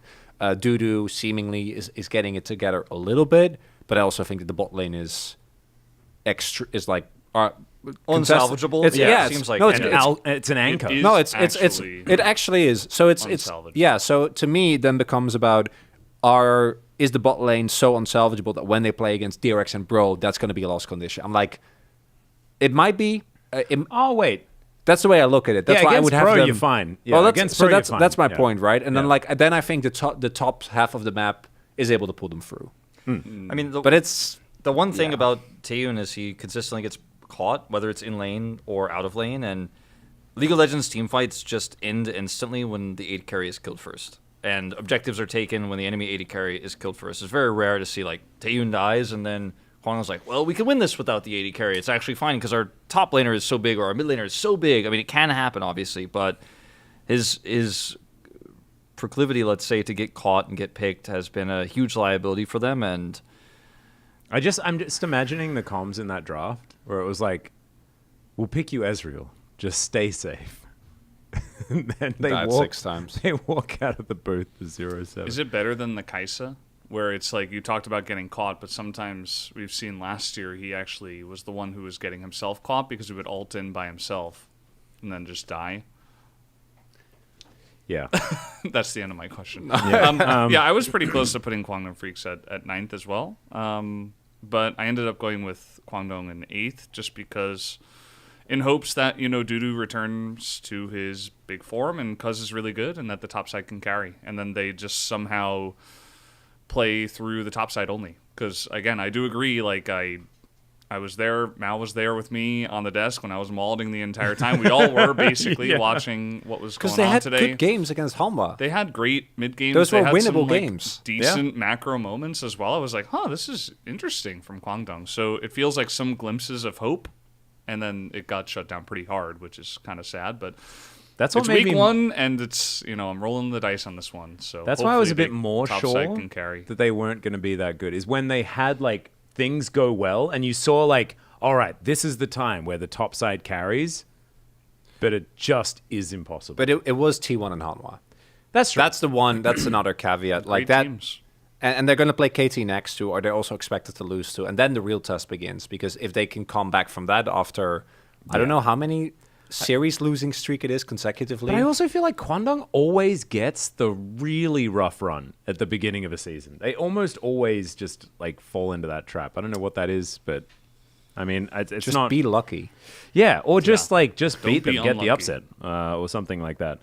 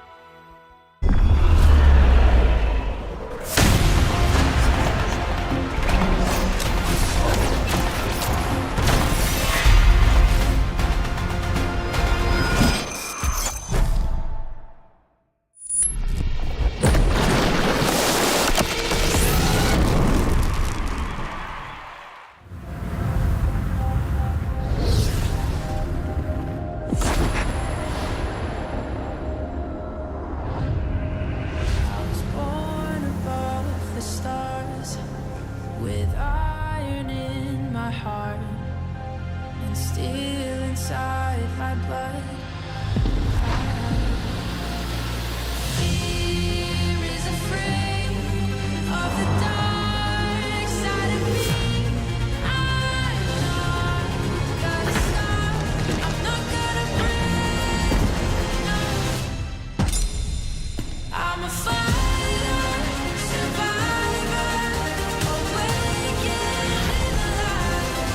I'm a fighter, rising higher. I'm burning through the night.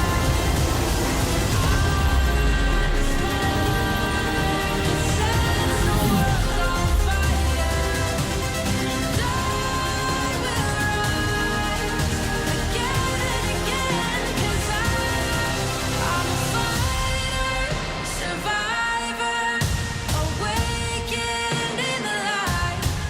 I'm a fighter, rising higher. I'm burning through the night. I'm a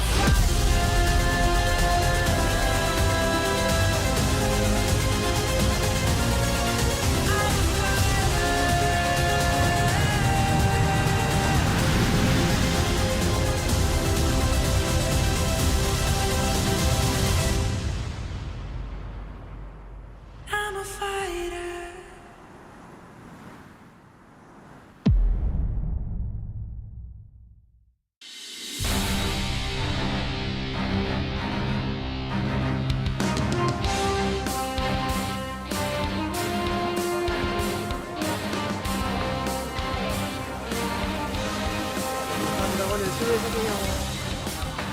젠지 화이팅! 오케이. 브리온 화이팅. 젠지 화이팅! 브리온 화이팅! 와! Welcome back, ladies and gentlemen, to LCK Spring 2024. That was some aggressive yelling, and I think they're going to need it. Okay, Breon, because it is looking a little bit tough for them, although there is one piece of good news. Last time they faced off against Gen.G, Oh, yeah. they won. They did. They did. That was a big moment. It was. But there was a problem that I remember. What was was that? as soon as they had failed to qualify for playoffs, right? Oh, right. Now they're still in the running. Yeah. So We have learned that once they're out of the running, Breon are the best team in the world. But True. while they're still in it, it's a bit more difficult.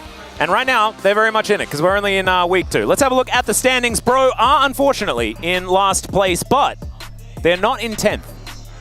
So there's that. Gen.G in second place here after a 2-0 start to the season with last week, but they did drop one game, and therefore they were behind Hanwha Life Esports, despite the fact that Hanwha have already played one extra game. So Imagine dropping a game. I mean, who was that to anyway? Like, yeah, I know. Probably some nobodies. Yeah, I can't even remember, to be perfect. Maybe it was Nongshim. Not entirely sure. 2 loss streak versus 2 win streak. Yeah, this is sort of how it is. Opposite atmospheres here as Breon haven't really been able to pull it together. The Giga Chads do like to keep on keeping on, but it is getting a little bit tough, and their initial start to the season has not been easy with their opposition, and it does not stop here today as Gen.G are looking like frontrunners. And I think kind of the thing we talked about was in their previous matchup, where really for Bro against FearX, the hope was that if they won that, it would be a small reprieve before they have to face up against Gen.G. They didn't get that reprieve, so now staring down the potential of 0-3, but they're the ones, we had the previous series where like Nongshim had lost the last 14 matches in a row against Dplus. Not the case with Breon. They are the ones who are currently holding the title against Gen.G. Exactly, but you can see there are 2 notable absences from this Breon roster that we're seeing on our screen right now. Henna and Umpty, probably 2 of the more important members of this team. I think you could possibly put Morgan up there in some of their matches when Renekton was relevant. But without the general, this team hasn't really looked like it's got back to form. As all-time LCK support assists, Lehends is now in first place. Gorilla has held on to that one for a very long time, but Lehends has also been here for a very long time, of course, initially qualifying with Griffin alongside Chovy, who is now back with once again. And all of the Griffin players still out and about here in the LCK, even Sword coaching in Challenger as well. The rest of them still playing professionally. It's crazy how much of a mammoth achievement that 4-1-3-7 for Gorilla was, and it's only just been overtaken by Lehends. Yeah, it's nutty. Doing massive work and very long and solid career. Obviously left Gen.G, now back on Gen.G. Indeed. And looking to continue their title streak. We'll see whether this team can put a stop to it here today. Breon making their way out. Gideon looking a bit serious, as we can see. But it looks like Envy had a little bit of a twinkle in his eye, you know? There was some joy there. We'll see whether Breon can carry that towards some momentum early on in this one. It is going to be one heck of an uphill battle. I am like struggling to find the positives to talk about here, and maybe the draft will have some curveballs to throw. But even Edgar has been pretty outspoken with the fact that things are not necessarily looking good. Yeah, I think he's kind of talked about how practice hasn't been going well, and it's kind of hard to have like, okay, this is a draft we want to play, but we're losing on it in practice, so it's hard to feel confidence behind it. Yeah, whereas this team is probably not having as much trouble in practice. Keen, Canyon, Chovy, Pays, and Lehends. It's, we say super team about a few of our teams here in the LCK at the moment, but this is probably looking like the superest one. I think as well, the confidence boost you get from beating T1, the reigning world champions. True. I mean, obviously this is a team that's already going to have a fair bit of confidence, but it's such a strong start to the split that really just kind of reminds everyone that Gen.G have been the domestic dominant force in the LCK. And the fact that they were able to do it in week one as well is pretty impressive, because I think that as this team builds more and more synergy, they will be more and more difficult to stop for anybody else. As Karis drew the short straw, getting the comparison here, this time with Chovy. You know, beating him in kill participation though, so... Hey, there we go. It ain't all bad. And very close in damage percent. I mean, that's only like 2.4. Being real, the thing with when you sometimes kill participation, when it's so high, you're like, well, why is it so high? Yeah, being involved in the couple of kills that they got. Yeah, and also just the fact that Chovy's teammates are very good and they're doing things without him. So, yeah. We'll see. Obviously, hopefully, the main thing is getting Karis on a comfort picks. True. Well, if you have any curveballs, you can bring them out, see if you can find something. I think on top of that, don't go into this timid, you know. I think Breon showed some issues in the mid to late. I think they really need to come out, and main thing for me is support Gideon, because that game when he was playing against Willa and it was kind of just like, okay, I don't have a team, felt so frustrating. Yeah. And I think, look, if you play a scaling comp, the game's going to be over by then. I'm not saying like play full early game, but look to challenge early, and then if you make it to the mid game, you know, just deal with it when you get to it. Maybe you still lose them, but if you lose the early game, it's over. Cross bridges when you arrive at them. That's what you should probably do. And even in their first match, I think that Gideon also had a decent performance there as well against Dplus, but just wasn't really able to find a foothold. And when all the lanes are on fire, it is difficult for the jungle not to also catch on fire. And he's up against Canyon this time around. I think this is one of the bigger tests, even though we just saw Lucid have an absolutely outstanding performance in our last match. He coming in to replace Canyon, big shoes to fill. Those shoes are still really big, even if he is filling them pretty well. So Canyon, no slouch in that jungle, and he's been playing some weird stuff. Having a little bit of a perusal of mainly Keen and Canyon's solo queue history. We might be in for some picks. There could be some stuff. I hope so, because it is kind of just being tank duty. Yeah. For Canyon. Keen has had some cool picks, you know, like we've seen the Darius come out. He still needs Set and Garen, doesn't he, to complete the gods? Yeah, to complete the gods. So that's the goal, obviously, for him. But yeah, Canyon's been on tanks, and I think this kind of shows how much faith this team has in their core in Chovy and Pays, that having a jungler who can just consistently play these tank picks is fine. But also, you know, we saw a lot of that Showmaker charm domination today. A dominant Canyon game would really, I think, deliver a nice day of LCK. Yeah, they might be able to message each other afterwards and say, how did your day go? Yeah, pretty good. Yeah, mine too. You know, there might be a little bit of that exchange. Here we are into the draft, though, for our very first game of this series. OK, Savings Bank Breon fighting the uphill battle, and this is often a position that they find themselves in, and sometimes they overcome it. We saw the Kwangdong Freaks come out ahead with a call-up 80 carry against KT Rolster earlier on. That might be something that they can emulate. Although, I'm trying. I'm trying so hard. Oh, dear. Let's talk about the champions. So yeah, okay. Rumble, Varus, and Callista have been banned, Orcs. Order's been banned on the other side. Poppy, and the other one is actually, I believe that's Orianna. Ah, okay, cool. Yeah. Oh, and a Lee Sin. Oh, Matt. Gideon's pretty good at that one. Yeah, it feels like a smart decision, but also sad decision. Sad decision. Because you saw the lethality Lee Sin game where Canyon went 15-5 or something like that in solo queue. That would be cool. Center first pick, bit of wild one. There's obviously a lot of pairings you can put with the center for a lot of power, but I feel like Gen.G, you have first prio in terms of mid laners. If you're gonna take like Azir, you can take like Melio plus Lucian, or they're looking towards the Aphelios here potentially. There's so many options available. It's an interesting first pick, isn't it? Yeah, but it's also interesting that the response is the Aphelios, because we've definitely seen a decent amount of Aphelios into like the Lucian, but not so much into the Senna. Yeah. Huh. And normally we've seen it paired with the likes of a Melio. But it is Lehends. So Lehends doesn't like playing champions that play defensively, and they probably saw the Seraphine coming. So they're like, we're going to need some engage. And so they are going to go for that one instead. Will mean that the bottom lane's going to be a little bit slow, but Karis gets on some comfort as well, and so far it's looking all right as far as the draft is concerned. I'm glad Karis got some comfort, but this definitely feels like a lot of scaling for Bro, and I have a feeling that Gen.G are kind of just going to pummel them with that Nautilus, but we actually seen the Corki being hovered, and this is where it's kind of the problem, because you have a lot of sustain on this Brion composition, so that obviously sounds good when it comes to sustaining against Corki Rockets, but the damage is just too much. Yeah. I feel like you really can't outmatch that. It's so severe, but we'll have to see how it plays out. Ultimately, a lot of power with these long-range picks, but the Corki kind of does have range advantage over most of them. Second rotation has come through, and it's jungle bans. Brion banning away those tank junglers we've seen Canyon leaning on. The Maokai first, maybe the Rel comes next. Yeah, the Vi also standing out a little bit. Vi actually a big one that's still open, and for the side of Gen.G, really targeting Gideon's pool in this situation. A lot of these early agency aggressive junglers, and also a big thing is AD junglers, because I feel like, I mean, it depends on what your top lane pick is, but an AD jungle, I think, especially a bruiser one, like the Wukong and the Xin Zhao, gets a lot of value with the Seraphine Senna.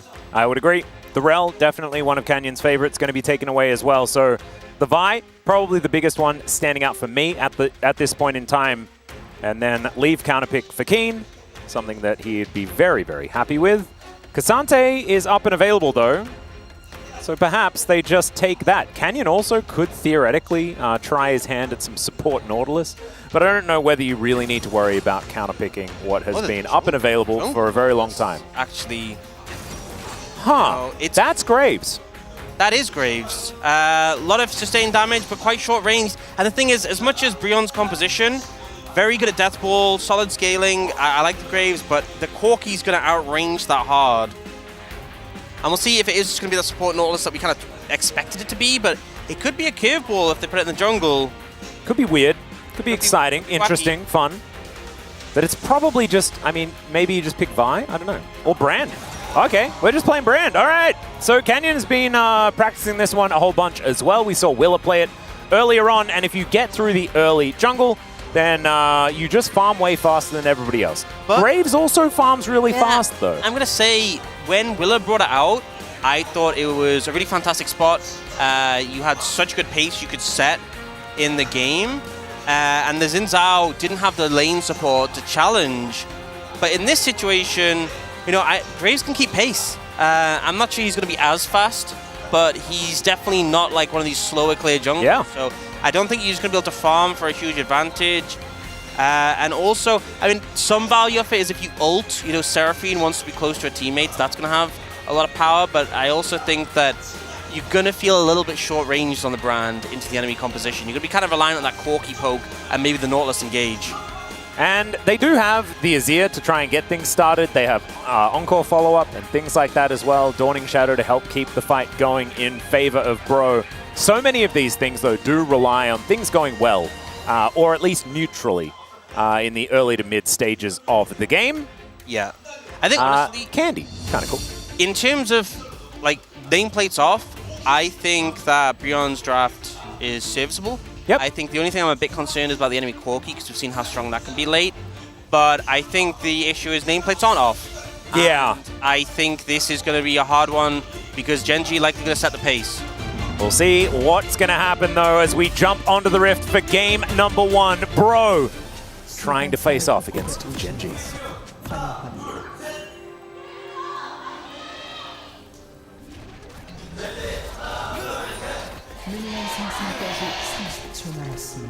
There are Brion fans here. We are on the Gen.G side of things, so it did sound a little like a whimper, but I imagine on the Brion side of Lol Park, it would have been louder.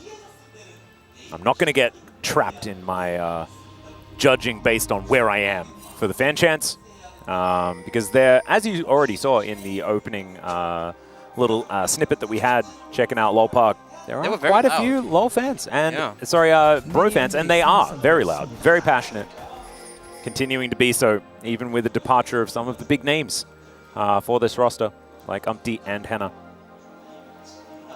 Alrighty, the Brand Jungle, second time around here, this time in the hands of Canyon. He has been a mage player in the jungle for a very long time. His Taliyah, legendary. His Lilia, absolutely fantastic. His Karthus, something that we remember as Lehends. Just going to face check a little.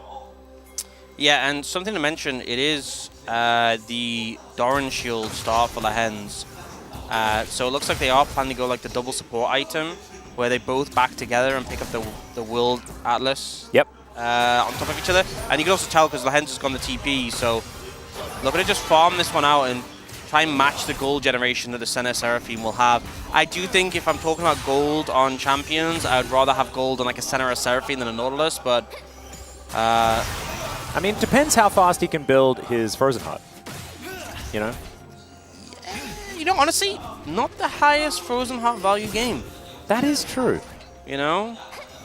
Yeah, I guess, well, I mean, Into the Azir feels good. Graves feels kind of okay. Yeah, Graves and Senna are weird because of how they attack speed, so it's not terrible, it's not great. And Azir, it's like the attack speed slow is good, but the armor not so much, so a bit of a mixed bag. Bit of a mixed bag. Anyway, we'll see how it is all going to go. So far, just laning as per usual, checking in on the top side, Keen with a slight pushing advantage, but otherwise not too much. And the main thing is the jungle. Canyon getting through there, dealing with his Merkles now. We'll be able to get rid of that. And you can see already those chickens have been taken down. So Gideon keeping pace very, very well with the Graves, with the Brand thus far. Yeah, I mean, one thing is that the Brand definitely, before level 3, you get a big boost when you can stack your passive, so it explodes. Yep. When it comes to your clear, and you can basically keep your passive up at 100% uptime. So Graves definitely has the edge, like level 1, level 2, but level 3 I think is where there's a bit more parity.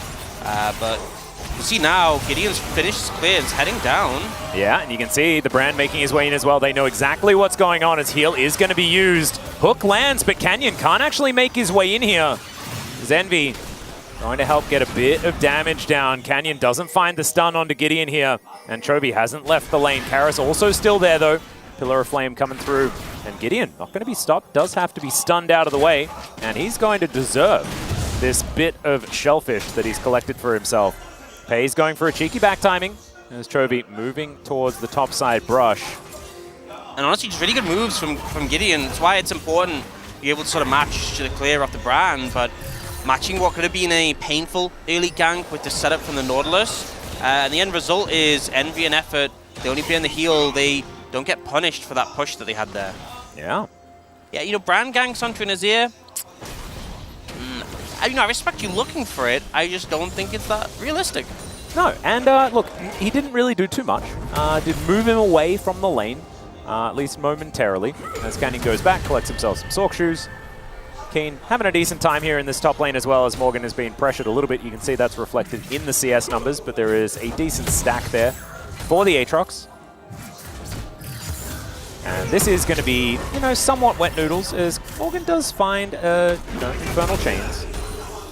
This is, yeah, it's going to be a top lane matchup, Fox. It certainly is. We've seen Double Wield Atlas now picked up by Bro, and we have Hayes picking his up. As far as Bloodsong users go, obviously the gold generation is an aspect, and it is like free, but Lucian is a much better Bloodsong user than an Aphelios. I feel like a Sheen item isn't that fantastic for him.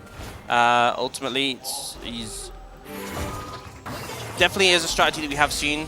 Don't think it's awful. Just yeah, as far as AD carries go, there are better optimized users. It'll be interesting to see what Lehends go. I think last time we saw a Nautilus Senna, it was the Slay. Yeah. But I think there's obviously... Oh dear. Keen's going all out. Morgan's taking a lot of damage here. Dash comes forward, doesn't find the Q. Morgan will be alright for the moment. Personally, I'm a big fan of the Bloodsong Nautilus, but I don't think you really want... Oh, that sounds aggressive. 2 Bloodsongs, maybe a bit too many. No, surely not. The more, the merrier when it comes to Bloodsongs, I think. A blood duet. Canyon moving towards this bottom side. Envy looks for a little bit of extra damage and does find it there onto Pays and Lehends. Gideon looking to push Canyon out of here. It's working out. And Envy's just, dropping the beat over and over again. Everything's kind of working out so far. It's honestly a really solid start of the game. Gideon is matching Canyon consistently, making sure that when he shows up bot, he's there in return.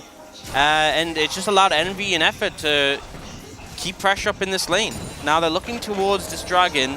Canyon isn't level 6, which I think is important. I think if he was level 6, I'd be much more scared about going for this. They still have to respect Gen.G. Well, Lehends looking for the hook. He finds it there into that backline as Karis is flashing away. Lehends trying to get out, and he will do so. Gideon locks it down. Now Bro taking so much damage. Still, they will be able to get out, and they get themselves the Drake.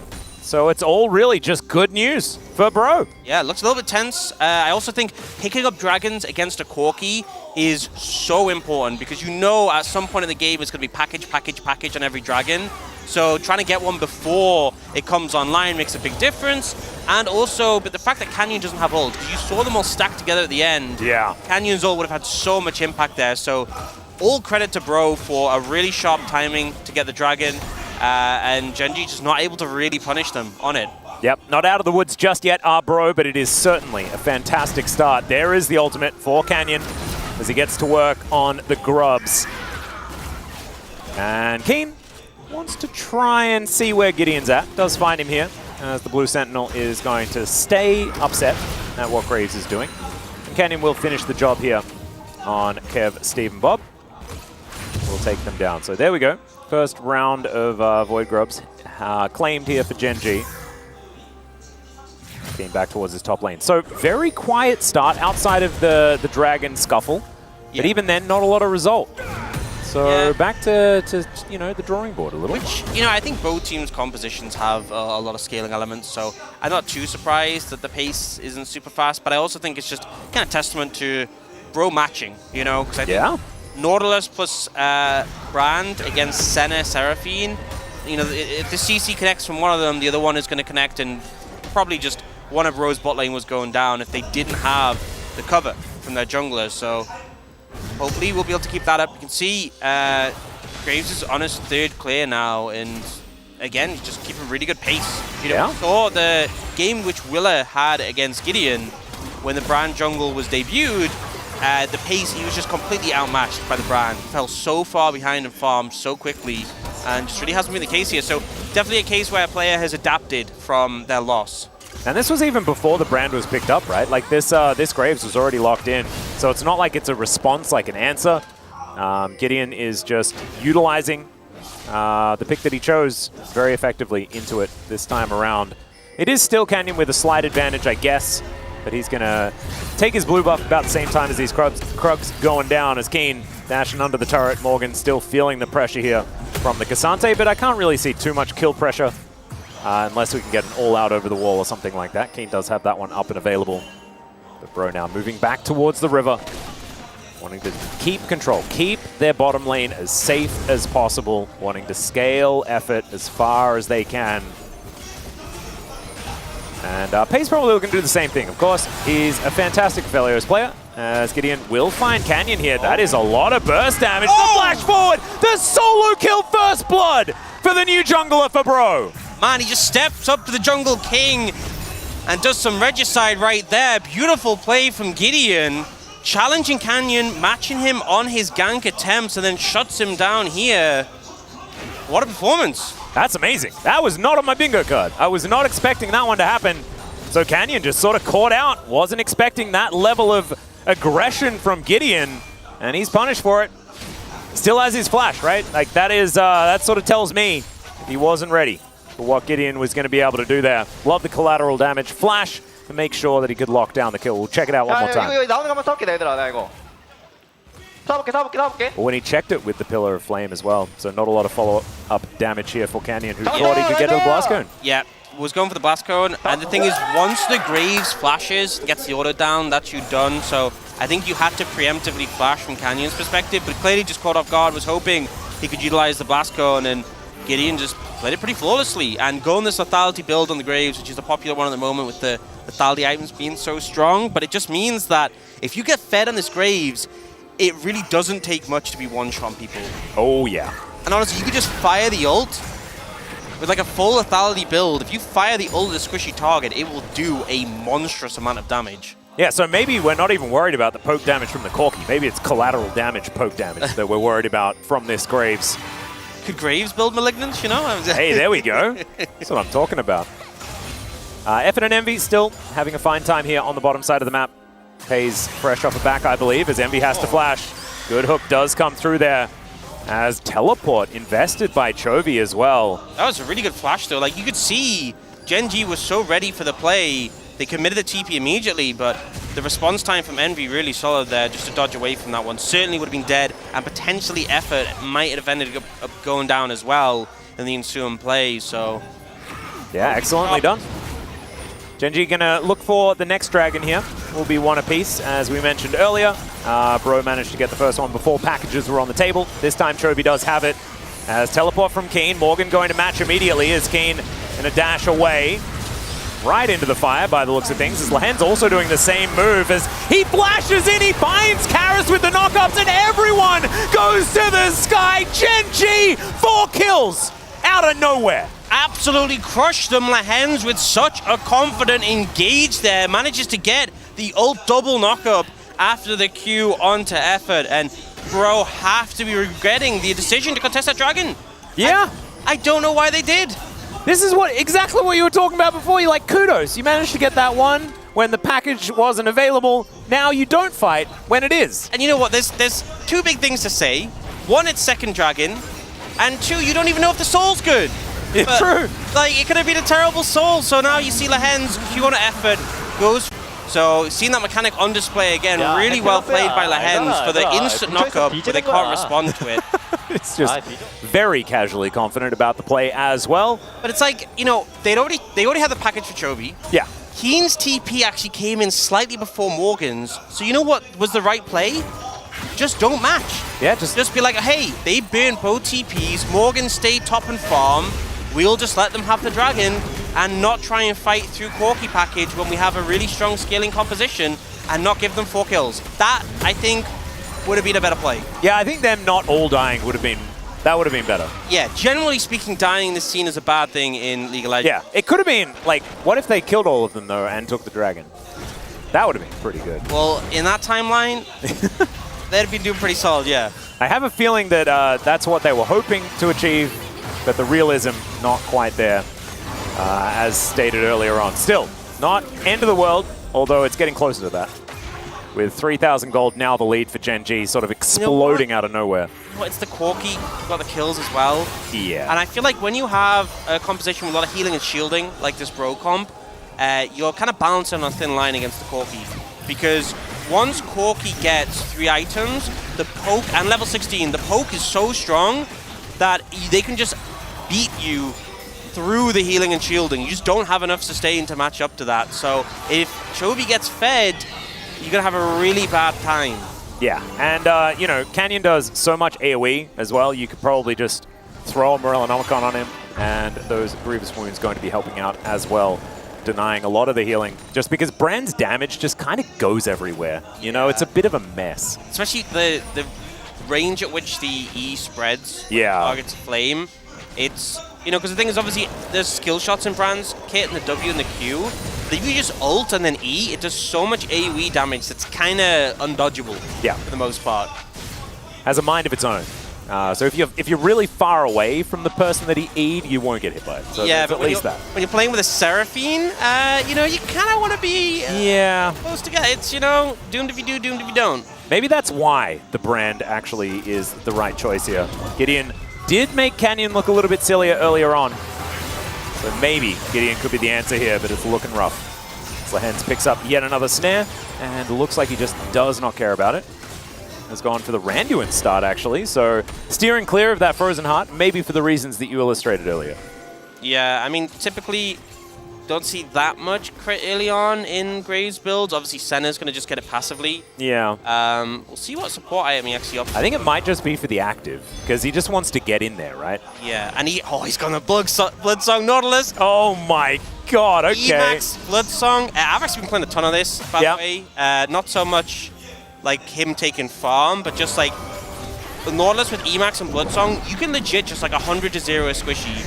0 help from teammates. A lot of people have been going, there's actually a high-low Korean player who was going Zeke's as well. Oh my but god. really just max damage. And there have been games where you can like out-damage your AD carry. Probably not going to happen in this one, but the all-in damage is really scary. So, and if you hit your hook, that is so much undodgeable damage. Like, you will just take all of that damage. Auto, because you know your auto that roots does extra damage as well. Yeah. Well, Canyon has found Envy here. He's going to flash to try and get himself out of the way, and now the Brand ulti's going everywhere. But Paze is going to get swept up. The rockets aren't necessarily landing just yet, but that one will. And there goes the Azir. Still, Bro are fighting back, and they're looking to try and escape. And now Morgan finds the backline. Chovy has to flash, and now Keen needs to play the defense. Gideon's fighting the Corki, and he'll win that one. As now Morgan is just life-stealing. Keen wants to find Gideon, but he won't get there. And Morgan will find it. And you know, we were talking about the play before. Maybe the world where they just clean ace all of Gen.G. And there we go. We're living in it, you know. They do lose 2 members, but they crush them in the team fight. And it ends up, I think the big thing for me is the shuffle that comes in from Karis here. The ult catches Paze, then the root afterwards, but flashes after. Aphelios down, Lehends down, and yes, the Azir does follow. But the sacrifice is worth it, and Gideon and Morgan are just there to clean up the power of this Aatrox and this Graves doing so much work here. Yeah, and I swear, it's just the Morgan effect, right? It's not about the laning phase with this guy. He just sometimes will find these team fights. I'm getting flashbacks to his Camille, you know, carrying them through the regional gauntlet. Pops his Renekton emote as well. Oh, yeah. The shaky hands, they would be shaking after that. You just got yourself back into this game. Man, imagine if they do it again. Imagine, you know, it just becomes the bro streak 2-0 against it. I mean, they've got a lot of work to do, but seeing life after that play of the Dragon, it honestly felt like that might just be things going a bit doomed. But you can see the power in the composition. You know, the Seraphine Senna get a lot of value in these longer fights with that healing shielding. And Corki still is quite a bit away from his big power spike himself. Yeah, not to mention the fact, oh, okay, Corki in a little bit of trouble here as Gideon looking for Chovy, and where does he go? Well, I guess he just goes to Canyon, who's looking to try and shut this one down, but it does not work out as the bird comes in and swooshes away the Nautilus. Effort will take a little bit of damage here, but he's still piling it on as Lehends walks out of it. So he does have a dredge line for an escape eventually, and Gen.G will have to accept the 1-for-1. Man, Gideon has just been ruthless this game, constantly looking for these opportunities. Yeah, I think it might be. I think it might be, you know? I haven't made that pun yet. That felt really good. That was perfect timing for it. Yeah. Oh, but we can't do that anymore. Yeah, but I think we can enjoy. If you'd butchered when you looked for that chance to say it, it would have been really disappointing. Yeah. Kind of found the perfect time, and here Canyon shows up to deal a ton of damage to Gideon, which just get a trade back kill. But Bro doing a good job of having numbers in the area, having the reinforcements. It only ends up being a 1-for-1, but this is a Bro who are still behind in gold, so them trading definitely pretty positive for them. And I haven't seen very much shoot your ult backwards for the gap close from Graves. Often it's not worth it as far as, you know, losing damage, just because collateral damage does do a whole lot of work. Yeah. But if you only need a few extra autos, it can work out. So Gideon employed that one. Didn't work in the end, I guess, technically, because he did fall down. They were still able to get the kill onto Chovy regardless. Yeah, I think it would have worked if it was a 1v1. Yeah. You know, Canyon kind of cheating by showing up. Yeah, it's not fair. Yeah, it really isn't. And mid-tier 1 taken down, while Bro still have their mid-tier 1. This is really positive stuff. Yeah. And we're slowly but surely closing the gap when it comes to the gold as well here on the side of Bro. It is still just over 2,000, but when you have a look at all of those scaling elements like you were talking about, is a big deal. Canyon is able to secure the blue buff from the opposing side. Gen.G are going to move into the river. One thing Gen.G does have is extraordinary Baron damage. Yeah. Yeah, that is true. So Bro definitely have to be careful ensuring they can match the control. One thing I will say with Corki comps is even if they have good Baron setup, you kind of need your package to be synced with the Dragon because it's more absolute. Yeah, true. So Baron is actually a powerful tool for teams against Corki to try and force it and set up a scenario where they can contest. You can see the poke is starting to hurt here, but it's really that Eclipse spike where I think Corki comes online, especially with level 16 when he gets the max points into his ult. But a minute 15 away from the next Dragon, they won't have level 16, they won't have Eclipse for that. We do see the ult come out from Effort just to double check they're not doing the Baron. Definitely aware of how fast it can go down. Actually really like that. Better to be safe than sorry. Dawning Shadow is an important tool, but the fact that it does give vision as well, if you give away a Baron, things can really fall out of hand, especially with the sieging power of this composition. We've mentioned it many times before. So Bro currently walking the tightrope and doing a decent job of it as well. 2.8k, especially after that initial team fight that Gen.G won, that really spiked them. That gold lead that they achieved from that has not gone anywhere. It is exactly the same. But honestly, that fight I feel like it must have felt so demoralizing, and yet they've just bounced back. Yeah, it's the Bro way. Package picked up. So one thing with the package is you see Chovy using all of his rockets up, and then with the recoils, you get a full set of rockets again. So layering down the poke now is really important. Ow. That hits, it does burn the shield from Seraphine, but you need to start landing some more to follow up and try and get poke to stick. Yeah, that was a bit closer. So Chovy going through a few of these, but Gen.G should be able to get over towards this Drake and take this down. Pays with some decent guns for some just general DPS. Bro moving towards the Baron.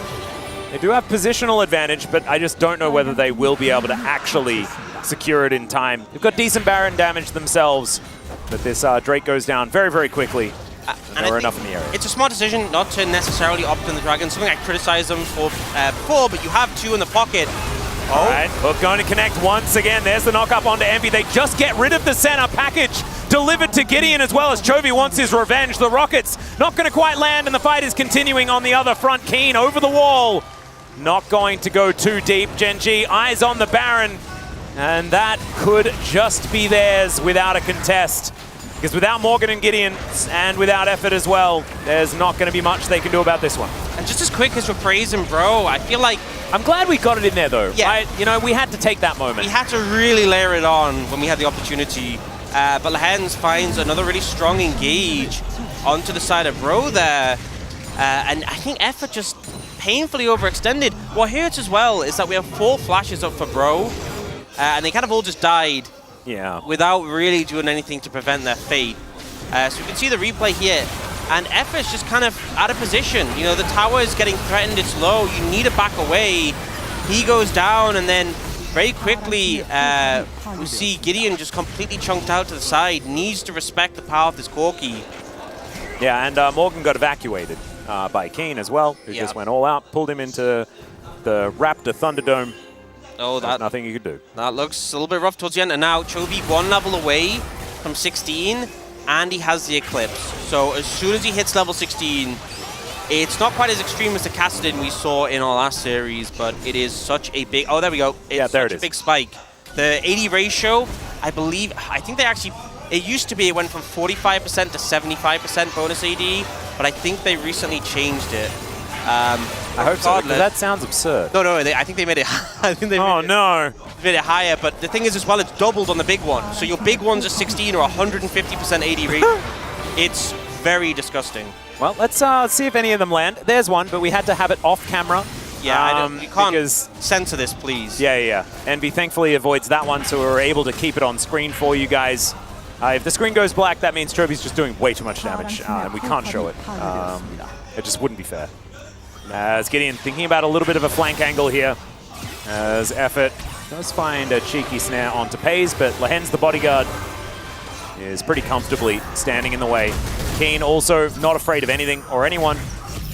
He's got his Rookern, he's got his Thornmail that he completed very early, and so Morgan with this sort of hybrid build that he has at the moment that does have a fair bit of damage, it's just not doing anything to Keen here. Yeah, so I did check. It went from, it was 45% at 11 and 75% at 16. It's the same at 16, but it's now 50% at 11. That is double with the big one, so still the same at 16, still a lot of damage. And the problem is, there just isn't that great engage tools at this point for Bro to get onto this Corki when it's threatening. You can see the whole team walked up now on the front line. So bulky, they are putting some damage down. Yeah, there's the teleport forward as they might lose Lehends here, but Chovy has turned up and Lehends is still alive for the moment. That's 4 items on this Corki who does have, oh my, look, Morgan is just going to burn because Canyon manages to hit him with a button.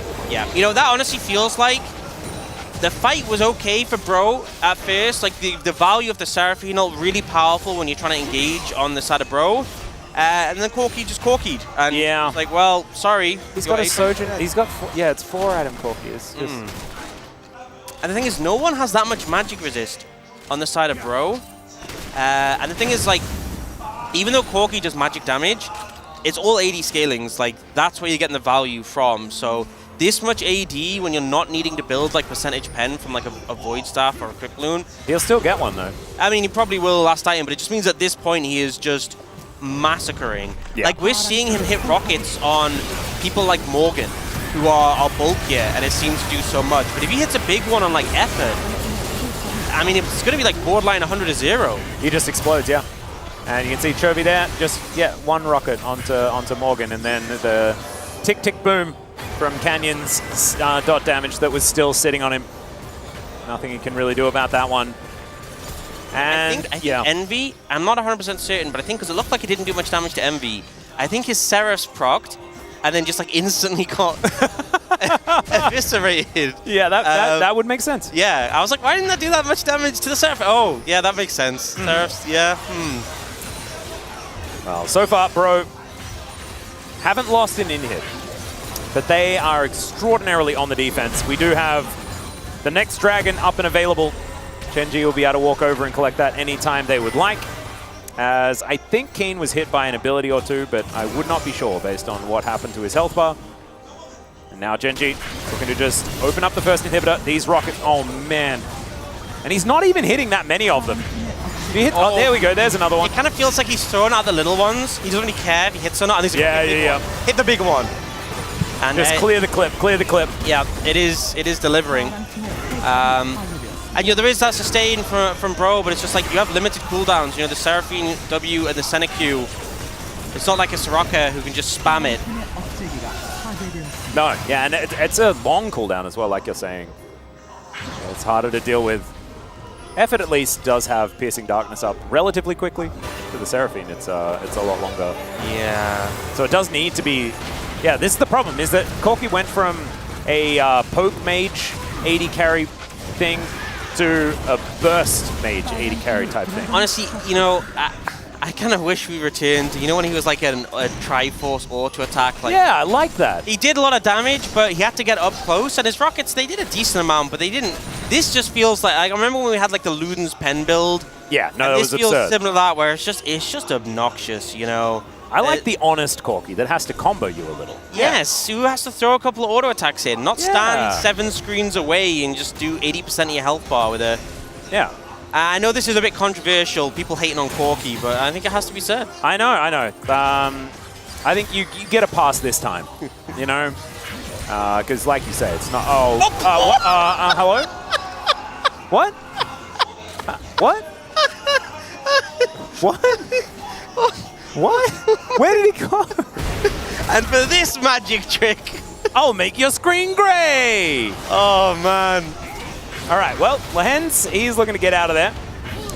He's going to be able to do... Oh, Pays does a fair bit of damage as well, PS. In goes the Corki. Morgan is one of the tankiest members of the team and loses all of his health in the blink of an eye. And in goes Keen. He can frontline for days. The rest of Pro, though, do manage to lick their wounds. And if that had have hit Envy before, he's just dead. I just find it absurd that Chovy can just use package into melee range off an Aatrox. Yeah. And just be like, and what? And what? You know? it really is. They are really far ahead, sure. Yeah. Corki feels so absurd at this point of the game.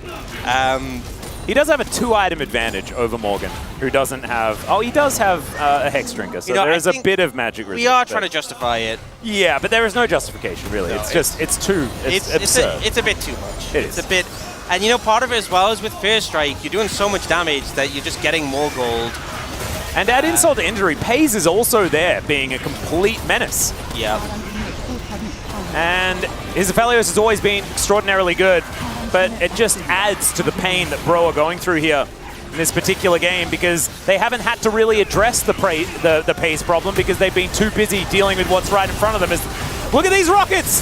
They're just disgusting! Okay, Dawning Shadow going to be avoided there for the moment. Envy, though, he's just taking... Oh my god, the damage! Emperor's Divide hits 3 from the grave, and Chovy's now flashing in. He misses that one, but he definitely hits... Oh my god, it's just end the game! It's cruel! It's unusual, and Gen.G will take down the Nexus here in game number 1. And bro, please ban Corki in the next game. I can't handle that. Yeah, we'd like to apologize for any viewers who are disturbed by what they just saw, because I certainly was. Same here.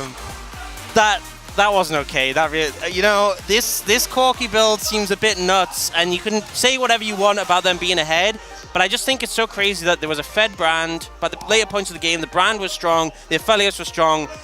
I don't even remember what they were doing. I didn't even. No one looked at them. No, it's not even about that. And it's almost like it's unfair that Chovy takes that away from them. You know, I think my vote is still for Lehends. You know, for the really cool knock-up thing that started that one fight that was kind of relevant. Okay. Spoilers. I went for Lehends. I thought he had great engage in the team fights, and also I think we shouldn't reward this behavior. But I was an advocate for the Kassadin Pentakill vote in the last series, so maybe if the Chovy votes come in and he's not robbed this time, it makes some sense. But yeah, there's some similarities between Cast and Corki. They both really spike at level 16. Yeah. They both can spam their ult. But the difference is one of them needs to go in melee range, and one of them can do it from 3 screens away. True. And I think that's the problem. But also, there's another similarity, and that is all League of Legends players hate them. They are just the worst to deal with. So, congratulations to Gen.G. We're going to go to a short break. When we get back, the space, and then game number 2. We'll see you there.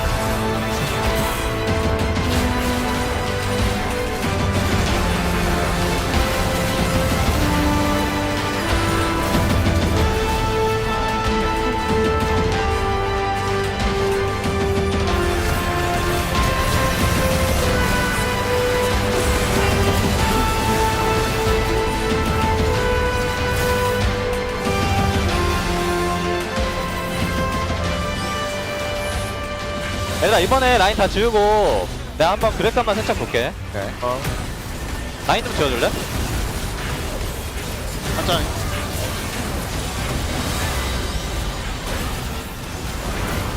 풀로 계속 들어가고.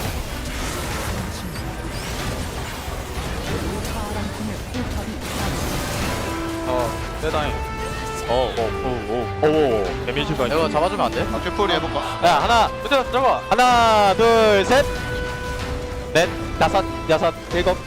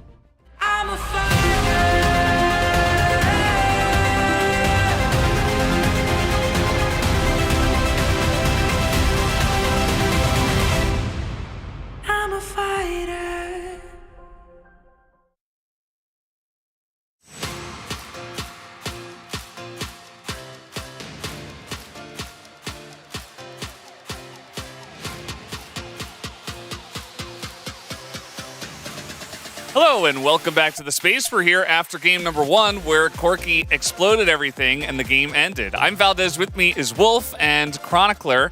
And yeah, that was a bit of a game until it wasn't, and one champion kind of took everything over. What did you guys think about that one? Well, I just want to discuss the draft very briefly, and that we're seeing a trend with teams that are stronger than their opposition kind of just winging it when they have a tougher match in the week, like Gen.G's match of the week against Dplus later this week, and picking things like the brand at the end, which is very fun, but very risky into this draft that has a Seraphine, a Senna, and a Graves.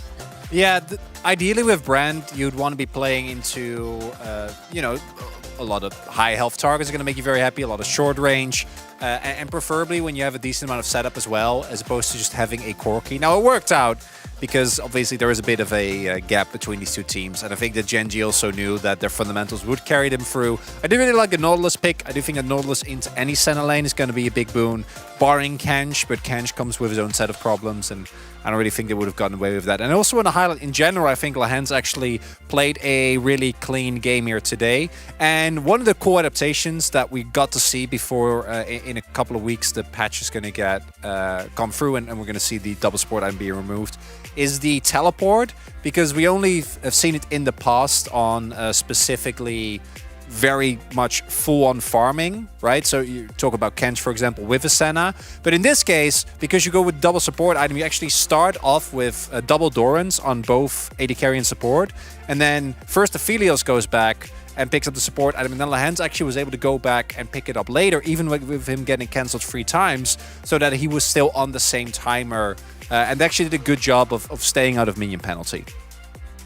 Yeah, that's what happens when you understand how to avoid the penalty and play around it and actually use those 2 support items. As you mentioned, this is going to go away eventually, but for now, while it's a usable strategy, they did a good job of doing exactly that. So shout out to Lehends, and we will see more of Lehends as well in our first highlight here, which was this big fight we had around the river that may or may not have been a good idea for Bro. So there's other utility to teleport as well, as Lehends is able to get into the front line here, grab, and then flash for a knockup here onto Karas. Karas, unfortunately, not able to follow up on the Seraphine Charm here. Doesn't actually end up using his ultimate at all in this fight, but this fight is all Lehends, and this is a huge turning point in this game where he just says, you know what, what's up, I'm here. Kind of tried to mask his teleport as well on top of his top laners. And then Chovy goes in with the package. Even though Paze gets charmed, he still is able to get his ult off, and the fight is done. Like, it's just over, immediately instantly. over. And then Bro had like one good fight, but really that kind of set the pace for the game, and from that point on it felt like an inevitability that Gen.G would win. Yeah, there was that one fight where Gen.G went way too far to the jungle, and like Canyon was way behind enemy lines for some reason. He was having a great game. He loves his jungle brand. He pulled it out in an interesting spot. He had an interesting game, and they won anyway because eventually, as we'll see here in highlight number 2, they just got really fed, and especially one champion, but also that happened a little bit later after this team fight.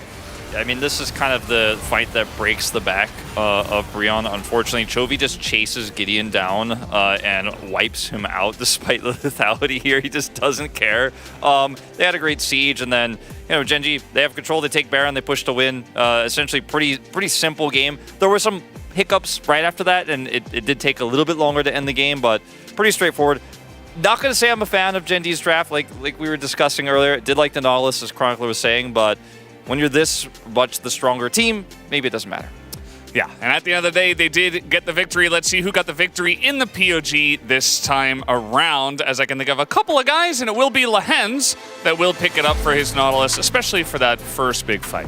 And particularly the fact that he's able to utilize the TP this aggressively, then engage on 3 people at the same time, right? With the hook, auto, and effort, and then also setting the rest of the team up with an immediate double knockup with his ult for Chovy, and then this hook, for me, was the difference maker. I'm sure Chovy's going to get a lot of votes, and I actually think in this scenario, that's completely fine. You know, we sometimes joke about Corki and boom boom damage votes, but Chovy did really take over this game, particularly the clip where they delete a member basically instantly.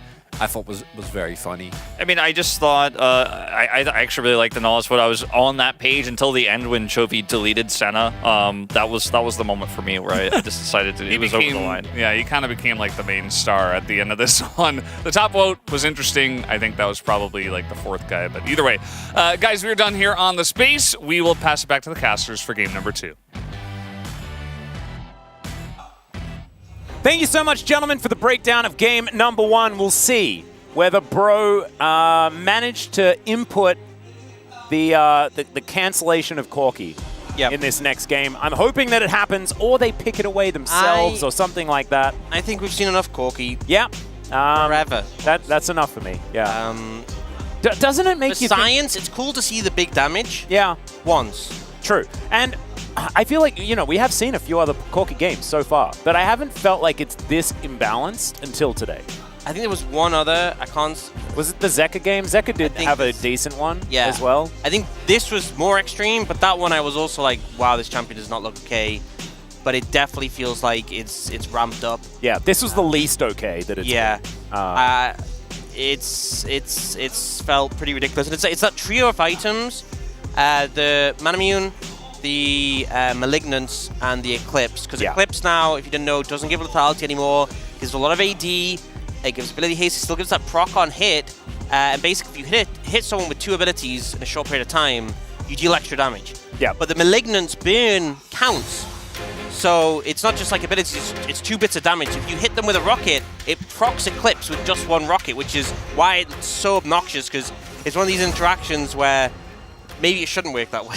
Yeah, it's another case of Corki abusing item interactions. It's just a thing. He's very good at it. I imagine that the majority of the Riot Balance team is just annoyed that Corki exists in the way that he does, because every time itemization is abused by that champion. Maybe a couple of patches will just say, guys, we made the executive decision, we're deleting Corki, and we'll all celebrate. No, we're reverting Corki back to the AD carry that he always should have been. Yeah, if only they Graves, man, I miss old Graves. Oh, me too. For the time being, Brion will say no Corki. Thank goodness. And honestly, props to them for that, because I did not want to see that again. Senna ban going to come out for the side of Gen.G, so no more first pick Senna coming through.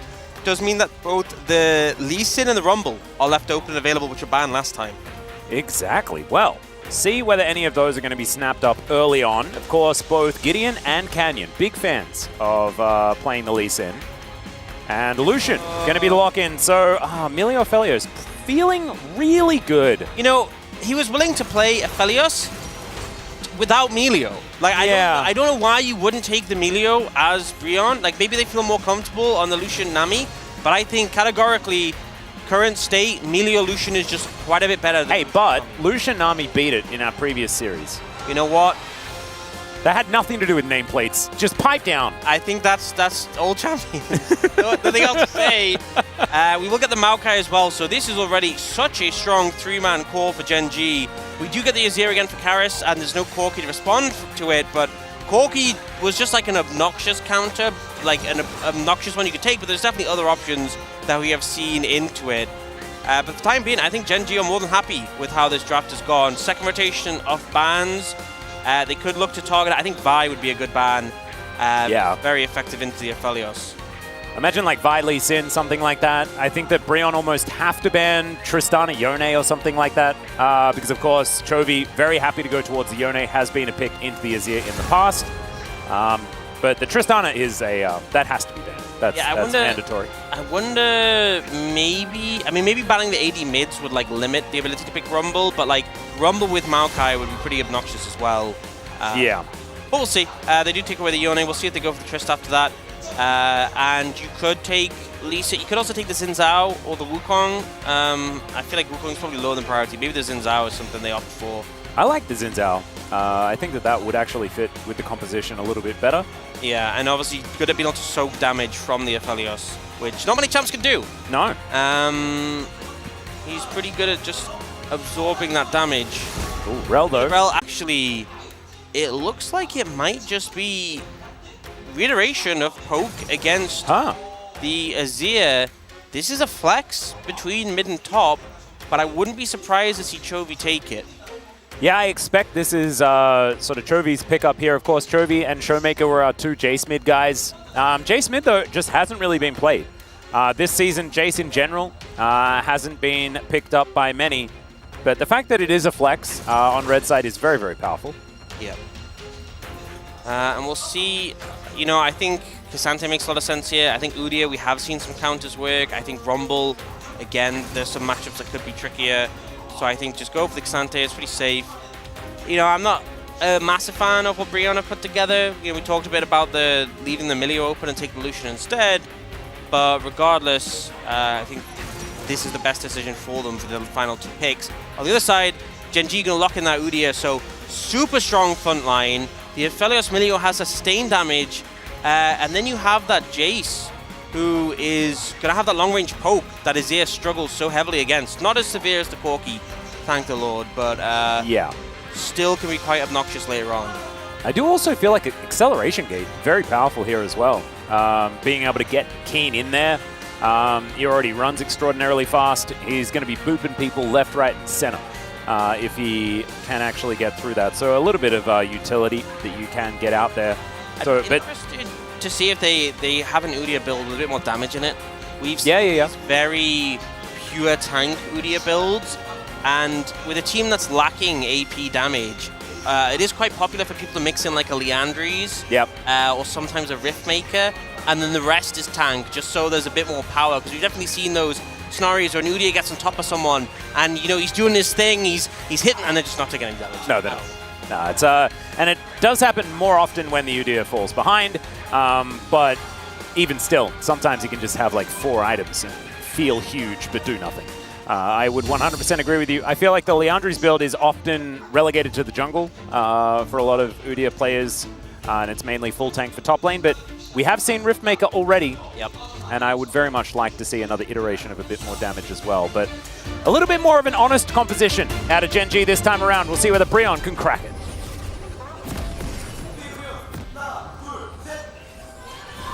소환사의 협곡에 오신 것을 환영합니다. Oh, Gen.G definitely top of their lungs here at LoL Park today.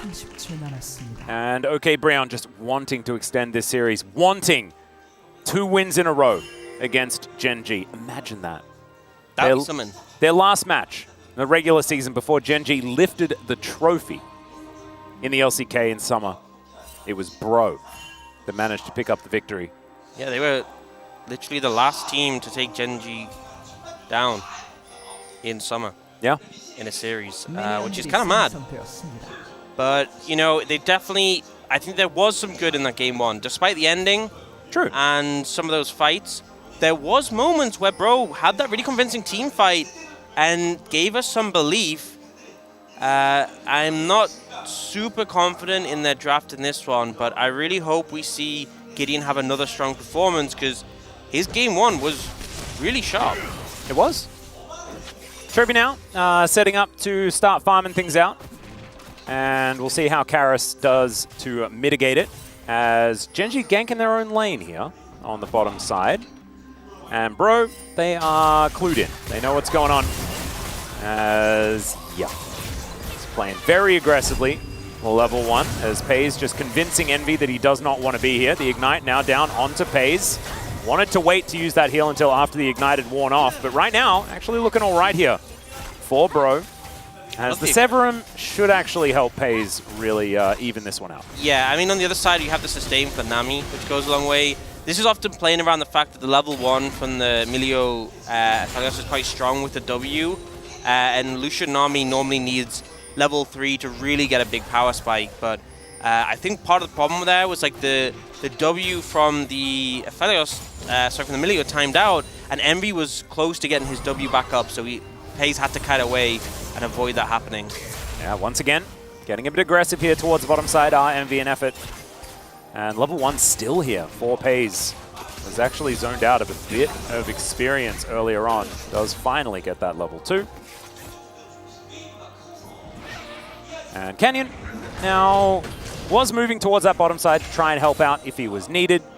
Now with the wave crashing towards this turret, I think that Gen.G should be able to sit back and farm things up. Currently, Envy definitely in a really good position here on the Lucian. And Lee Sin also towards the bottom side of the map as well. So Gideon, we know that this guy can make some incredible proactive plays on this Lee Sin. We'll see whether that's once again going to be something that he can achieve, because I think that Bro gonna need to get something going. Yeah, I mean, I think attention to bot always going to be valuable with a matchup like this. So good to see Gideon making sure his lane has cover so they can be a bit more aggressive. All right, in goes Envy, getting aggressive. as Paze presses the Q button. Gideon in position as well. Good bubble is going to connect. The Q is going to be flashed. Oh, man. Paze was definitely dead if he had have flashed any later than that. It was honestly a great bubble, but also just a fantastic flash from Paze. No hesitation to avoid that Sonic Wave on the back end. Another good bubble. I mean, Effa having a really solid game where, I'm going to be honest, I wasn't impressed with his center. Yeah. But, Morgan in a bit of trouble here. Is Kane going to tank up the turret a couple of times, even out that health trade? I just, I know people are like, oh, it's tank versus tank, but I kind of love the matchups where they're just like all in, like they're just fighting all the time on 10 HP, and it looks like it's on the knife's edge constantly. And speaking of knife's edge, Gideon, this is a good opportunity. Yeah, Gideon just going to come in. Kane is in a whole host of trouble. Does get a shield back as now Kane's looking for it. Morgan, oh no! First blood going on over, and then he just boops Gideon. Can he get out of here? The answer is no. It's underneath the turret. Envy's going to go down. Canyon in a bit of trouble as Karis is teleported after him, but there's the flash, and Canyon gets himself out with a phase rush. Oh, absolute disaster for Bro here. It's a 1-for-1 on the top side. They end up going even, but bot side, we see Envy getting dove under the tower, missing out massively. And also, interestingly enough, we're not seeing the double support item from the Lucian. Yeah. Very, very interesting. It's been kind of a hallmark, and I do think of all the AD carries, he's one of the ones who synergizes really well with the Blood Song. I think Aphelios, it's not terrible, it's just I don't think Sheen items sync amazing with him. And here, Morgan sets up the play quite well. This was quite a while ago. Yeah, this is showing when he got chunked out. Yeah. And then it's when Gideon eventually gets here. Take a nice little stroll. Yeah, Morgan had, all of his mana saved up, things like that, does manage to find that third Q, but it's just Udyr things. Morgan could have just backed away. I think he set it up, he just needed to walk it off and trust that Gideon had it, Yeah. Because he had no cooldowns really left to make that happen. And here's a replay of the bot lane dive, so you can see exactly what went down here. And I think it's going to be a very simple, we just dove with Maokai. Yeah. And you know what? It was that. They just dove with Maokai. And then Canyon flashes away, runs real quick. Yeah, with the Nimbus Cloak. Nimbus Cloak, yep. Yeah, so good start for Gen.G. And considering the fact that you have this Lee Sin, you have this Lucian army, really for Pro, you don't want to be falling behind in this game if you can avoid it. Oh man, effort. Going to be okay though. They're going to see whether they can get themselves back in here as they do push up. I like that they're still playing with some bravado. And still, even on farm, Gideon comes down just to see whether he can get anything done. Lehends scoping things out. Could be a dangerous moment here as they spot the Lee Sin, but he misses the Q. So Gen.G able to get in here and clear out the vision. 3 versus 3 towards the bottom side as in goes Canyon. Finds the knockback as Effort taking so much damage. He's so squishy right now. As Envy going to back away, they have to invest the heal. Yeah, I mean, the gun setup for Paze is so threatening in those skirmishes. But Karis looking here, this could be a shuffle. Yeah, there it is. And oh, the twisted advance is so good from Canyon. Still, he might go down. Lehends has the heal though. And that's going to keep him alive. Lehends trying to body block, but it's not going to be enough. And that is 2 kills in the end, both going to Gideon. After that play, you almost feel like Canyon deserved to live, but Bro definitely disagreed. And they end up getting 2 because Lehends was there to try and block the Sonic Wave. Really nice pickup for Bro. And once again, when things start to seem a little amiss, they give us some hope that they're still in this game. And I think a lot of it had to do with the fact that Chovy did just sit in this lane the entirety of the time. Karis moved on over there, got a really good ultimate. And Chovy able to get himself a couple of plates off the back end. So actually that trade might end up working out. The fact that Bro were able to coordinate, get together, and make something happen. Really good to see as Gideon, once again, back towards his top side. Probably going to respect what Kane's capable of this time as the all-out comes through and they follow with the Q. That was so sick. That was so... I thought he'd messed it up for a second, and then I thought Gideon already reactivated the Q, but no, he followed him all the way. And now looking for the dive in the bot lane. There's no TP support here. No level 6 from Canyon, though. Can they outplay? Yeah, Bubble is going to go wide there as they look for Envy. He's going to be the first one. And he's staying alive for quite a long time this time around as Effort does lock down the kill. And Paze needs to be careful. That turret really does hurt. So a 1-for-1. And Bro kind of staying in it. Yeah, still favorable for Gen.G. All the farm denied from the Lucian, but A good answer back from Bro to get that kill. We do see the support item has been picked up now by Envy, so was just delaying it a bit. Had that Dirk initially. We'll see the Blood Song coming out. Has been the popular thing to do. Yeah. On current patch, but we're going to replay. So this is the fight from before, and you can see that Chovy is the one initially moving, but the impact of a level 6 Azir kind of outmatches that of a Jace, just with the power of the ult. You can see Chovy doesn't want to get swept up. This Twisted Advance is so flawless. Yeah. But sadly just doesn't end up being enough, and I think a big factor is FaZe had kind of walked back to bot already. Wasn't there for the ensuing fight, and Lehends trying to block the Sonic Wave just trades his life. Yeah, and so Chovy doesn't follow into the jungle to die along with his team. 4 people still there. Smart decision. And is able to get a plate off the back end. So still able to claim something here on Gen.G's side. As this was so cool. Yeah. It was a really long ult as well. It looked like, yeah, he just ward hopped over. That's why I thought he'd already queued. Yeah. Over, then queued after. Really well played in here. I think a big factor is not having the level 6 from Canyon.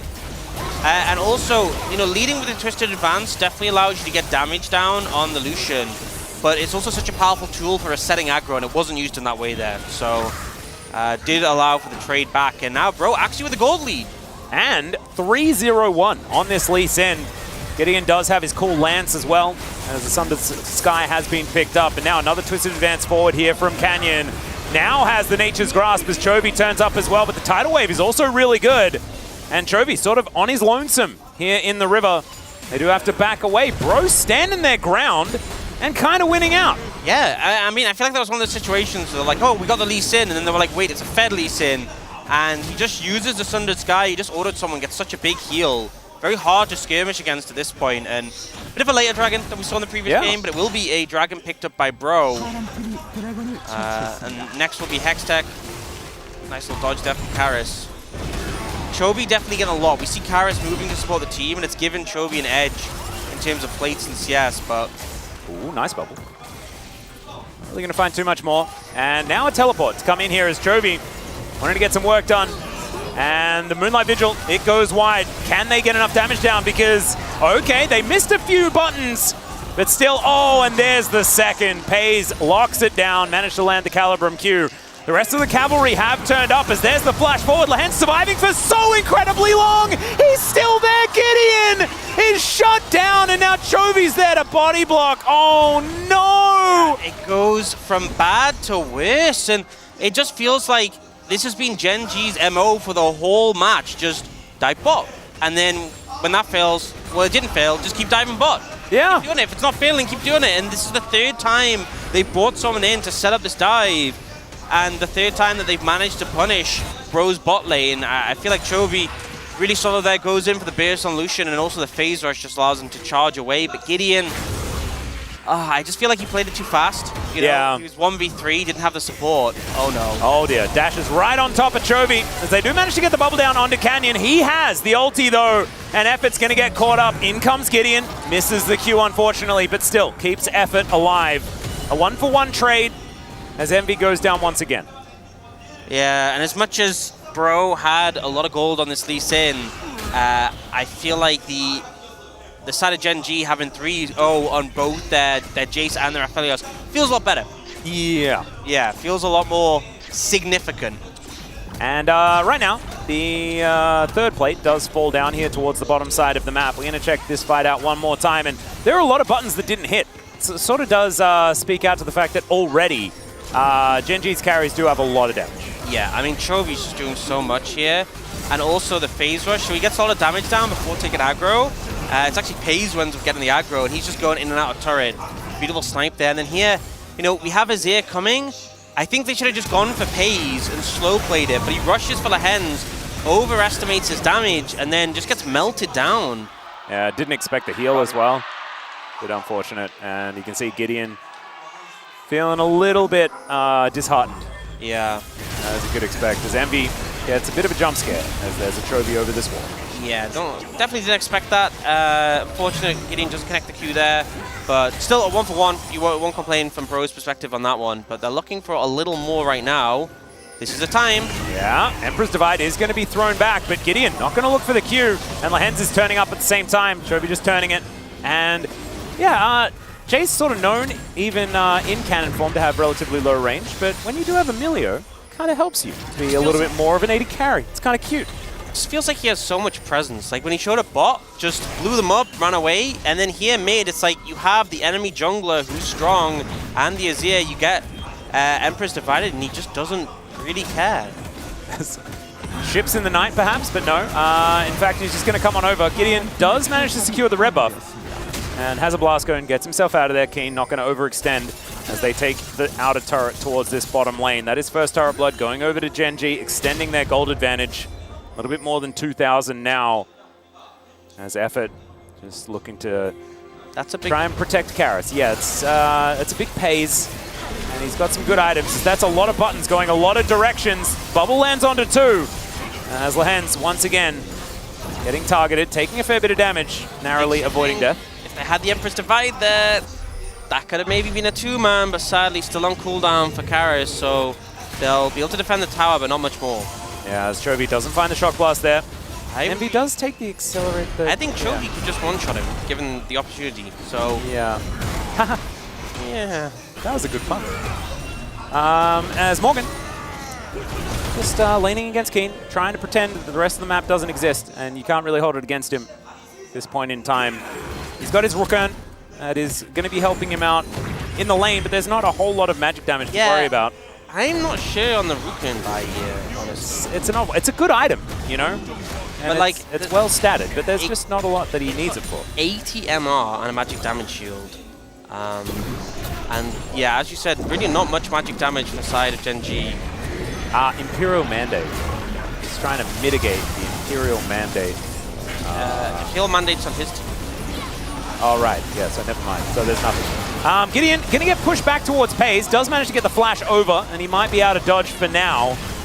As Morgan's making his way in. And Gen.G, is it a defense or is this a turn opportunity? As Pace just walks forward. Oh my goodness, okay. Corky was banned and Chovy just goes with the next best thing. He's like, I want to play the same champion. How do I do that? As Gideon is going to be found by Keen and just burns down. Yep. Not really much you can do in that situation. Didn't have the wards for Hop there, I believe. And this has got to be a frustrating game for Gideon because I feel like it started so well and then he's just lost steam on a couple of plays that have backfired. And Gen.G just seemed firmly in control. The goal lead, about 2,500. It's not massive. And yet it feels like the control is super different in this game right now. Yeah. Envy now could be in trouble. Doesn't know exactly where Canyon is over this wall, but was thinking about trying to last hit that Raptor. Because now he's going to have to try and get away from this. Not going to quite be able to do so. As, oh my goodness. Just land a Q, I guess, as the flash now has to be used by Lehends. Canyon trying to keep this Azir out of here, but it's a good sweep.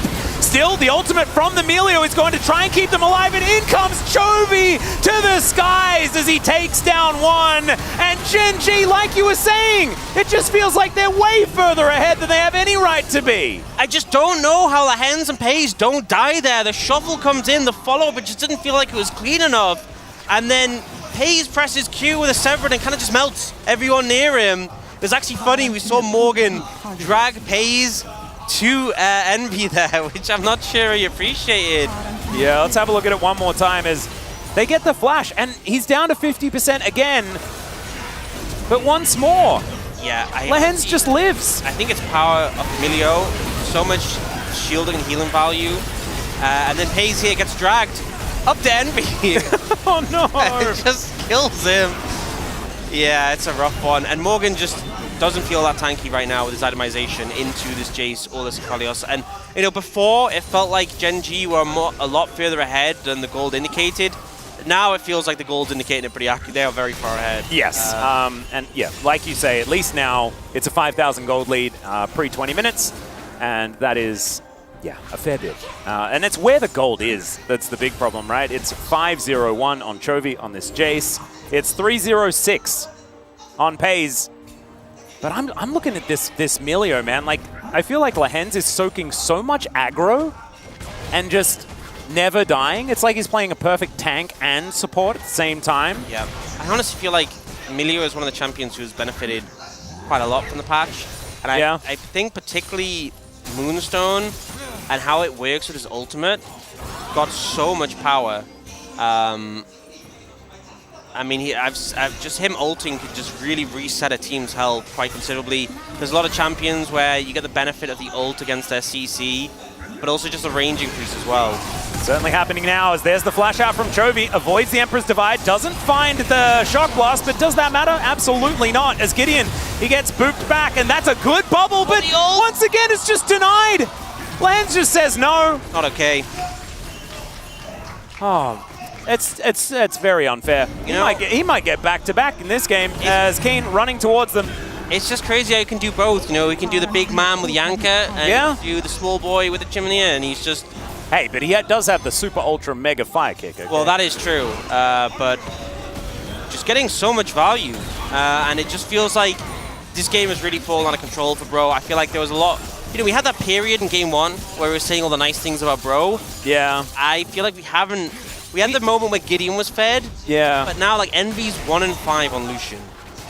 Yeah, the Lucian is... It's something that feels like a trap to a lot of our lower tier teams, and it is a bit of a feast or famine type champion just in general, but it's looking I just think like it's back to being a bit of a negative. I just think Lucian Army into Milio Aphelios is the good matchup, and I think Lucian Milio is way better than Lucian Army, so just it should be B1 Milio. Yeah, I 100% agree, and this is something that, you know, I think we've been talking about till the cows come home. And we've seen some teams have actually adjusted and moved to the Milio first pick instead when it is both of those 80 carries that are up and available. Especially with the amount of 80 carry bans that we have seen come through on more of the aggressive bot lane picks that can kind of punish. But not happening this time, as now Canyon looking for another ulti. Oh, the Nature's Grasp is beautiful as Envy looking to try and find some damage, but Pace sort of looks at him and he dies. That is 2 immediate kills, as then Karis is dispatched by Chovy for the double kill. Keen now looking for Gideon towards the top side of the fight. He has to flash to get out, but is Keen going to stop? I don't think so, as the Shock Blast clears out some minions. Gideon is still able to get himself out with the safeguard. But it's all of the damage is now removed as well as effort. And I think Gen.G have a free ride towards Baron. I think as well, you can kind of see in the plays, when Canyon engaged there, he could have easily just grabbed effort and got the kill, but they're so confident. He's like, no, I'm going to grab Karis because I know effort's going to be dead, Chovy's going to have it. And it just feels like the game is just really hard to play for this position, Bro. Frankly, need a miracle. They certainly do, especially now that the Baron has been taken. It's a 10,000 gold lead, and it's only 21 and a half minutes in this game. Yeah, I feel like this is the point where you put your haircut on the line or something like that. Yeah, I've done that before when Gen.G and Canyon have been in the game, so I'm not ready. I did do a hair bet previously, though, so maybe I could do it. But not this time. Your hair. No, I'm scared of the Bros, man. I feel like give him an inch, and they'll take my hair. Oh God. Okay.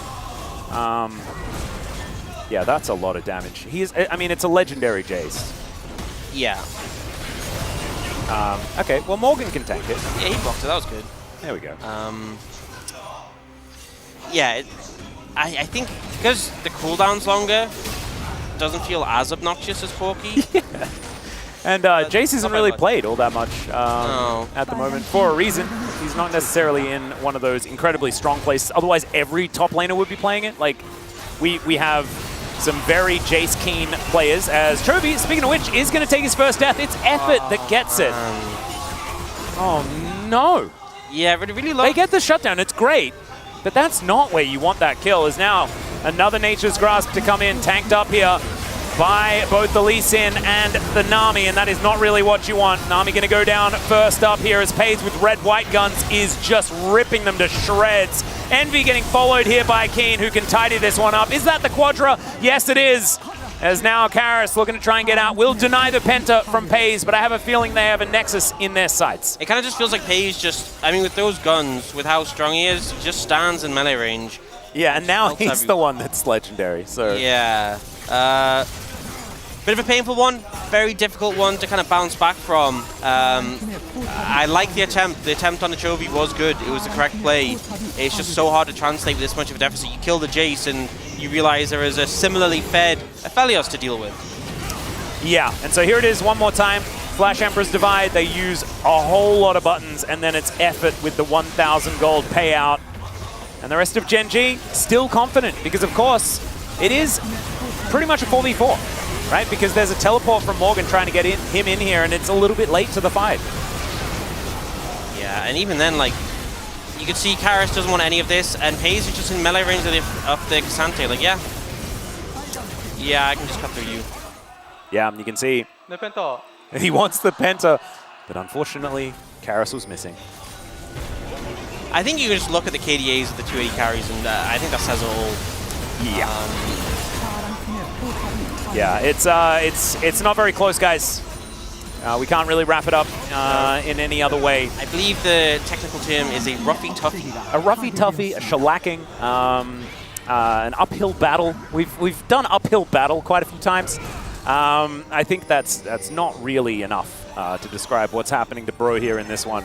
11,000 gold, and it's 25 minutes on the clock. Also, I mean, okay, hypothetically, let's say Chovy and Pays on like your focus in fights. Let's say you have a situation where you can just free hit Canyon or Keen. Look how tanky. Look at those items. Yeah. Like, I just don't even see how you cut through the front line. Even if Chovy and Pays, I don't know, maybe they're busy farming. Well, look at King. He can just walk around, do whatever the heck he wants. Yeah, like this Lucian is never doing any damage to either of those champions. No. I think the only person on Bro who has a shred of a hope of dealing any damage to them is Karis, and you have to cut through a massive magic shield before you even start hitting them. Yep. And the Frozen Heart plus Rookern as well, it feels like you've got all of the magic damage you need, as well as stopping this Nash's Tooth from really having any value at all.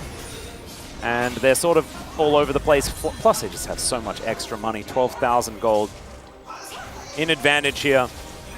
And you have to dodge Shock Blasts. You have to dodge Moonlight Vigils. And yeah, there are a lot of struggles here for Bro in this particular game, as Morgan doesn't quite find the Q3 as another Nature's Grasp to come in, mainly just to get them towards this turret. But Canyon might look for a little bit more. Shock Blast. What the heck? Corki was banned, Chovy! This is just new Corki. Yeah! If at first you can't Corki again on a different champion, I guess. Corki 2. Yeah. You know, I dread if we ever get a game 3 and he brings out Corki 3, you know. Oh, I know. On the list. Don't even know what that champion is, as Keen is just going to walk it off or run it off. And now Chovy just looking for another opportunity. We can see Jonah Strong knows what we're looking out for as Karis loses a third of his health bar. And yep, the culling. Wait, that didn't even sure do it's doing something. That was hitting Pays and it wasn't even cutting through the shields. Yeah, I don't know. Yeah. We're going to say Moonstone value. Pretty good. Something like that. As Kane happy to tank up this turret to no end. And Gen.G looking for the last remaining inhibitor. I think the funniest thing about the Rookern... Oh my god! And Envy is just so incredibly far behind. Look at, he's hitting Keen. I think he's taking more damage. Yeah. Okay, well, that's a whole bunch of buttons have been hit, but none of them are onto Chovy, who's doing a lot of damage to that backline. In goes Karis, finds a sweep as they almost managed to kill Keen, but they're not able to do so. Oh my goodness, effort just explodes, and they are so far ahead. Gen.G gonna clean up the rest of these kills on the fountain. Moonlight Vigil goes wide there as Envy is gonna be left alive for the moment. But I have a feeling that they will storm this one, and they are going to do so. The Nexus goes down before they can kill him. But Gen.G with a swift 2-0. Yeah, I feel like there was even less hope compared to the first game. I feel like this one was just super decisive. I feel like Chovy's looking a bit sheepish after that one. I think he should feel guilt. I would feel guilty. I feel guilty on his behalf. Yeah. The Corki game, you know, you get one, right? Yeah. But and then they ban Corki, so they're saying, please stop. Yes. And then he says no. Yeah, I think that's really where you're pushing it a bit too far. Yeah. You know, Bro did not approve. They were not happy with the Jace treatment. But I think it just goes to show, you know, a lot of these compositions with things like the Lucian Army, like the Azir, short-ranged, lacking in engage. The only real engage they had was like, I don't know, I guess like a Cassante dragging someone or a Lee Sin kick, which is not reliable enough. And it was cool, like there was that one Lee Sin, Cassante moment that Morgan and Gideon had together, that looked really cool. Yeah, and there were some good shuffles, but like it's just not enough. Doesn't it? It feels to me a little bit like, bro, it's like their champions do less. Yeah. Like when they load in, Gen.G has an extra button enabled or something like that. That's what it felt like in a lot of these fights, because so many times they were doing the right things. The right stuff was happening, and then, I don't know, then Pays was more fed than Envy, I guess, is sort of the reality of the situation. I think what's insane is kind of like the composure Chovy had in that game. Even when he wasn't that fed, even in the early stages, it felt like any skirmish he was involved with, he just didn't feel threatened. No. He kind of, they went for the shuffle and he just kind of carried it out, and then he was like 1v2ing with a bit of support from Milio. It really felt like they just didn't have a way to pressure him. And I think part of the issue as well is that for Karis, it's kind of been like a zero. He had one Orianna game so far this season. And I think we've seen, as much as Azir is strong, there's a lot of picks that can do well against it. And Chovy's really showing them off. And it was really cool as well that it was picked R4 at the same time, because we know that Keen is a great Jace player at the same time. If they were to pick something a little bit better suited for a Jace lane in that top side, then Chovy could have also gone for a counter pick as well. I think the amount of tradability between Keen and Chovy's champion pools is actually kind of insane. Yeah. Because Keen, he likes to dabble in mages, and Chovy is basically a top laner trapped in mid. When are we getting the Udyr mid? I know, this is the thing. I mean, it's going to happen. I'm sure it's going to happen.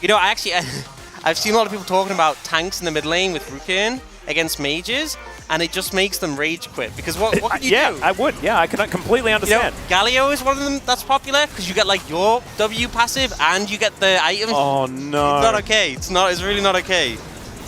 And he's sort of a mid laner as well, so you kind of get away with it. Yeah. You don't make your own team upset. Yeah. A lot of focus on bot lane. I feel like Gen.G did a really good job of just making this Lucian army unplayable. And I honestly feel like it was just such a struggle. Gideon had a strong early, was 3-0 at this point, but just overestimated his damage just slightly baited by the heal. It's heartbreaking though, isn't it? It looked like a gimme. As even Karis had some of these great moments. And look at this. Shouldn't you be up? We saw like Peter's Milio get executed 4 times in a row or something like that in our previous series. Yeah. It's a champion that can get picked off. I honestly don't think Bro played that bad. I think Gen.G just played pretty well. Yeah. It kind of felt like, and I have to give respect to Bro for constantly looking for these plays, these angles to get back in the game. What I really get frustrated at is when teams just lose slowly and don't do anything. True. They went for the plays, but it just clearly was very apparent that Gen.G are our strongest team right now. And you can see why. No, absolutely. And there's also a gap between the West and the East here in the LCK at the moment. That's what it's feeling like. This is Bro that has made a lot more changes than they had in the past. As the fact that Keen survives here is some real Udyr things. It's so sad that he went for the shuffle and the squishies flashed out and he just got the Udyr. Yeah. Doesn't even die from 10% HP. It was even less than, I swear it was less than 10%. It's absurd. Are they going to do the 100 duel set again? As Keen had to teleport back in to get his health back.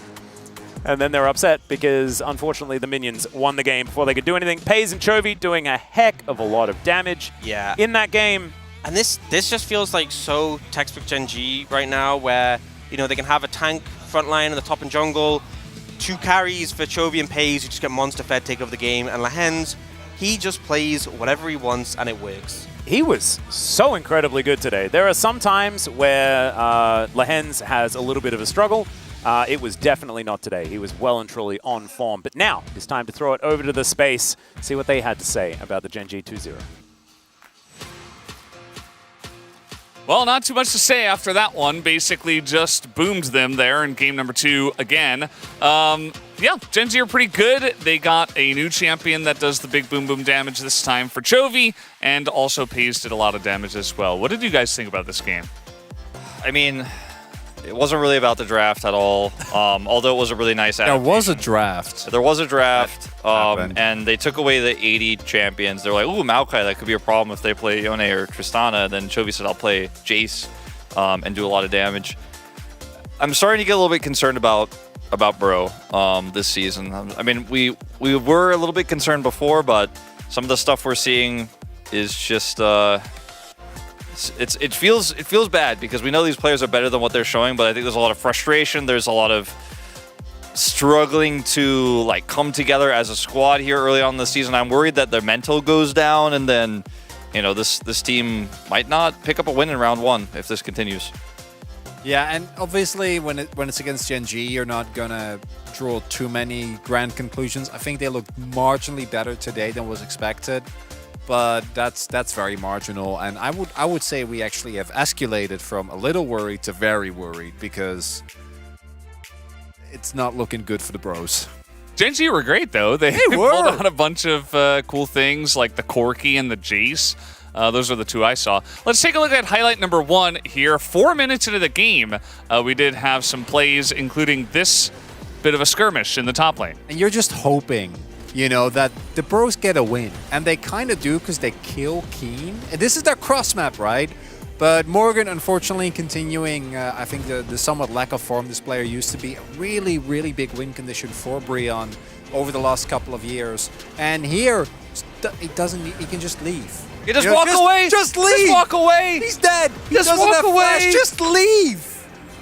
He didn't leave. And then obviously on the cross map, things are not going well. And this is the problem, is that right from the get-go, this is a really hard forced gank. But you're already playing from a huge deficit from this point onwards. And then beyond this, there's a teleport.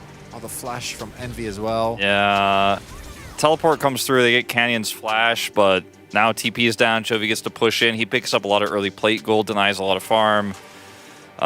They tried to salvage these situations, but they dug themselves deeper holes in trying to do so. Yeah, not too much else to say on that one. It is, of course, Gen.G, one of our best teams here in the LCK versus Bro, who are, they were down at the bottom last year. Now they're struggling a little bit more, it seems. So Gen.G certainly having their fun with this one, I would say. We could take a look at the second highlight as well, just for good measure at 16 minutes into the game. Decent angle here. Karis looking for some stuff. I feel like some of the divides were okay in this match, but it wasn't enough in the end. Really nice sidestep from Pace there as well. What I want to highlight is that this, to me, is the big difference between today and we talked a lot about the problems with Brion. They're looking to be one of our bottom tier teams, so it's not too surprising. They did actually do stuff in this series, and I think that might seem like a low bar, but given what we saw of them in week 1 in particular, I actually think that this is showing that there are some progress is being made for this team, and they really need it because they were never going to expect it to do well against Gen.G, but they need to be ready for when they face teams like Nongshim, teams like Kwangdong, that also even teams like Foxes that are also really struggling. Yeah, DRX, these types of teams are going to be the ones that you can take a win on. I wanted to see improvement from Gideon this week. Decent early game here. Obviously not able to stick the landing. There were some errors, but at least he was at the right place at the right time oftentimes in this series. So small improvements. We're going to have to see that kind of incrementally stack up, I hope. Yeah, can't make the big jump all at once. But guys, we do have the POG ready to go. Let's see who does pick it up here in this game number 2. I would imagine it is the Jace. It is Chovy, of course. 10 kills and almost 1,200 DPM in this game 2. And I think both him and Pace were the big damage dealers, but the real key thing that I think set Chovy apart for us was how proactive he was, right? And this is something we always talk about with this guy. There is no longer the illusion that at least domestically Chovy is this guy that just sits in a side lane and farms. He is one of the big reasons why Gen.G's mid game is as oppressive as it is. Yeah, I mean, he's just constantly putting out the damage. This damage he does at this point when he's so far ahead, despite missing that accelerated shock blast, is just unreal. We loved his build as well, rushing the opportunity, trying to get some additional burst damage, going for that first play bot. And yeah, there was just no chance. There was no hope for the Bros, unfortunately, against this much damage. I'll respect him. The Canyon vote especially. Yeah, I mean, Pace played a clean game. I think that he had a lot less agencies. His early laning phase was a bit rough, but had a great positioning in some of the team fights, but it definitely felt more like the Chovy show, I think also because, again, he had a lot of impact on the map. He definitely did. It kind of feels like that solo queue game nowadays where there is a lot of burst in the game, but you don't see it all the time in pro play, but this one was where it's like, oh, okay, this is what is possible in this game. So, and in this match, we even saw. So, interesting stuff from the side of Gen.G. They do pick up the 2-0 here. We will have an interview in just a moment with G-Sun for the translation. And we'll see if we can get that going here in just a second, but I think we do need a little bit more time. So any other thoughts about Gen.G today? I mean, I just don't want to draw too many conclusions about Gen.G. Their big matches against Dplus. I don't think they prepared that much for the series. I think they definitely just winged it. I think they had a lot of fun, and this is not one that makes you go, oh man, Dplus, there's no hope for them because Gen.G crushed bro. It's definitely not that kind of series for me. Yeah, I don't think we really can draw any conclusion. I think but a lot of the top teams will just give themselves a little bit more leeway and then tighten up come mid-game, and that's what we saw in both games today as well. We absolutely did. Well, guys, we do have the interview ready to go. I'll hand it over to Ji-sun now for the translation. Thank you very much, guys. This is Ji-sun for the POG interview, joined by Chovy and Lehends after their win up against OK Savings Bank Brion. How do you feel, Lehends? I think, those two games are not easy, to be completely honest, and there were a lot of blunders, but I'm pretty much relieved to get the win. What about you, Chovy? You are winning POGs in every single match you are playing. I'm happy that I'm continuing the winning streak and also my POG streak. I have some question about the game number 1 pick and bans. We had the Senna Seraphine bottom duo one more time today. They are really pretty much sustained in lane. How do you kind of break through that? Well, you have to keep fighting, you have to kind of 100-0 them, but we were not playing that kind of a comp in game 1, so that was why that game was pretty much difficult for us. Well, in game number 1, there was an amazing team fight initiated by your Nautilus. Let's take a look at this replay. Your ult was just the art. How did you pull this off? That was the only thing that I was looking for in that team fight, and I pulled it off, so I was pretty, amazed. And Lehends apparently just said, don't group up in front of my Nautilus, or you're gonna die. And that's what happened in that fight. I look completely cocky in that voice comm. That replay kind of humbles me. And also, game number 1, our macro was also not on point, so I cannot really say I'm pretty much fully satisfied with our play in game 1. And Chovy, you played Quirky in game number 1. It was just a shooting gallery for you in that game. You were putting massive amount of damage. How would you like to rate Corki right now in the current meta? Well, I think the new item suits Corki really well. So in the late game, like with the additional range with the item and also the damage of the late game, Corki has a great synergy. So I can say this is a pretty strong pick and item build right now. And then game 2, Gen.G was bullying the bros bottom duo on and on and on. It was endless turret dive attempts from Gen.G.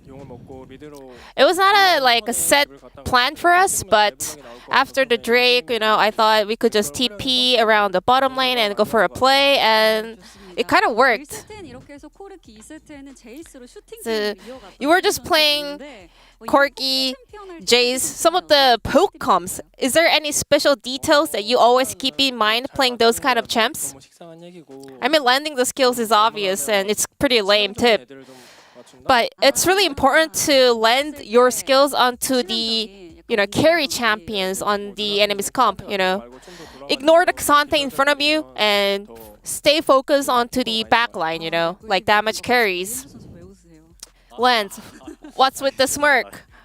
Sorry about that. Don't mind me. Lehends, you returned to Gen.G and now you're playing together with Pace on the bottom lane. How were you able to build teamwork with them? I think we're still in the process of, finding the best kind of synergy and teamwork together, and we're learning a lot from each other. Did you teach anything to Pace? Because he's a rookie player and you have so much experience. I'm giving him a lot of, feedbacks, such as don't nap too much, you know. Don't sleep in the daytime too much. And those are my tips for PACE. And coming up this Saturday, it is going to be Gen.G versus DK, and Showmaker earlier today sat to Canyon.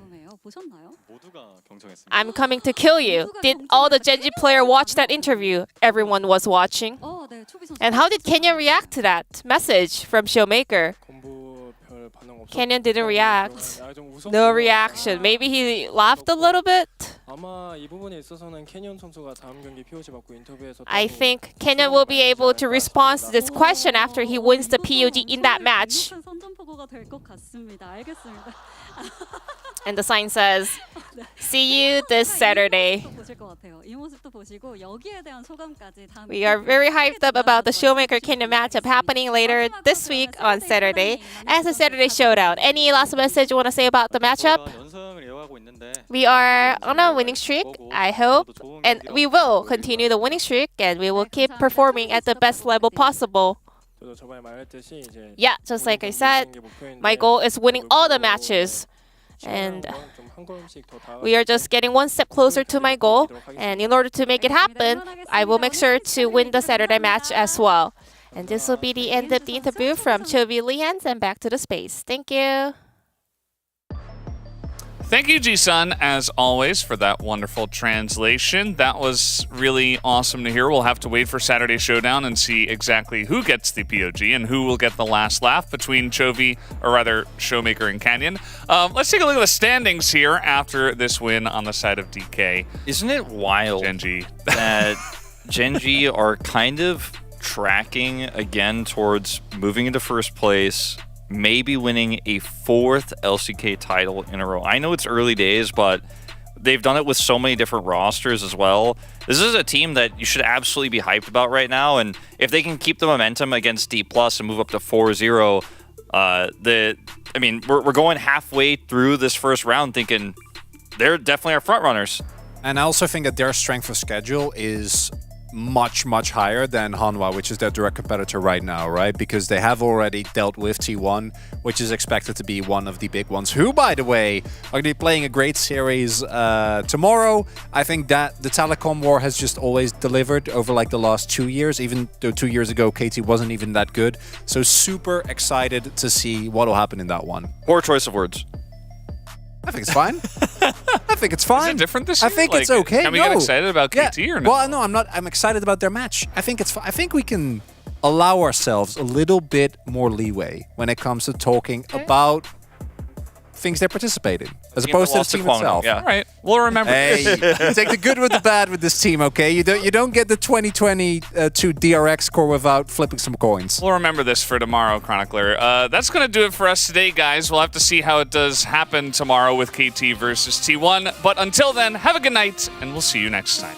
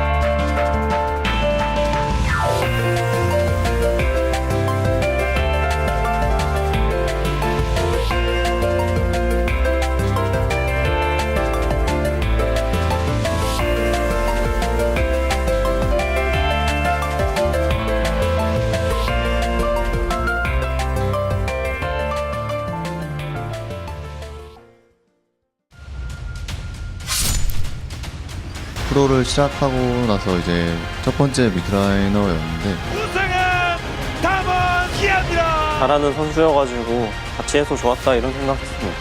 큰 변화를 주고 싶다는 생각이 들었고 그래서 이적하게 됐습니다. 항상 아군이었는데 적군으로 맞는다니까 좀 감회가 새롭고 하지만 크게 의식하지 않고 저희의 플레이 잘해서 이겨보도록 하겠습니다.